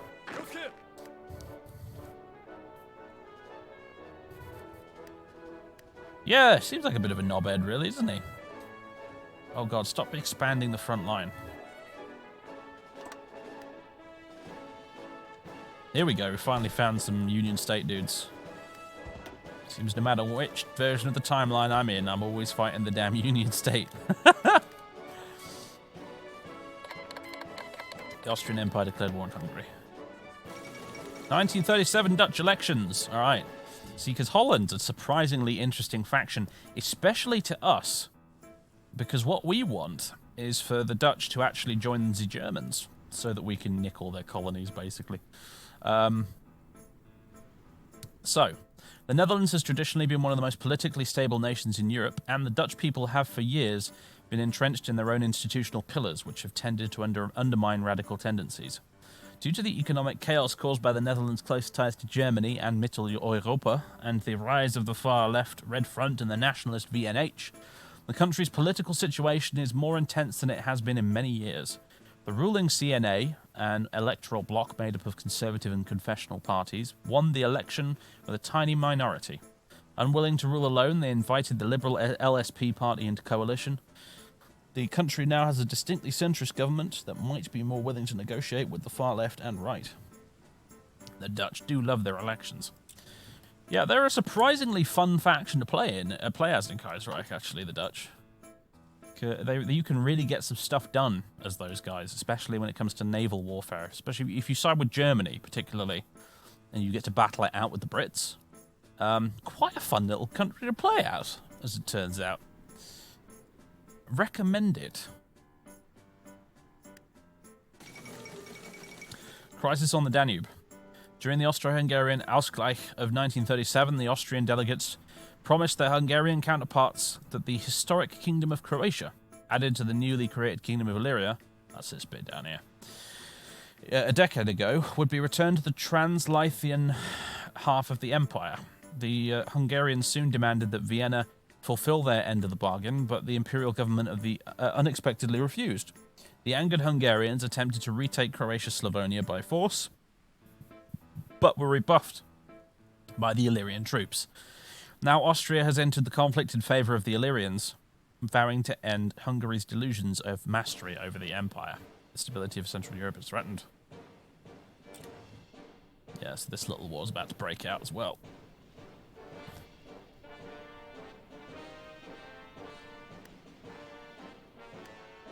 Oh, look at us in our little pocket all the way down here. That doesn't look dangerous at all. How about we get involved in this fight instead of walking back up that way? Oh, also, hello, Mexico. How do?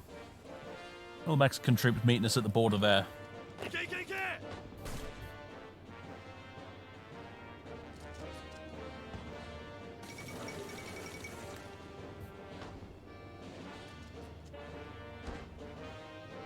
Savoyard crisis resolved. Peace reigned is supreme today as the Commune of France revoked their demands for the immediate return of the whole Savoy region.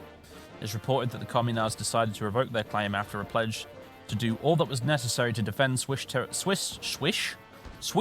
territorial integrity from the German Empire, who supported Switzerland in the crisis over the region. For now, the region will remain under the guardianship of the Swiss Confederation, who have promised to return the territory once a legitimate French government is restored in Paris. Swiss neutrality is preserved.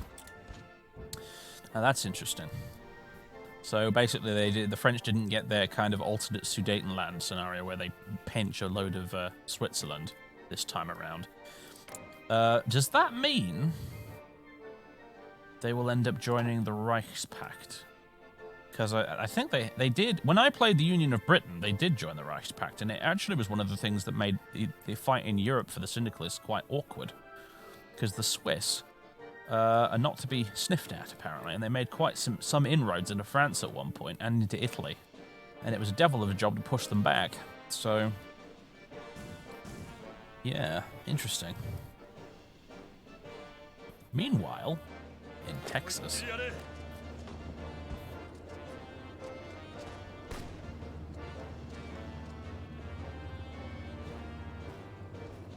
Take that, Union State.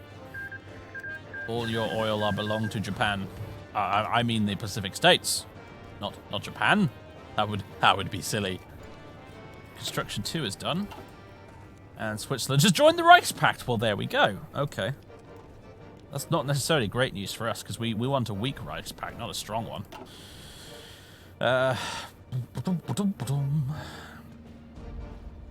All right. Yeah, concentrate industry. There we go. We have arrived. Could we cut these guys off? That would be freaking brilliant.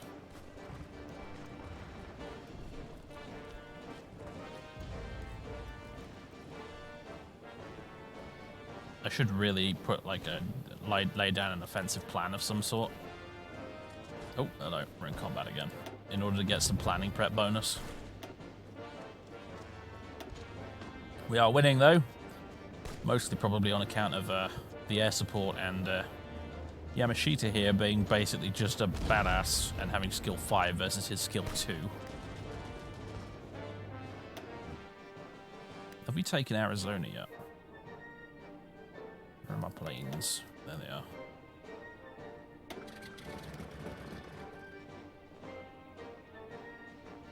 Oh, there's slightly too many planes there. Bugger. AI, can you move some of your planes out? Not going to, are they? Fine. We can reach that little bit of Texas we're in right now. Ned took 3 states, Jabal Shammar was the next. That took longer than usual.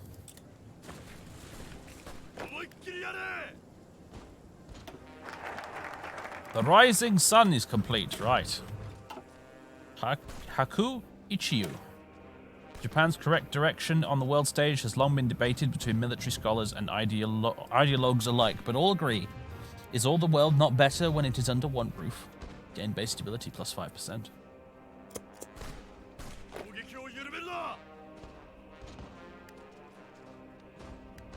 Did I send any planes over to America? Oh yeah.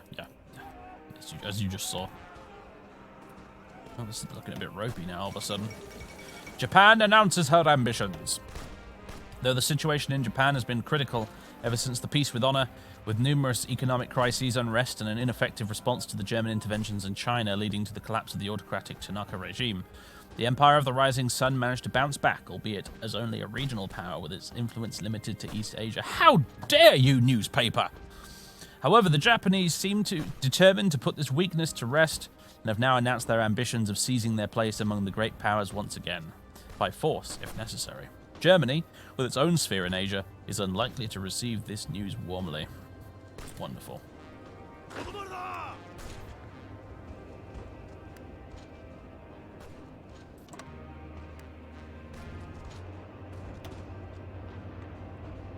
You know, if we had some planning prep bonus, this would probably be going better.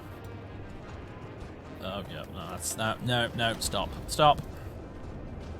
Give it up. Let's just do that for now. You can sit there, you can gain some planning prep. I'll even give you staff office plans so you can do it faster.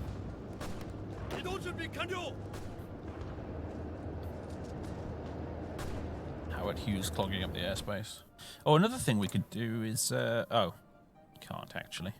Just don't have enough command power, although I will do very soon, I think. But we can send a military attaché as well.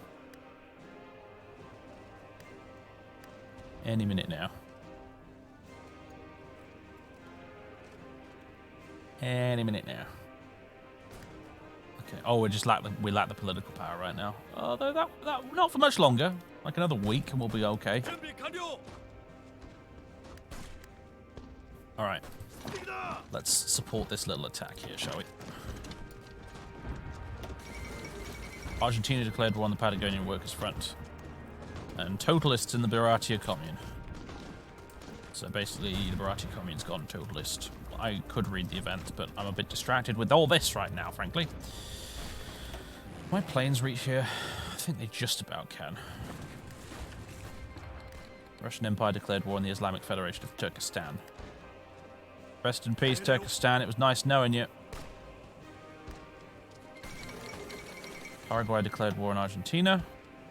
Chile and Argentina are now at war, and I think, if I recall, this is about the time when that weird case of the pimples breaks out down here. Can we just appreciate, by the way, what a ridiculous-looking country Chile is on the map?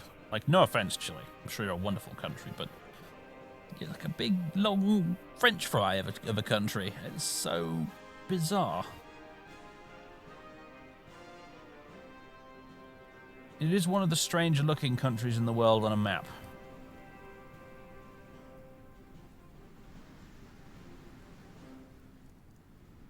So far, the Civil War seems to be quite easy. Well, we've mostly been marching into unoccupied territory, really, so far. So, oh, hello. Just a second. Gentlemen. I'd like to very quickly relocate, I think. Although, we could try and attack here, but I don't think it'll end very well. Unless the Americans decide to help us. Or we could try and support that. But it looks like it's not going to go very well. I'd really love to know why. Let's see what happens when these reserves catch up. There we go. Okay, now it's looking better.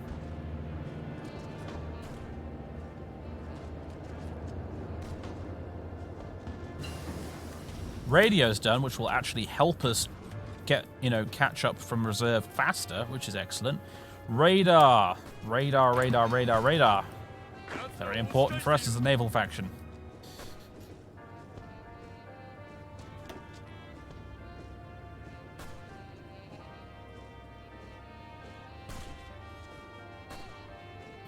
Here we go.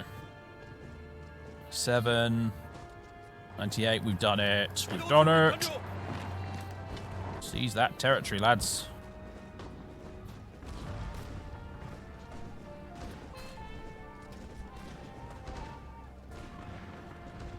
Oh. Venetian revolt. Hey, Venice, it's back.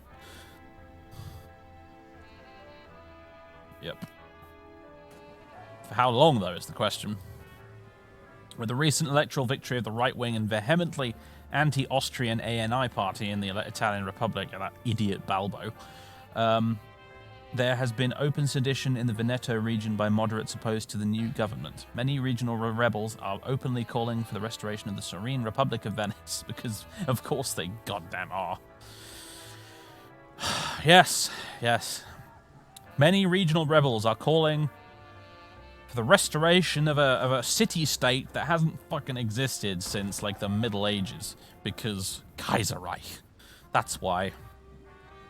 The famous state that had been conquered in the Revolutionary Wars, and, okay, slightly later than the Middle Ages, but still, and ruled alternatively by France, Austria, and Italy ever since. Though it is as yet unclear whether this is part of an Austrian scheme to further their influence on the peninsula or represents legitimate efforts by rebels to free themselves from ANI rule, already fighting is breaking out across northern Italy, posing a substantial risk to the Milan government, surrounded as it is by enemies on all sides. Could the Queen of the Adriatic survive?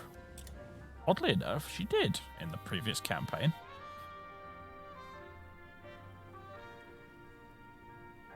Venice in 1937 is indeed a bit of a meme, as the kids say. Oh, god damn it, we're losing now? Really?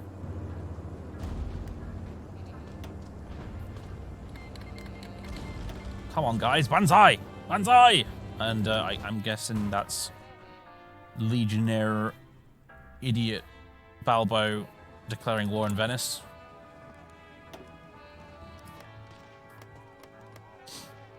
Okay, well. Good luck, Venice. You're a bit ridiculous, but I prefer you to Balbo. The West Indies Federation declared war on Puerto Rico.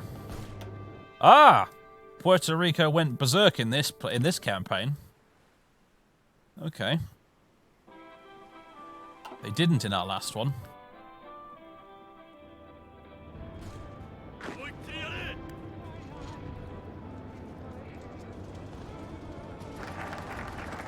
I could eat you. Easy done. Right. Nanshin Ron. For all its strength, Japan has a key strategic disadvantage in its dependency on foreign oil. Yeah, it's a bit of a disadvantage. That's an understatement. In the pursuit of self-reliance and security against ever-encroaching Western imperialism, surely it would be both wise and just to acquire these resources for ourselves, and in so doing, widen our sphere of security.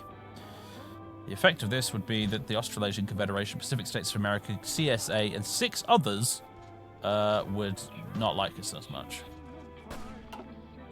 That then leads to bring the Philippines into the fold, extend the Pacific Security Zone, claim the Southern Resource Area, all the fun stuff, basically. Say Shinron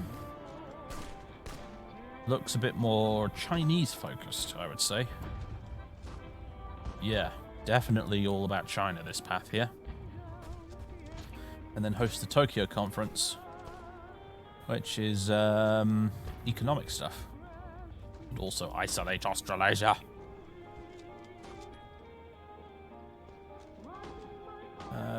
Selecting this focus will start the Tokyo Conference event chain. Osaka Economic Bureau. Unaligned and subject East Asian nations may now be invited into Japan's sphere of economic influence. And then integrate the greater Asian economy. You go down this route, you get to do stuff like meddle in India, which is interesting. Yeah, mission to India, there it is. I was on the receiving end of that when I was playing as the Princely Federation in an Indian campaign I did. I got this mission to India thing. Right now, Nanshin Ron. Gib Philippines.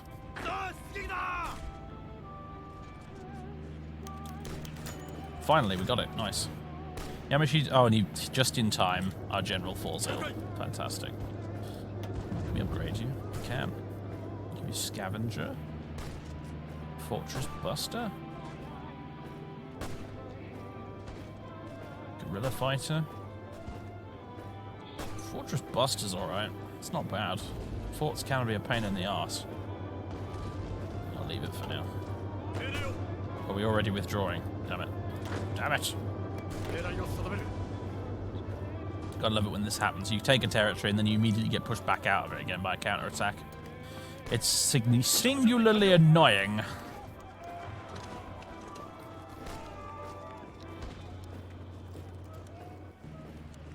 If we were able to just push a little further into there, it would be an encirclement o'clock. Anything else interesting going on up the line here?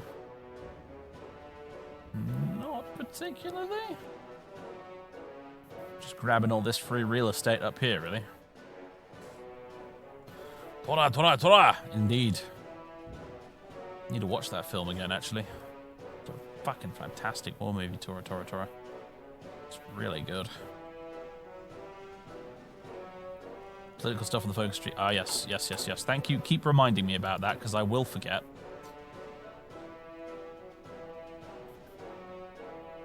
I don't think there's anything there now. But, yeah. Do occasionally remind me. Unassigned divisions. More dudes. Add you to the Red Army. There we go.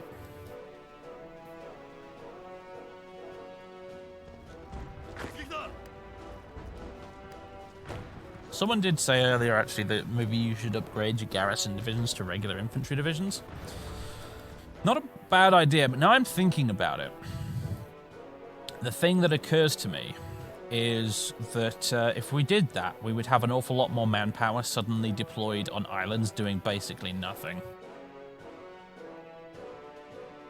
So actually, I think I'm okay with the garrison divisions being just sitting around with their reduced manpower on all of our islands and stuff, with their military police attached. Because we're not at a premium for manpower, and the more of it that's deployed in useful places, the better, really.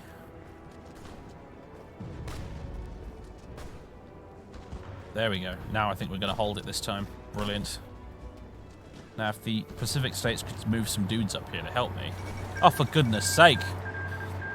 Saudi Arabia's joined the Cairo Pact. Bulgarian government has been overthrown. I'm going to guess that means they've lost the Balkan War. Yep. Following the overwhelming loss of the Balkan War against the powerful Belgrade Pact, it seems as though the issue of selecting a new government was a hot debate within chaotic Bulgaria. As it stood, the Bulgarian people themselves had three candidates who would lead the nation. The Liberal, Radical Democrat and Broad Socialist parties, and the Conservative Alexander Stamboy, somebody's Bulgarian Agrarian National Union. Great stuff, guys.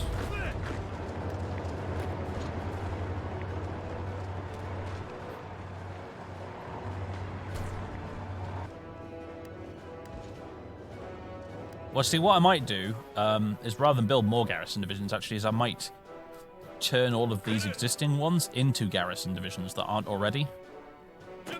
So, like these guys. You and you. Turn you into garrison divisions, and that will actually give it... We just need a bit of extra support equipment, and we'll actually... It'll refund our manpower, infantry equipment, and towed artillery by if we do that, so... There you go.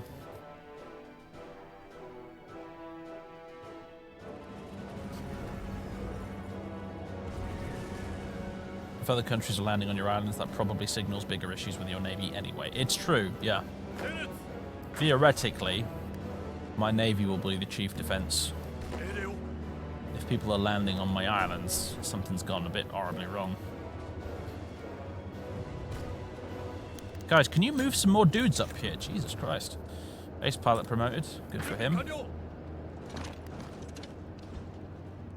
Please hold out just a bit longer, my dude. Please. Please! No. Damn it. This is proving a goddamn difficult province to hold, isn't it? I need more dudes here, but I can't have any more because I'm at the limit for volunteers.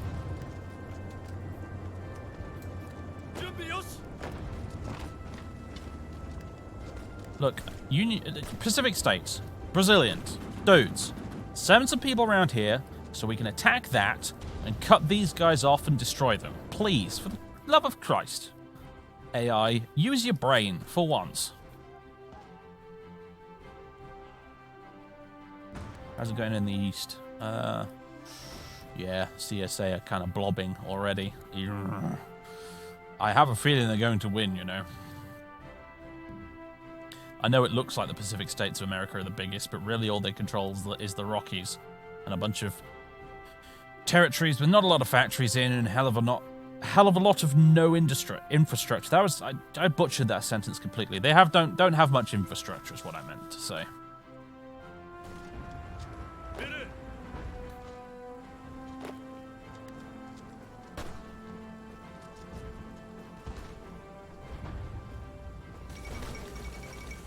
The federal collapse. It appears that the federal government is on its last legs in the American Civil War. Already, most of its land has been swallowed up by the other American factions, and what is left is but the last remnants of its army. Now demoralized and suffering from mass desertions, but holding out against all hope that a miracle might save them. Some federal leaders have already met with the enemy faction's generals to negotiate the terms of their inevitable complete surrender. Shocking. Yeah, they're pretty boned. This is why, when we did the American campaign, I didn't want to go MacArthur. Because this is what happens.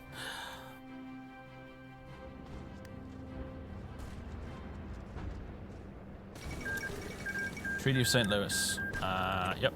The United States of America has capitulated. It's all between us three now. Pesky Federals are out of the way.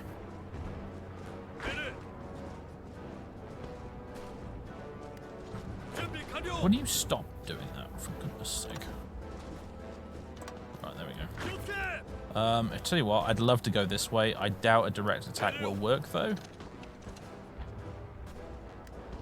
Oh, no, maybe not. Maybe it will. No, it's stalling.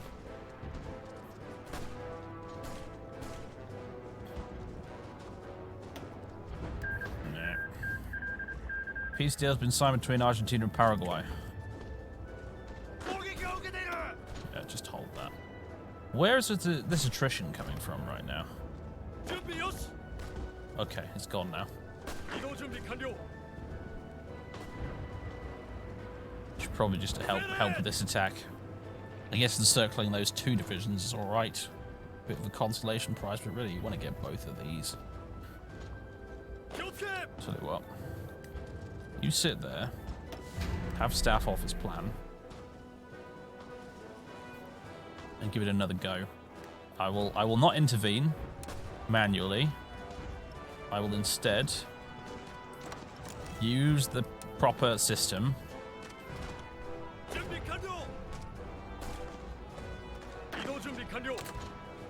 And that thereby, hopefully, you won't lose that planning prep.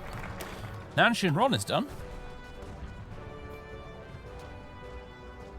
Yeah, Texas would be big, wouldn't it? Texas would be big. Texas is big, funnily enough, but yeah. That would be great.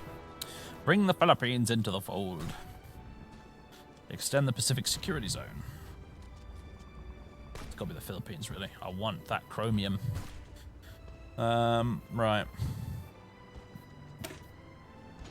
Now that the Americans are gone, we can send our gunboats to secure the archipelago for the Cove Prosperity Sphere and bring stability to the islands.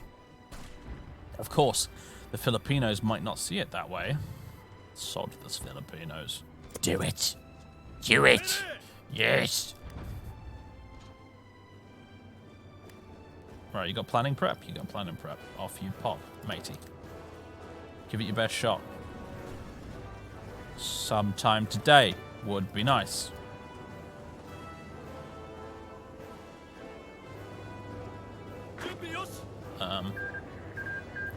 Yamashita?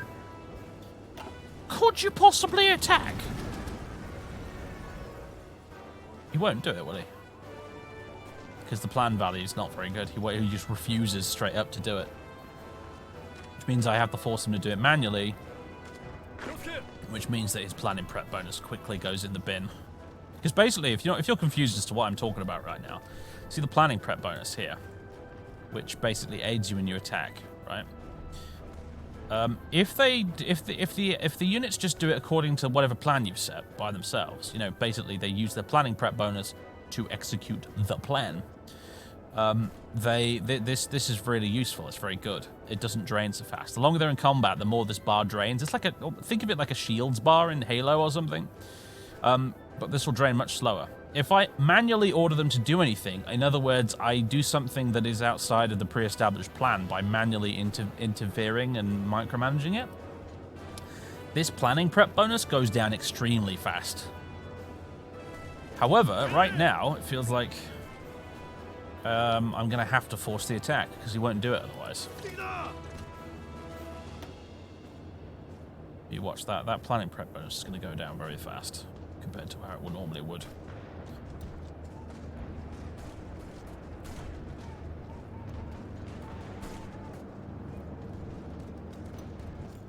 Yeah. Ooh, it's a close one. Alash autonomy took 1 state, Russian Empire took 7, Turkestan's capitulated. How does the map in Central Asia look now? Oh, that's weird. Stop it with the border guard, guys. This is... Ugh. Just annex these people, please, for goodness sake. That's just... Yeah, I don't like that at all.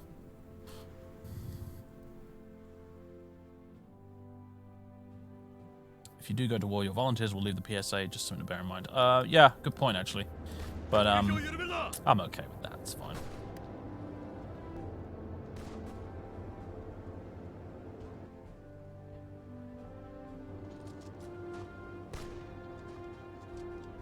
Come on, dudes.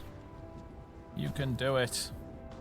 Enemy air superiority. Yeah, that's a problem. Mexico has joined the 3rd International. Oh, boy. We got Cindy Mexico in this one.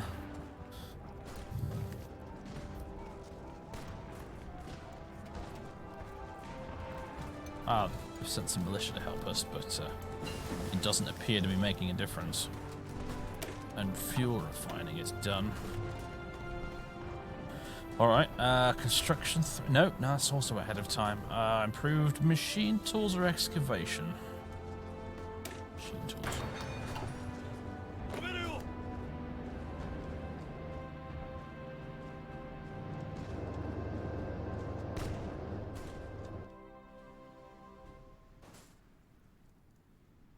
Yeah, tough fight's going to be in the north, I reckon.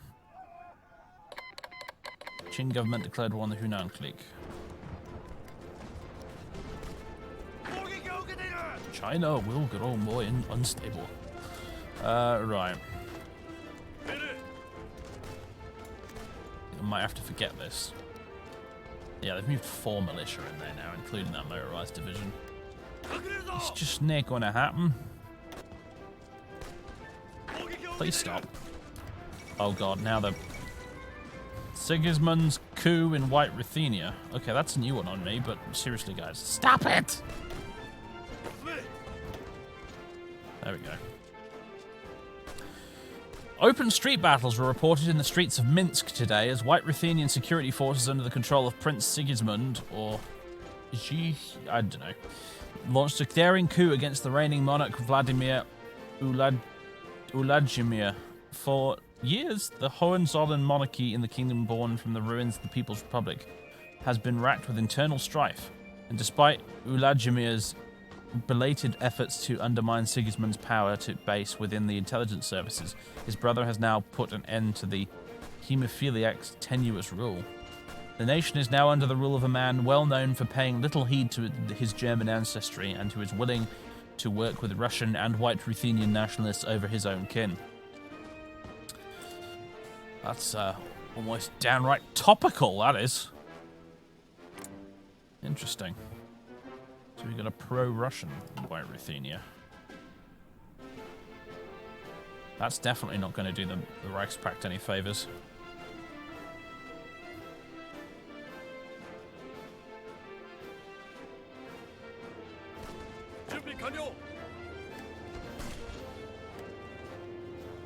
Can we send a military attaché now? We can.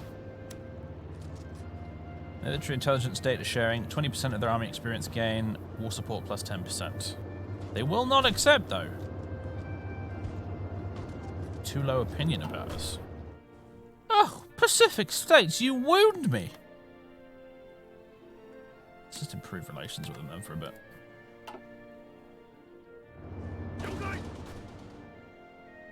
this little salient here, whatever you want to call it, is looking like... It's looking prone to disaster, is what I'm saying. This critical province here is held by one militia division. And it's facing off against this lot.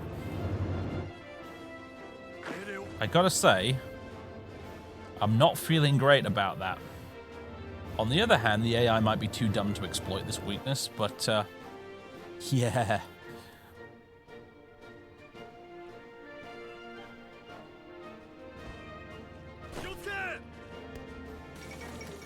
Nationalist coup in White Ruthenia. After the Weltkrieg, the Germans formed a White Russian state in the White Rus, even though the local population could hardly be considered a single nation before. This lack of national identity didn't stop the Germans from imposing their order over this country, and this resulted in tension that has now been released. Prince Sigismund of White Ruthenia, the leader of the Belarusian nationalist forces in White Ruthenia, has seized control of the country after the previous king perished in a theatre explosion. Ooh. Whether Sigismund will rebel against the Germans or sit hoping they accept this new order is still hard to tell. Okay. It's like the same event again, but in slightly more broken English. Alright.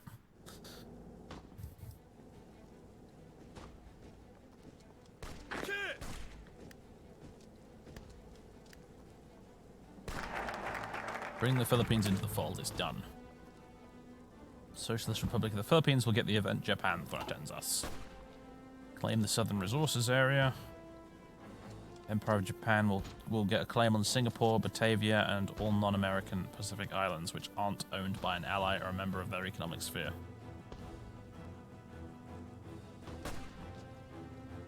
Extend the Pacific Security Zone.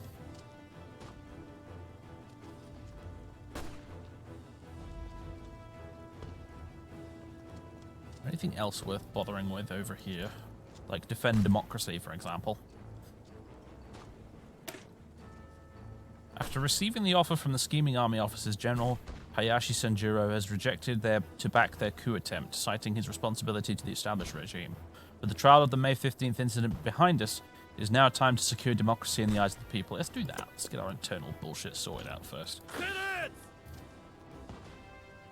Did he get Inglorious Bastarded? Quite possibly, yeah. Were they moving troops out of there? That is perhaps unwise of them. The Philippines resist! The Philippines are resisting our demands without any foreign backers to come to their rescue. We should make them pay for this in blood. Oh, we declare war. Alright, bye Pacific States. Nice knowing you. Good luck and everything, but it's time for war. Alright. Alright. Philippines. I really should have sent a spy here, shouldn't I? What are you doing, Cherry Blossom? You're hanging around down in Singapore, aren't you? Alright. Cop. Change of plan. You're going to Manila.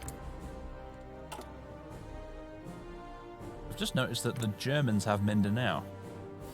I guess they're also working on snapping it up, aren't they? They didn't get the good bit, did they?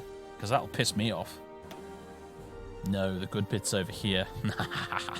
Right. I don't think they did always have Mindanao, no. I think they have. Germany East Asia must have their own little event that allows them to go yoink as soon as the American Civil War starts as well.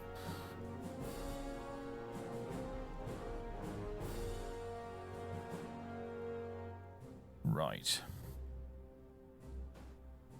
Although I must surely I must capture the province called Davao. It's practically got my name written on it. That means it's mine. Anyway, so here's the thing. Our navy's not quite prepared for war.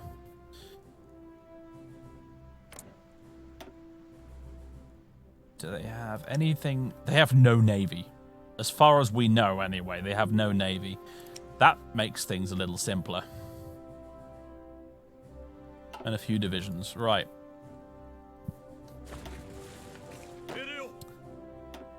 Yamashita, congrats.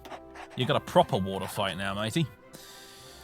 Air wings with no mission assigned. That would be, right, all our naval bombers. Here's all the destroyers we've built up in the meantime. I've been gently cooking away in the background.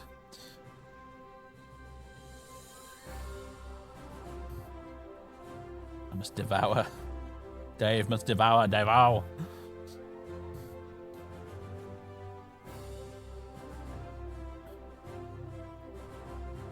Right. First things first. They might not have a navy, but I wouldn't be surprised if they have have some convoys. Probably trading for stuff. This is going to be, I mean, yeah, not one. I don't want to jinx myself here. I don't want to curse myself into getting into something truly horrible. I don't want. We're going to get our own little Vietnam War here. I hope not. But in theory, this should basically be a good military exercise. Really, this is prep for the real deal, right here. So, who do we want leading our submarines? Surely we've got at least one Seawolf around here somewhere. Yeah, you. Oh, she's skill 1. Jesus Christ. God. Oh, that's bad. But he does have Seawolf. But he's so terrible. Oh, boy. No, I can't have him leading the submarines, even though he's got Seawolf. He's just so bad.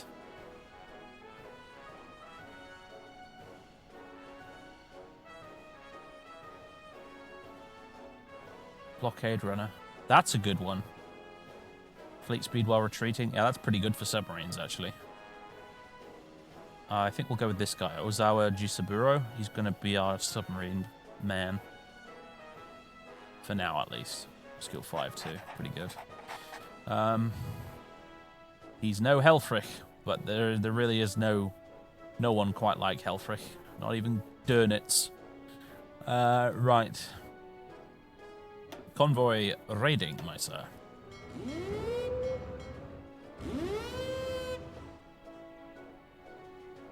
%0 efficiency. Why? What if I unpause it? You should have one set of fleet of submarines per thing here. Russian Empire declared war on right Ruthenia. Well, that's happening. Hang on a minute. Oh, they're not part of the Reichspraktika. I was about to say, is that going to start the Weltkrieg? No, it doesn't look like it. I mean, unless it does via event chain, but... It's a reason why you aren't uploading a regular series on YouTube? Because I've not gotten around to recording more of them yet. It's all Twitch VODs at the minute because I'm just doing Twitch streams at the moment. That's the only answer I can give you.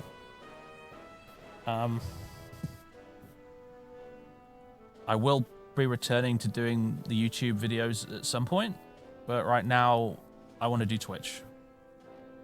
Frankly, it pays more, for one thing, and also it's just what I'm into at the moment. I will go back to doing the YouTube series, but not at this exact second.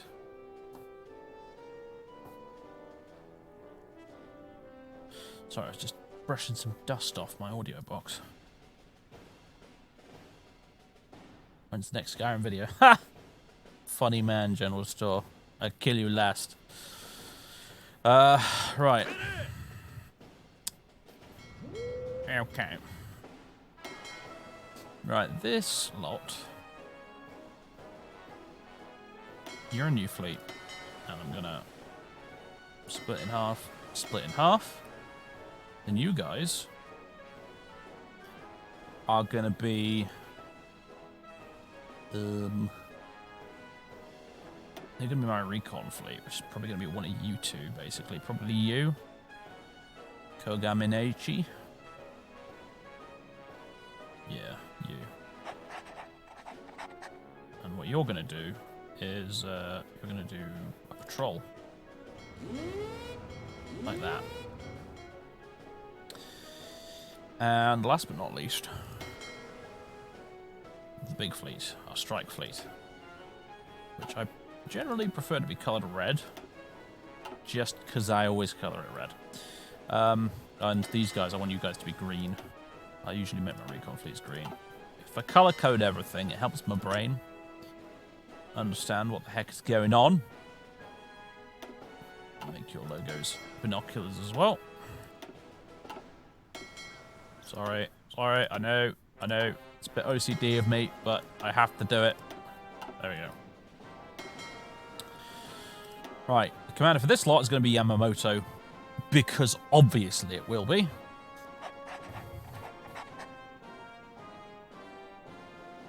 Left some photos for me and screenshots. Is this more screenshots of your America campaign that went the way mine was supposed to? And you're taunting me with it. Is that what you mean? Right. Now, the problem here is this fleet, if I recall, doesn't have enough screens. So what we're going to do with you guys is we're going to take these 3 cruisers.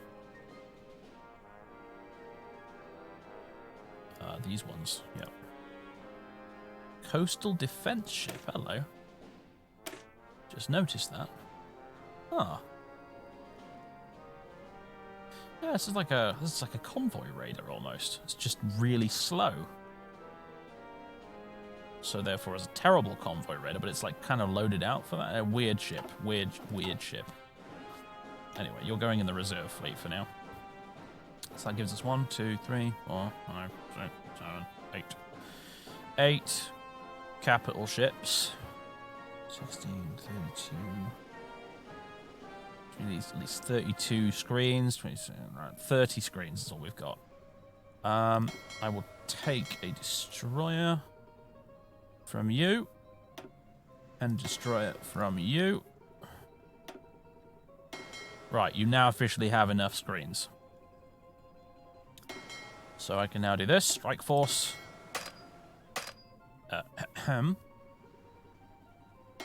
Misclicked. That explains it. Strike force in these 3 sea provinces. Boosh. Ah! And now the submarines have arrived. Convoy rating has gone up to 100%. Fantastic. Okay, good. They just needed a bit of time to get into position, and now it's actually working. Unfortunately, fuel is a thing. Fuel is a thing. We're currently using 1.3k per day, and our daily gain is 297. Hello, world market of oil. Russian Republic. Why are you still called the Russian Republic in here? You shouldn't be. You're the Russian Empire. Anyway, can has oil, please? I did just order oil from you, right? Fuck, no I didn't, did I? What did I just order?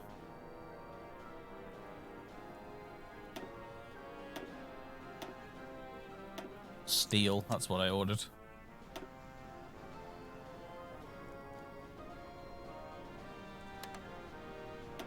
Oil. Let's see. Pacific States of America. Oh, I need oil. Quite a bit of it, in fact.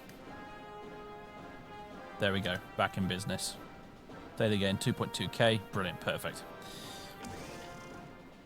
Do I think that syndicalism is actually democratic, or do you think it's just a facade? It depends on, it depends on the faction and the country, doesn't it? Some versions of it look genuinely intriguing. Some versions of it look like a bit of a joke. Certainly the version which has Mussolini or Oswald Mosley in charge is definitely a bit of a joke. I'm importing too much aluminium. Alright, hold on.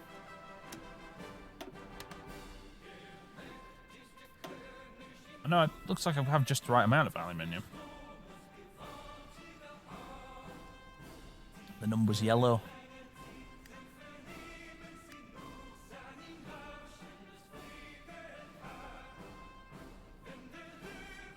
We actually have a deficit of 5 aluminium. Yellow numbers mean excess. I thought it meant you meeting demand. I guess, fine. Alright then. There we go. Weird. What's a green number mean then? I guess green means meeting the demands, yellow is excess? I don't know. Strange system.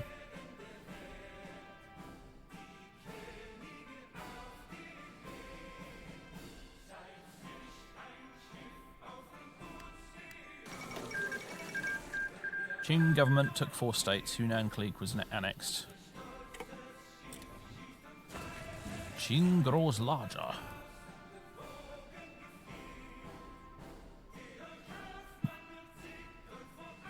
Can we get any planes in range?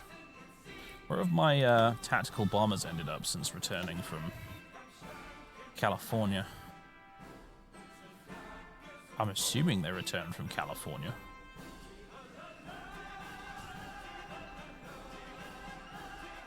Looks like they have. Where have they ended up? Come on. Where are my tactical bombers? Game, where have you hidden them? Where on earth have you... Why are they on Marcus Island? For goodness sake, whatever. Move them over to Taiwan, please.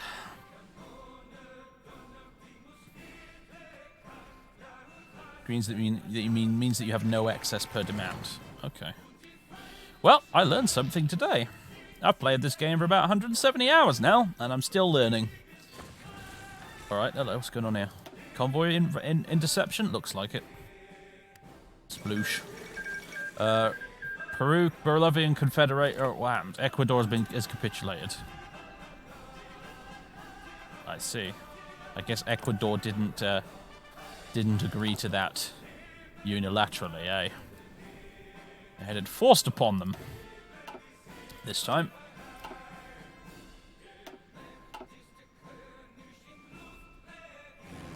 Alright. So. We have naval supremacy. We'll launch it from Taiwan itself, actually. That's what we'll do. Our invasion. So then I don't have to add patrols to anywhere else. Because you need to have naval supremacy, i.e. the provinces be going green like this, in all the provinces along sea provinces, sea zones, or whatever you call them, along the route towards your destination. So, the natural invasion point to me seems like a Apari up at the top here, and we'll work our way down.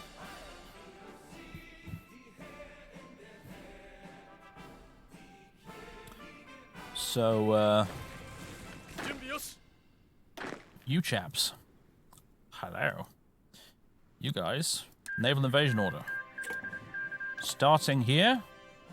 Ending here. Invading those 4 provinces. Right. And this will need 70 days to prepare. Probably because I'm using a lot more troops than I actually need to, admittedly.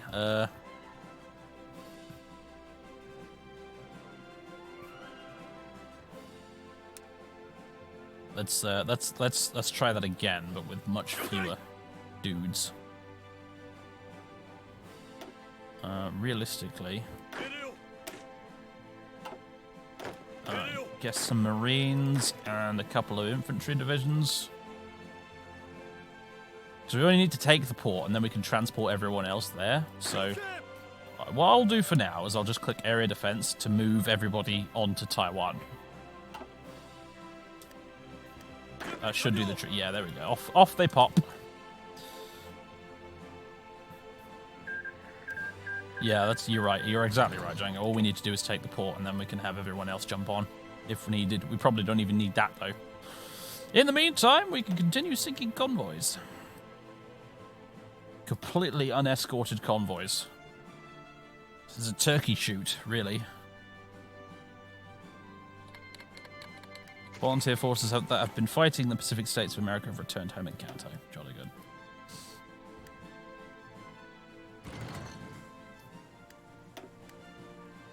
At least our subs are going to get lots of experience. Like I said, it's basically a glorified military exercise. Probably should have actually planned this in advance. If I was a smart cookie, I would have done all of this while we were still at peace.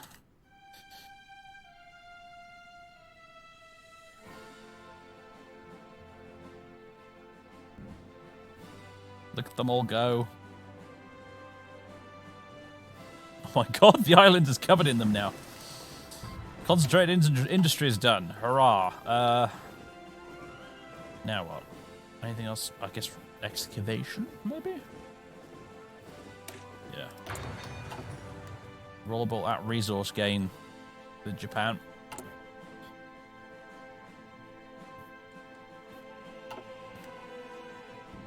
We need our precious resources. 1945 defense of Taiwan fully visualized. Yes! Qing government declared war on the Shanxi clique. Okay. So that's interesting. Are they going to be able to take them out before Fengtian gets involved? When does Fengtian get involved? I've never paid that much attention to the timeline down here, I must admit. Probably multiple ways for them to get involved, to be fair. Okay, so. Marines! Need you guys to take the port, and that is a port, right? Yeah. Okay. Boobly boo. Starting here. Ending here. Simple as. Now, hopefully that should not take very long to prepare. 21 days. Alright, that's better than 70.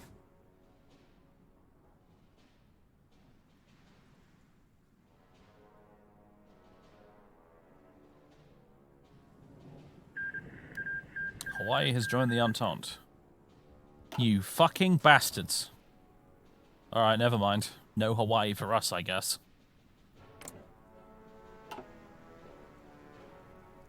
Well, I'm assuming so anyway.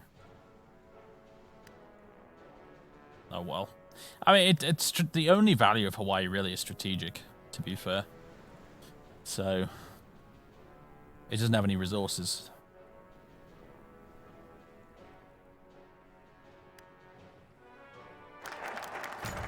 Defend democracy. The only thing that would be even worse right now would be if the Philippines suddenly joined the Third International. Now that would be bad. The Emperor and democracy. The government is weak, so in a desperate move, they have asked the Emperor to speak.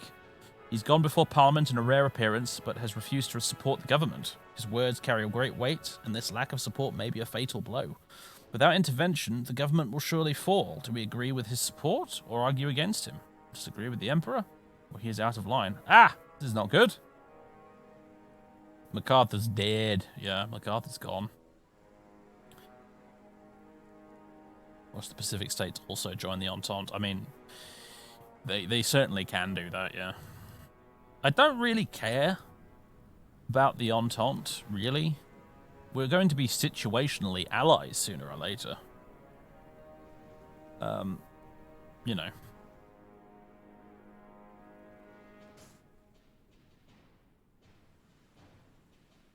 I don't know what to pick here. Now allow me to... I guess this might be the choice between electoral reform and military centralism.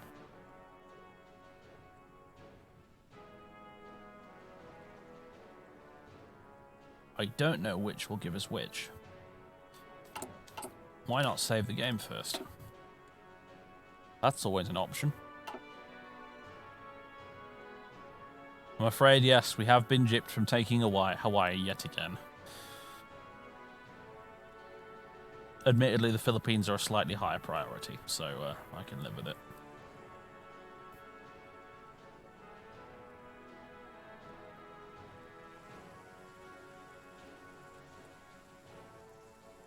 So, agree with the Emperor? I wonder what that'll get us.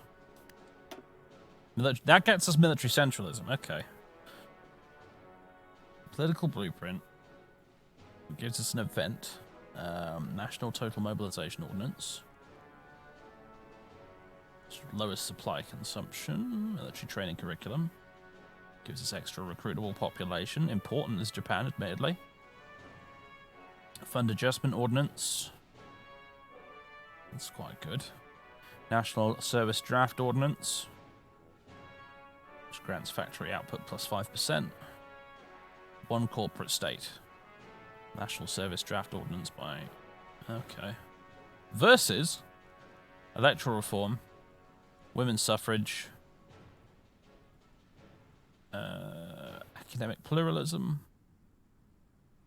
constitutional education, Cultural Golden Age. Purely mechanically, this is probably the better route, I would argue. I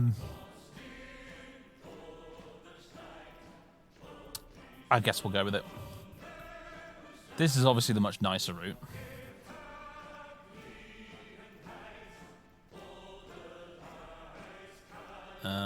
With the government unable to function with no support from the Emperor, it seems democracy's days are numbered. RIP.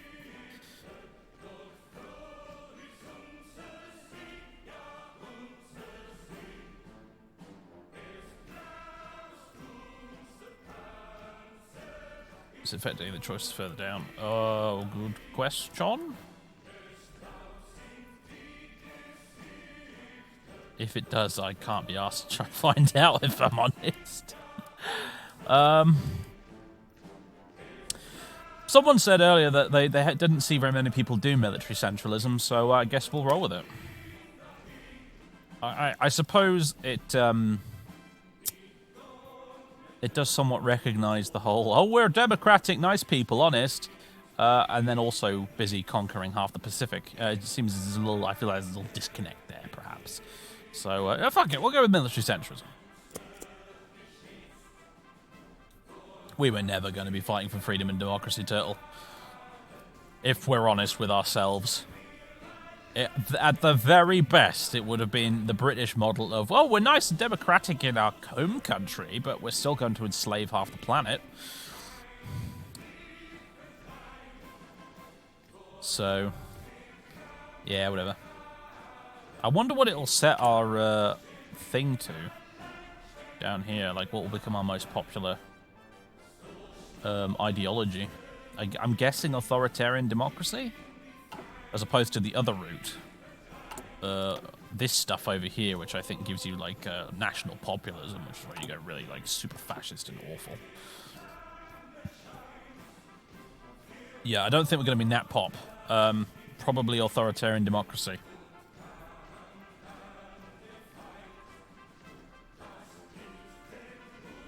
Oh, look, little line of submarines. It's the Babby submarines following the Mummy submarine.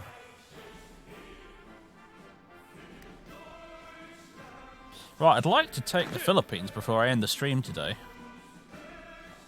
So, hurry up, would you, Yamashita, old mate?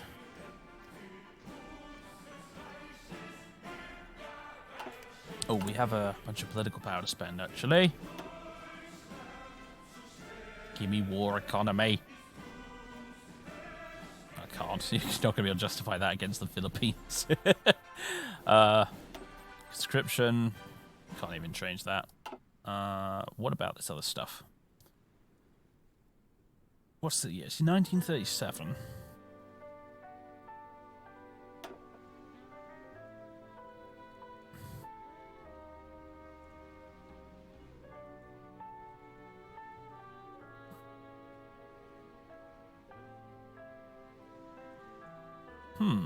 Toyota. Motorized production cost minus 15%, mechanized production cost minus 15%, amphibious landing vehicles minus 15%, armored car minus 15%.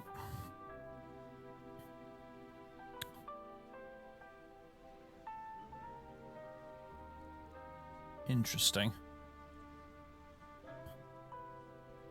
Look down at the Zaibatsu focuses. You mean this stuff down here?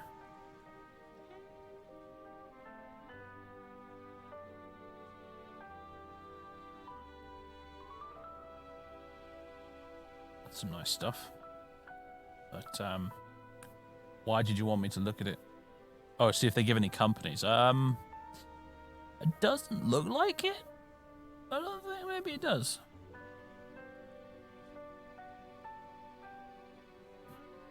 No, it doesn't look like it.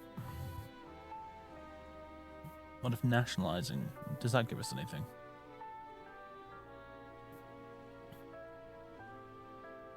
No. Bureaucratic economy? Yeah.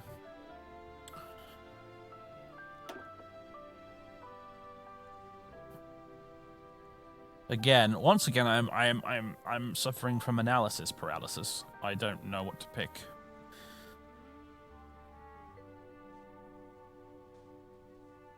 Cheaper stuff or better stuff? The eternal question.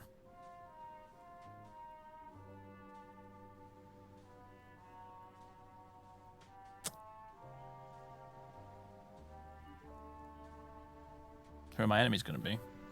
The Germans. Well, German East Asia, primarily.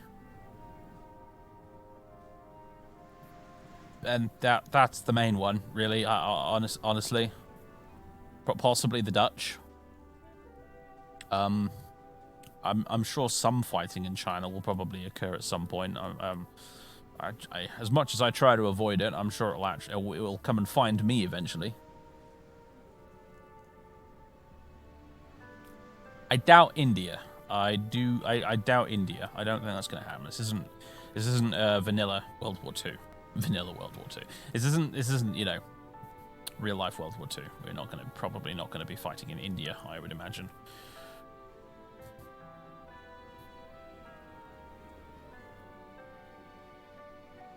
Might be supporting the princely Fed though. Well, I mean, yeah, but only in the capacity of sending like. Well, no, actually, you're right. Because when I played the princely Fed, actually, the Japanese actively came into the war and they did an amphibious invasion on Calcutta. So, yeah, I suppose that's a good point. Yeah, I might be fighting in India, too. I almost forgot about that completely.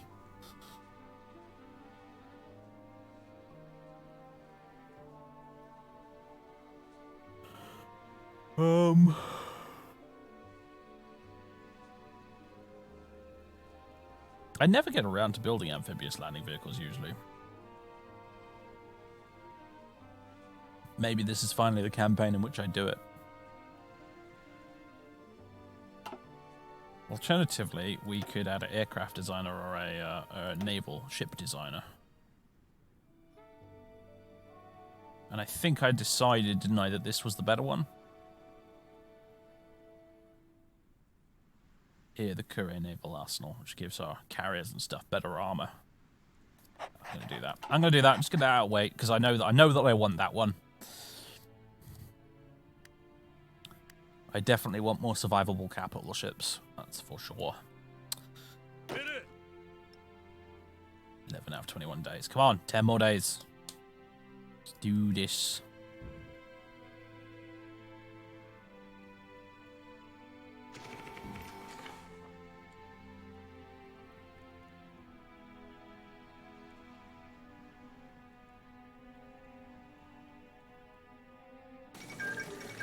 Russian Empire took 7 states. White Ruthenia was annexed. Well, Mr. Sigismund, if that was your name, I forget. That didn't seem like a very clever move, if I'm honest with you, matey. You got to be in charge for about 5 whole minutes before Russia decided, look at you, little independent White Ruthenia, sitting there thinking you're so great. Oh, nom, nom, nom, nom. That tasted good.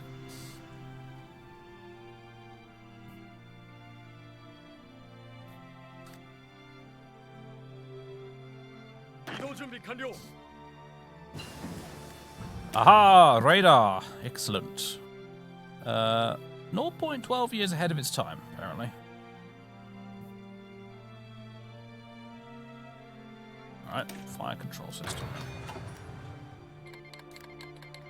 Socialist Republic of Italy declared war on Legionnaire Italy. Alright. Mussolini's gonna fight Balbo. Haha! Put this stupid idiot out of his misery, Mussolini. I mean, you're a bit of a dumbass yourself, but you're not as stupid as this guy. Crack on. Sultanate of Egypt declared war on the Ottoman Empire. Ah, the Ottomans thing. The whole Ottoman thing is gonna occur now. War in the desert. And Iran has immediately gotten involved as well this time.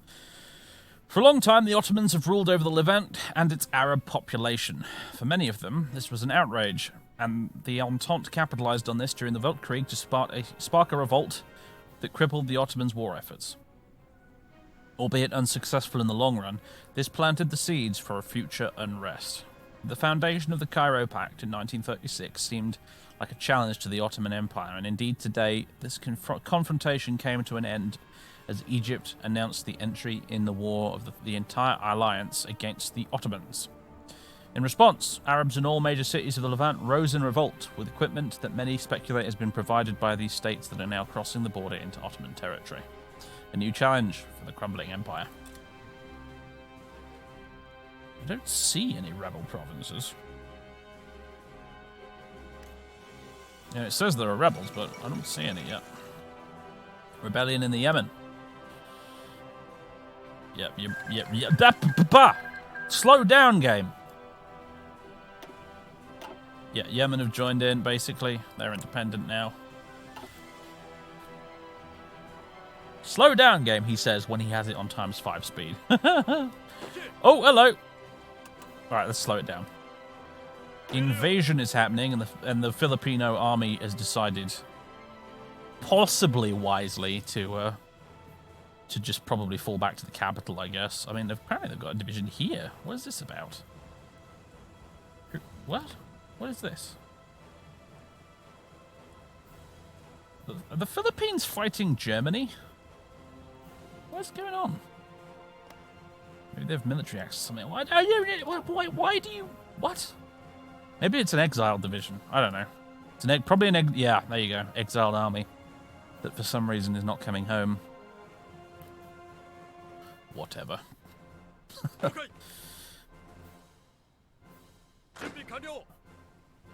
Okay, well that went rather unopposed, didn't it? Well done, chaps. Spread out. And we'll bring everyone else across. Well, I say everyone else, but...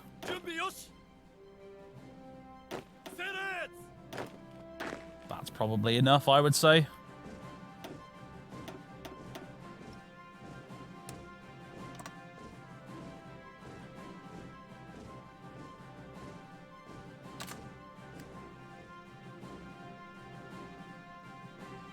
GG Philippines.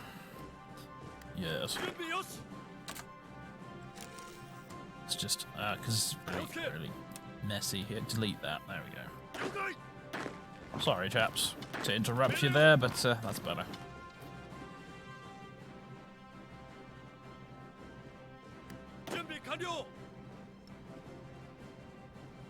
Ah, the Filipino army's starting to move.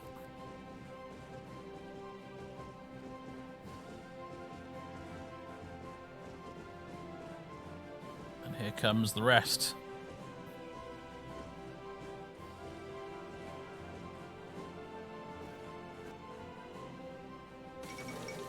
The Damocles Project. German spies have recently uncovered the papers of a research and development program sponsored by the members of the Third Internationale. Dubbed the Damocles Project, it is an extensive multi-nation study into the destructive power of nuclear fission, with the intent of creating bombs with a destructiveness vastly greater than anything now known. The famous German physicist Albert Einstein had previously warned that a successful nuclear bomb might even be able to turn entire cities into ash.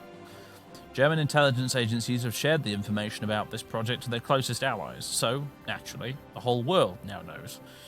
Some have dismissed the project as a childish fantasy, but many experts fear a breakthrough, if they should succeed. ...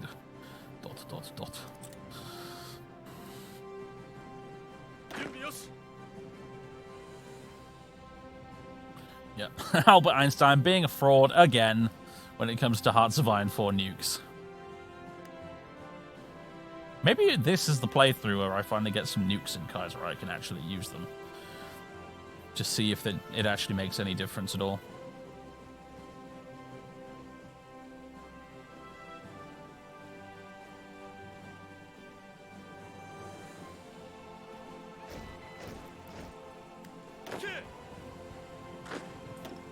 Brilliant. Oh, slightly too many dudes. Okay.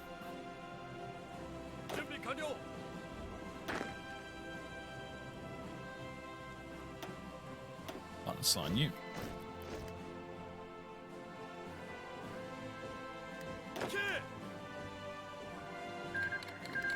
The Ottoman Empire has declared war on Yemen.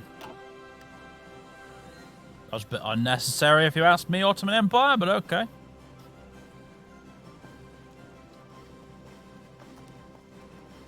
Alright, plan's only yellow, interestingly. Maybe it's because nobody's got any damn planning prep. That could explain it. Which are the ones actually over there right now? You guys. Yeah, you all need planning prep. And to recover your org. This is very whimsical music.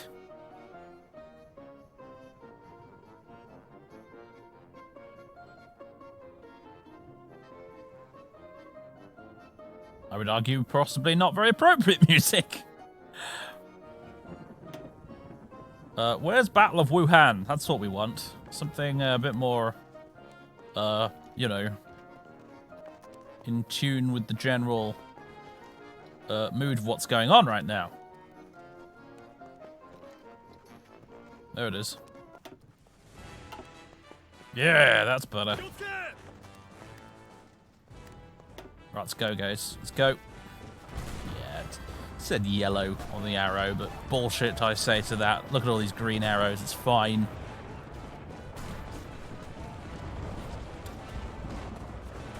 If divisions are still moving around, it will stay yellow. Oh yeah, it can absolutely be taken by with a grain of salt. I'm sure I've seen it green before, though, when I was moving troops around. I suppose if you've got a big enough advantage, it still does stay green. Right. Earlier today, Restorationist junior officers from units in the Tokyo area staged a coup d'etat. In the early morning, 1,400 officers and enlisted soldiers embarked on missions to seize control of key communications and administrative facilities. The Army Ministry, the General Staff Office, the Metropolitan Police Headquarters, the Prime Minister's official residence, and the Imperial Diet Building were all quickly captured, and the Imperial Palace went under siege. After the Emperor explicitly denounced the putschists, the Navy mobilized Marine divisions to rescue the palace, and by the evening the coup was crushed. Thank God for the Navy. Game-based stability minus 5%. Oh, man, our stability is really sucking right now. I'm not liking that at all. Centralists win. The Restorationist coup has been defeated. Branded traitors, the Restorationists are being purged all over the country. There are calls for the army to assume a greater role in government to help root out both the traitors and the syndicalists. Army Minister Hayashi will assume the premiership. Remove national spirit, Eastern democracy. Oh, rip. That's a shame. Where was it anyway? There it is.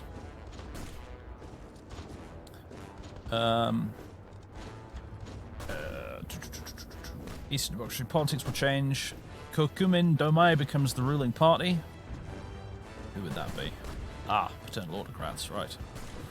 Elections will not be held. Change in popularity of paternal autocracy, 35%. Or there is no need for this right now. Gain base stability plus 10%. Remove Eastern democracy. Kokumin Domai becomes the ruling party. It's the same bloody thing either way, innit? Public elections will not be held. Change in popularity of paternal autocracy, 30%. We just get slightly different dudes in charge. There's no need for this right now. I'll take that stability buff, thank you.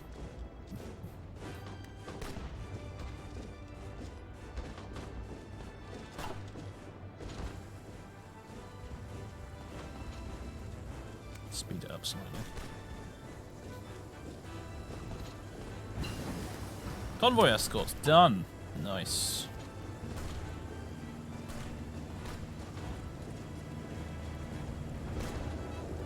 Carrier task force. Maybe we should start investing in. Oh, we should start investing in land doctrines. What am I doing? Trench warfare. And we need a national focus. A political blueprint. After our assumption of power, we were expected to draw out a national political plan reflecting our militarist ideology. In the following weeks, the Supreme Military Council will be meeting to discuss such a document. Part of me is a little bit sad that we're not democratic Japan anymore, but never mind. The militarist path genuinely has just much better focuses on it, though, to be fair, so I guess we'll do it.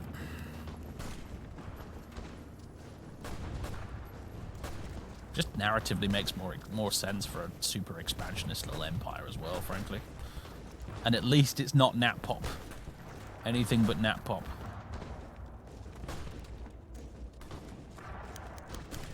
Popular Front incident. 446 left-wing academics, intellectuals, and politicians, including 2 incumbent Diet members, were arrested and indicted under the National Security Act today. All were accused of organising a popular front and threatening the Kokutai. Well, that's sorted, right? I don't know about that, mate.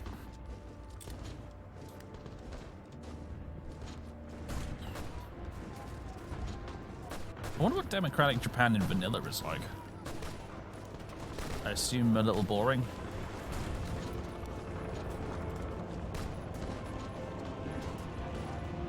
What's the situation in America? Let's have a look. That is the situation in America. They haven't lost this bit down here we grabbed earlier. That's nice. So they got that little slice of Texas still. The combined syndicates basically seem to be crushing the Union State, though. What I suspect will happen, which is what almost always bloody happens, is they will crush the Union State to the point where the Union State and the Pacific States of America declare a truce to fight the combined syndicates. The combined syndicates will continue raffle stomping over the Union State, however, and then we'll get the Rocky Mountains truce event where a border will be drawn about here-ish.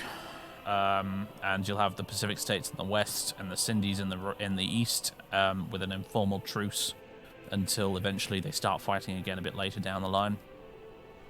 That's what always seems to happen. Tuesday's probably winning because of volunteers. Yeah, probably.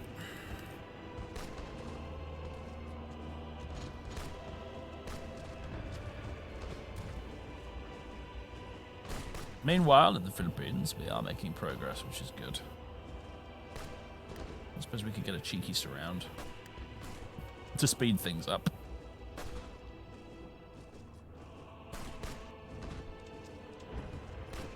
Or is that even really necessary? I don't know. What do we need to grab for them to capitulate, really, at this point? Cebu down there, Calapan. I reckon if we probably roll down here, that'll... I imagine that'll be enough. Have I ever thought about playing Anarchist Spain in Vanilla Hearts Vine 4? Yeah, I've thought about it. They look pretty funny to play as.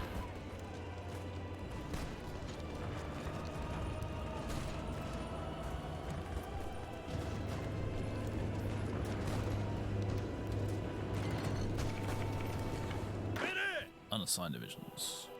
Oh yeah, of course. More convoy ready. I'm amazed they have any convoys left, frankly, at this point. In fact, apparently, according to my intel, they don't. I think that was their last convoy I just sank.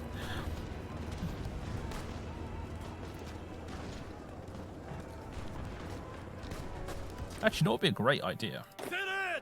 We take you from doing, what's it called? Patrol? No, not Patrol, Strike Force, and we make you do naval invasion support instead. What that means is that once they get in position, although rip oil. Rest in peace, oil supply, fuel supply.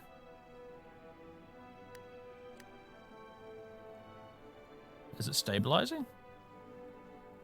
Doesn't look like it. But what that would just mean they will do, while using up my entire fuel supply, they'll actually naval bombard the coastal provinces as we fight our way down here. It really is nosediving, isn't it?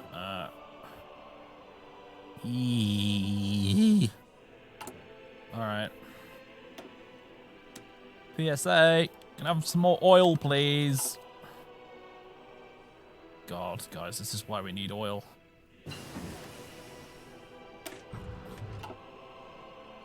Right, what do we want here?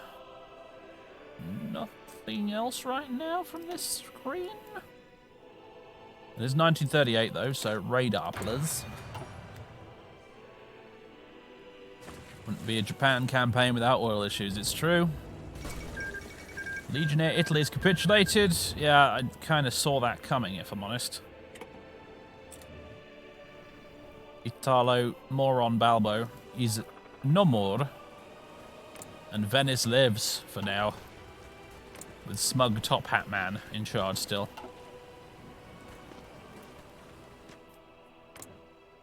Well, certainly with that out of the way, the Socialist Republic looks a bit more dominant than it was in the last campaign. I wonder if they'll manage to unify before the Weltkrieg breaks out this time. Maybe. We shall see.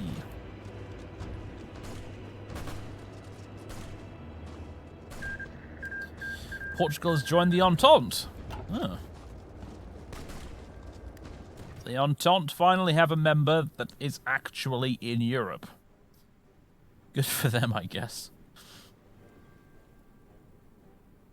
Just going to confirm if that's the case. Oh well, no, they do have Sardinia and Corsica, I suppose, technically as well.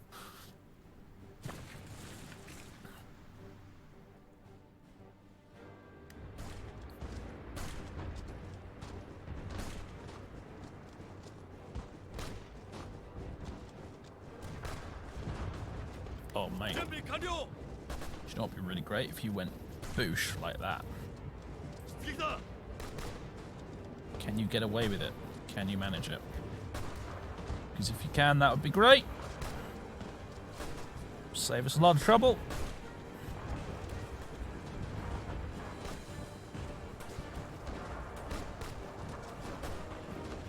Although, nah, they're falling back now. Never mind.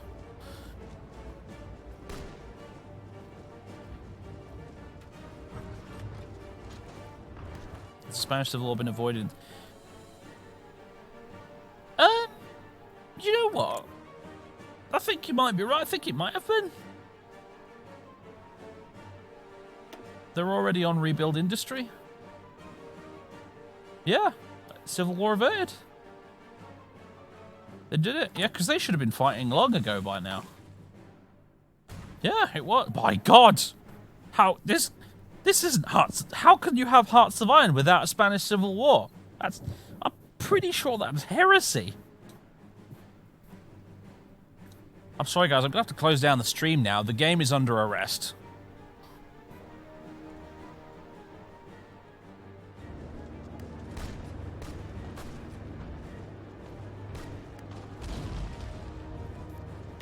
No, stop that. Go there. Cut the buggers off.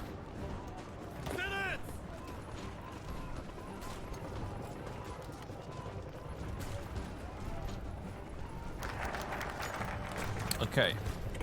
On the fundamental principles of the national structure is a 156-page pamphlet produced by the Ministry of Education to establish an official description of the Kokutai, or national structure. It can also be translated as national essence or national polity, etc., etc. The pamphlet officially enshrines the emperor as a living god. Oh, not this bullshit again. Oh, I really should have gone democratic. Oh. According to the legend of the goddess Amaterasu and an unbroken line of emperors. To serve the divine emperor, his subjects were required to cast themselves aside for the social harmony and for the prosperity of Japan's culture. To some extent, the pamphlet is a response to the criticism of the centralist neo-shogunism. This is the way we should go forward, apparently. It's fine, Dave. Tenoheka Banzai. Yeah. Sure. I twitch.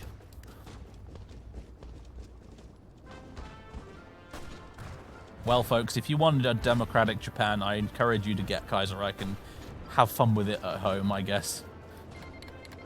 Damn it all. Oh, dear. I've traded my soul for some better national focuses.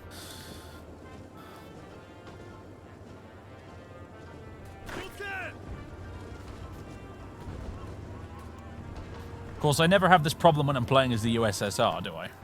I'm like, whatever. It's Stalin, just doing Stalin things. What's to worry about?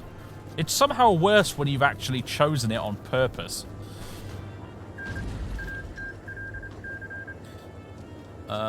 Puerto Rico and Canada are now at peace. Good for them, I guess.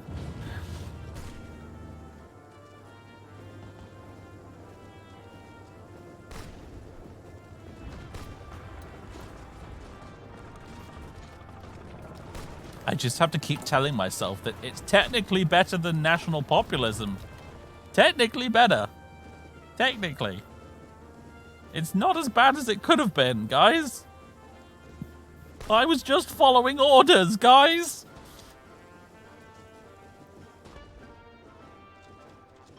Alright, we're about to take the capital.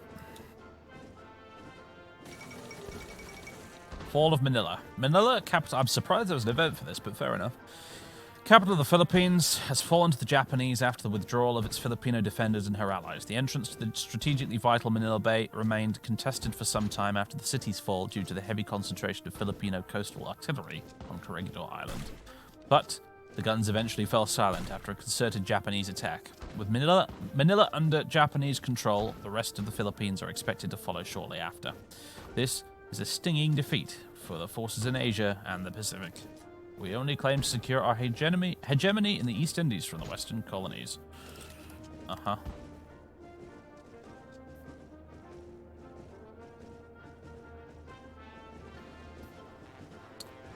Yes, I hold that most radical of views that kings are not actually ruling by divine right. I know. It's a radical concept.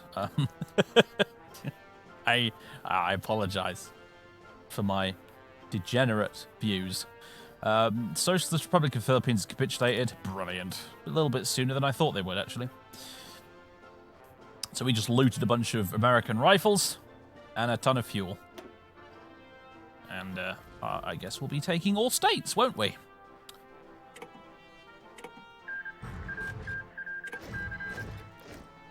Japan grows larger.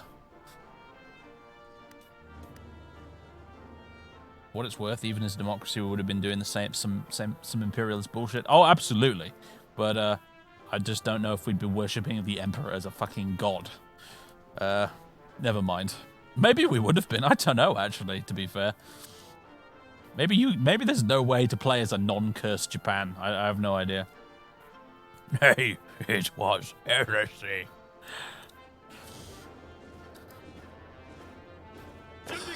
Dear me.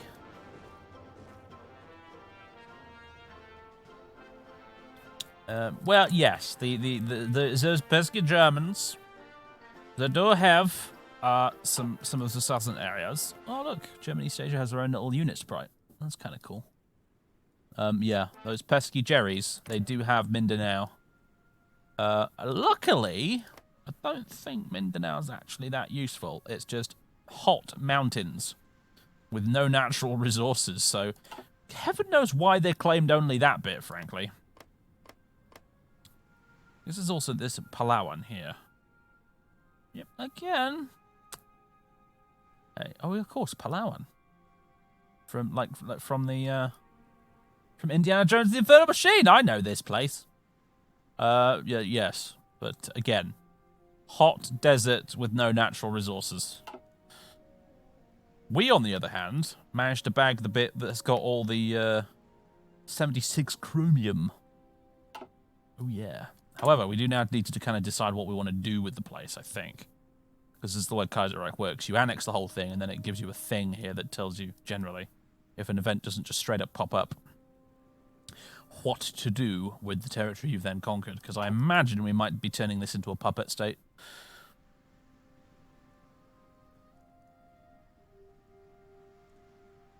Time to send the fleet home before they use up all the oil?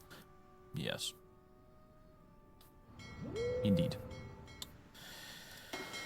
Alright, everybody. You can go home now. Right click, there we go.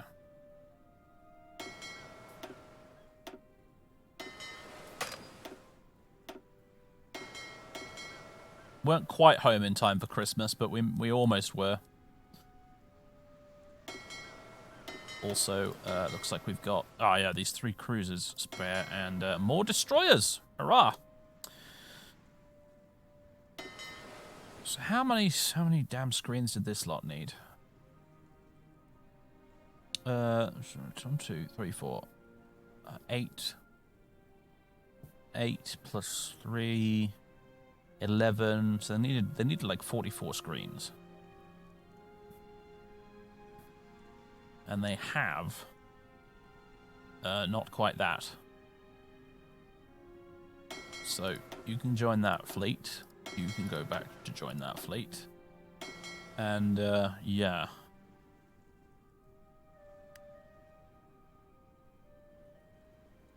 Moving to naval base in northern Luzon. Right.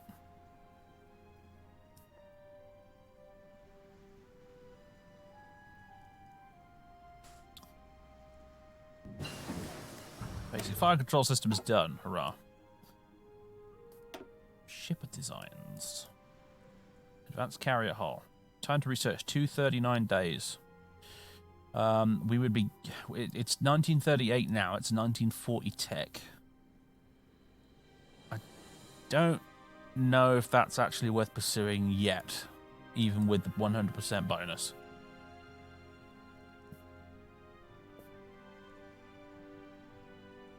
These, on the other hand...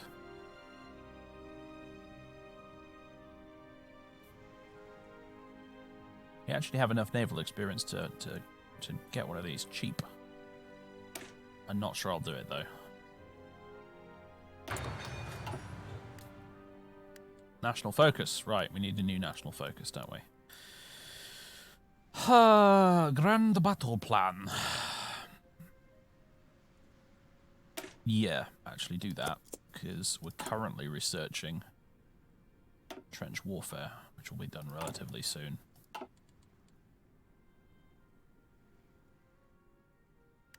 Oh, one other thing, occupied territories, and we want to set you to martial law.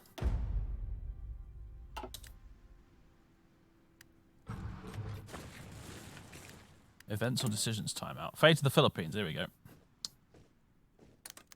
Our armies have managed to take control of the Philippines, and the archipelago is now occupied by us. Should we organize a puppet government? Military occupation is the only answer. Minus 50 political power. Gain base stability minus 5%. Gain base war support minus 5%. Alternatively, yeah, we liberate the Philippines to become a puppet. I don't know what's better, really. It's an occupied territory. You know, it's not core, so any resources we get from it, I think, will be reduced. And stuff. I'd see spaghetti. I'm about to finish up here too. Now we've taken the Philippines. Alternatively, a loyal Filipino government would sell us chromium by the ton, very cheaply. I think. Best not to bother with the resistance. I think you're probably right, Django. Especially since we're low on manpower and all. Spend that on garrisons and stuff. Yeah, I think we'll go for a loyal Filipino government. That's what the AI usually does as well. So Philippines, they are now a puppet, and yeah, I think we go chromium. Where the Philippines at?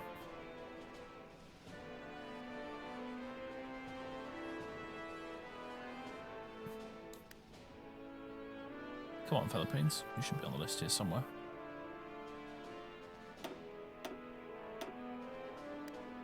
You got a bucket load of the stuff right there. There they are, Philippines. I think. Yeah. For one civilian factory, they'll give us 80 chromium. Yes!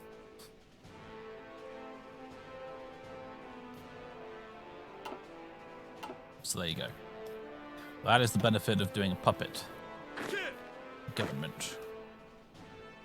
We may want to station some troops here, though. Let's see. Where's my brown army of garrisonness? Station some troops there. Because when war eventually breaks out with the Germans, we will want to guard this.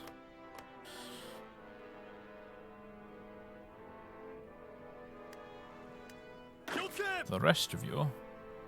Well, honestly, you can probably stay where you are for now, I suppose. Alright, ladies and gentlemen, boys and girls, we have successfully liberated, in air quotes, the Philippines. And negotiated our way through to January 1938. First couple of years of the campaign are done and in the bag. It took us a while, but that's okay. How is America doing? Yeah, no, it's going the usual way. The CSA is going all the way to the coast at the bottom. And the American Union State is getting increasingly squished. And the Pacific States of America are basically just holding the territory they've got and not advancing any further. Red America. Red America is probably going to be a thing, unfortunately. Unless, of course, well, like I said, we'll probably get the Rocky Mountains truce. At which point, much will depend on what the Pacific States decide to do. Because if they join the co-prosperity sphere, then that will draw us into combat with the CSA when the CSA inevitably decide, screw the truce, I'm attacking. Which will be then interesting, because obviously we can send like our whole army with no restrictions over to the Pacific States to do battle with the foul Cindies. And then we might actually have a decent chance of making America yellow. And I don't mean, you know what you're thinking, okay? I mean yellow because that's the color of the Pacific States of America. You shush.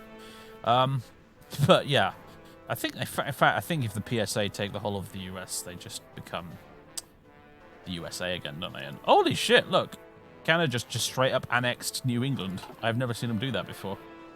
Normally they make the puppet New England faction, but this time they were just like, nah, I'm having the lot. Nom nom.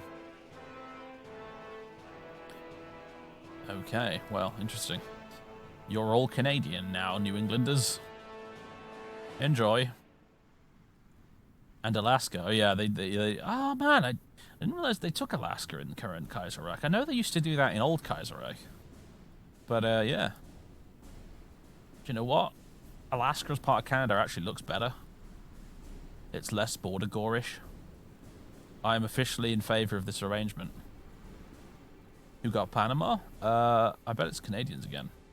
Or maybe not, actually. It looks like Panama's got Panama.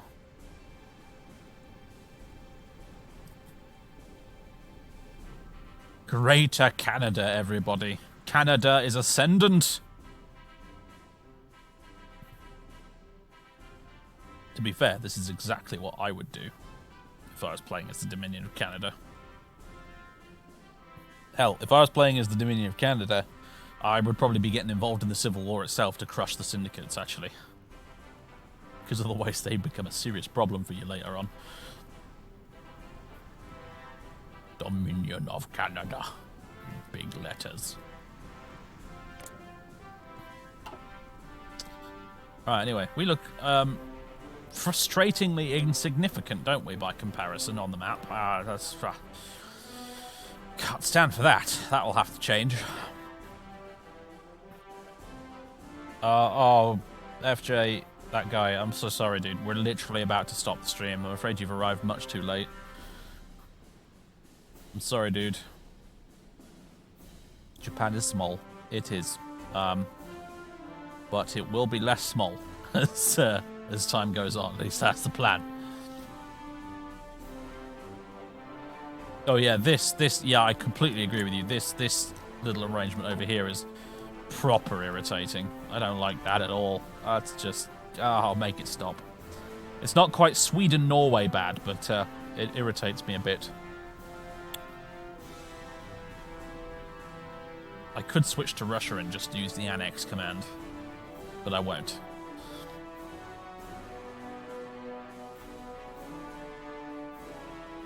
Anyway, ladies and gentlemen, I hope you've enjoyed this campaign so far. I am.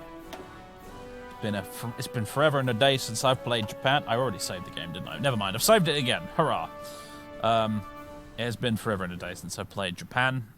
Like, genuinely, I don't think I've actually played them since Hearts of Iron 2.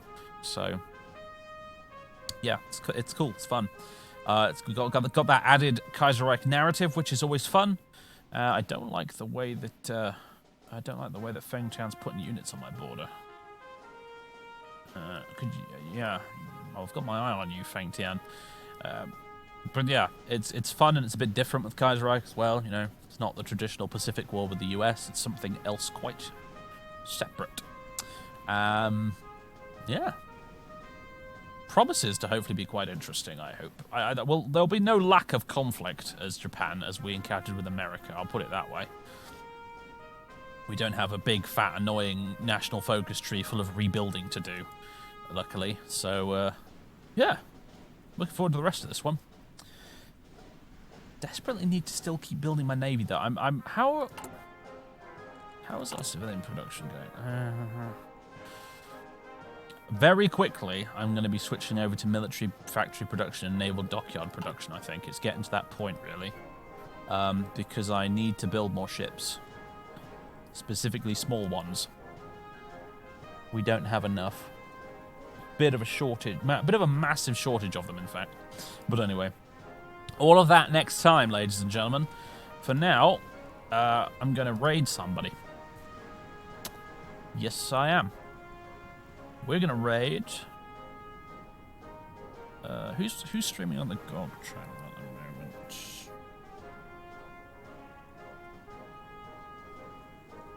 Who, pray tell? Don't know. Let's raid. I mean, Mordred's playing some CK3. Let's raid him. Let's raid Mordred. Mordred does tons of Paradox game stuff. He's a big Paradox game streamer and YouTubey person. He's done some fantastic tutorials on YouTube and stuff. I highly recommend him.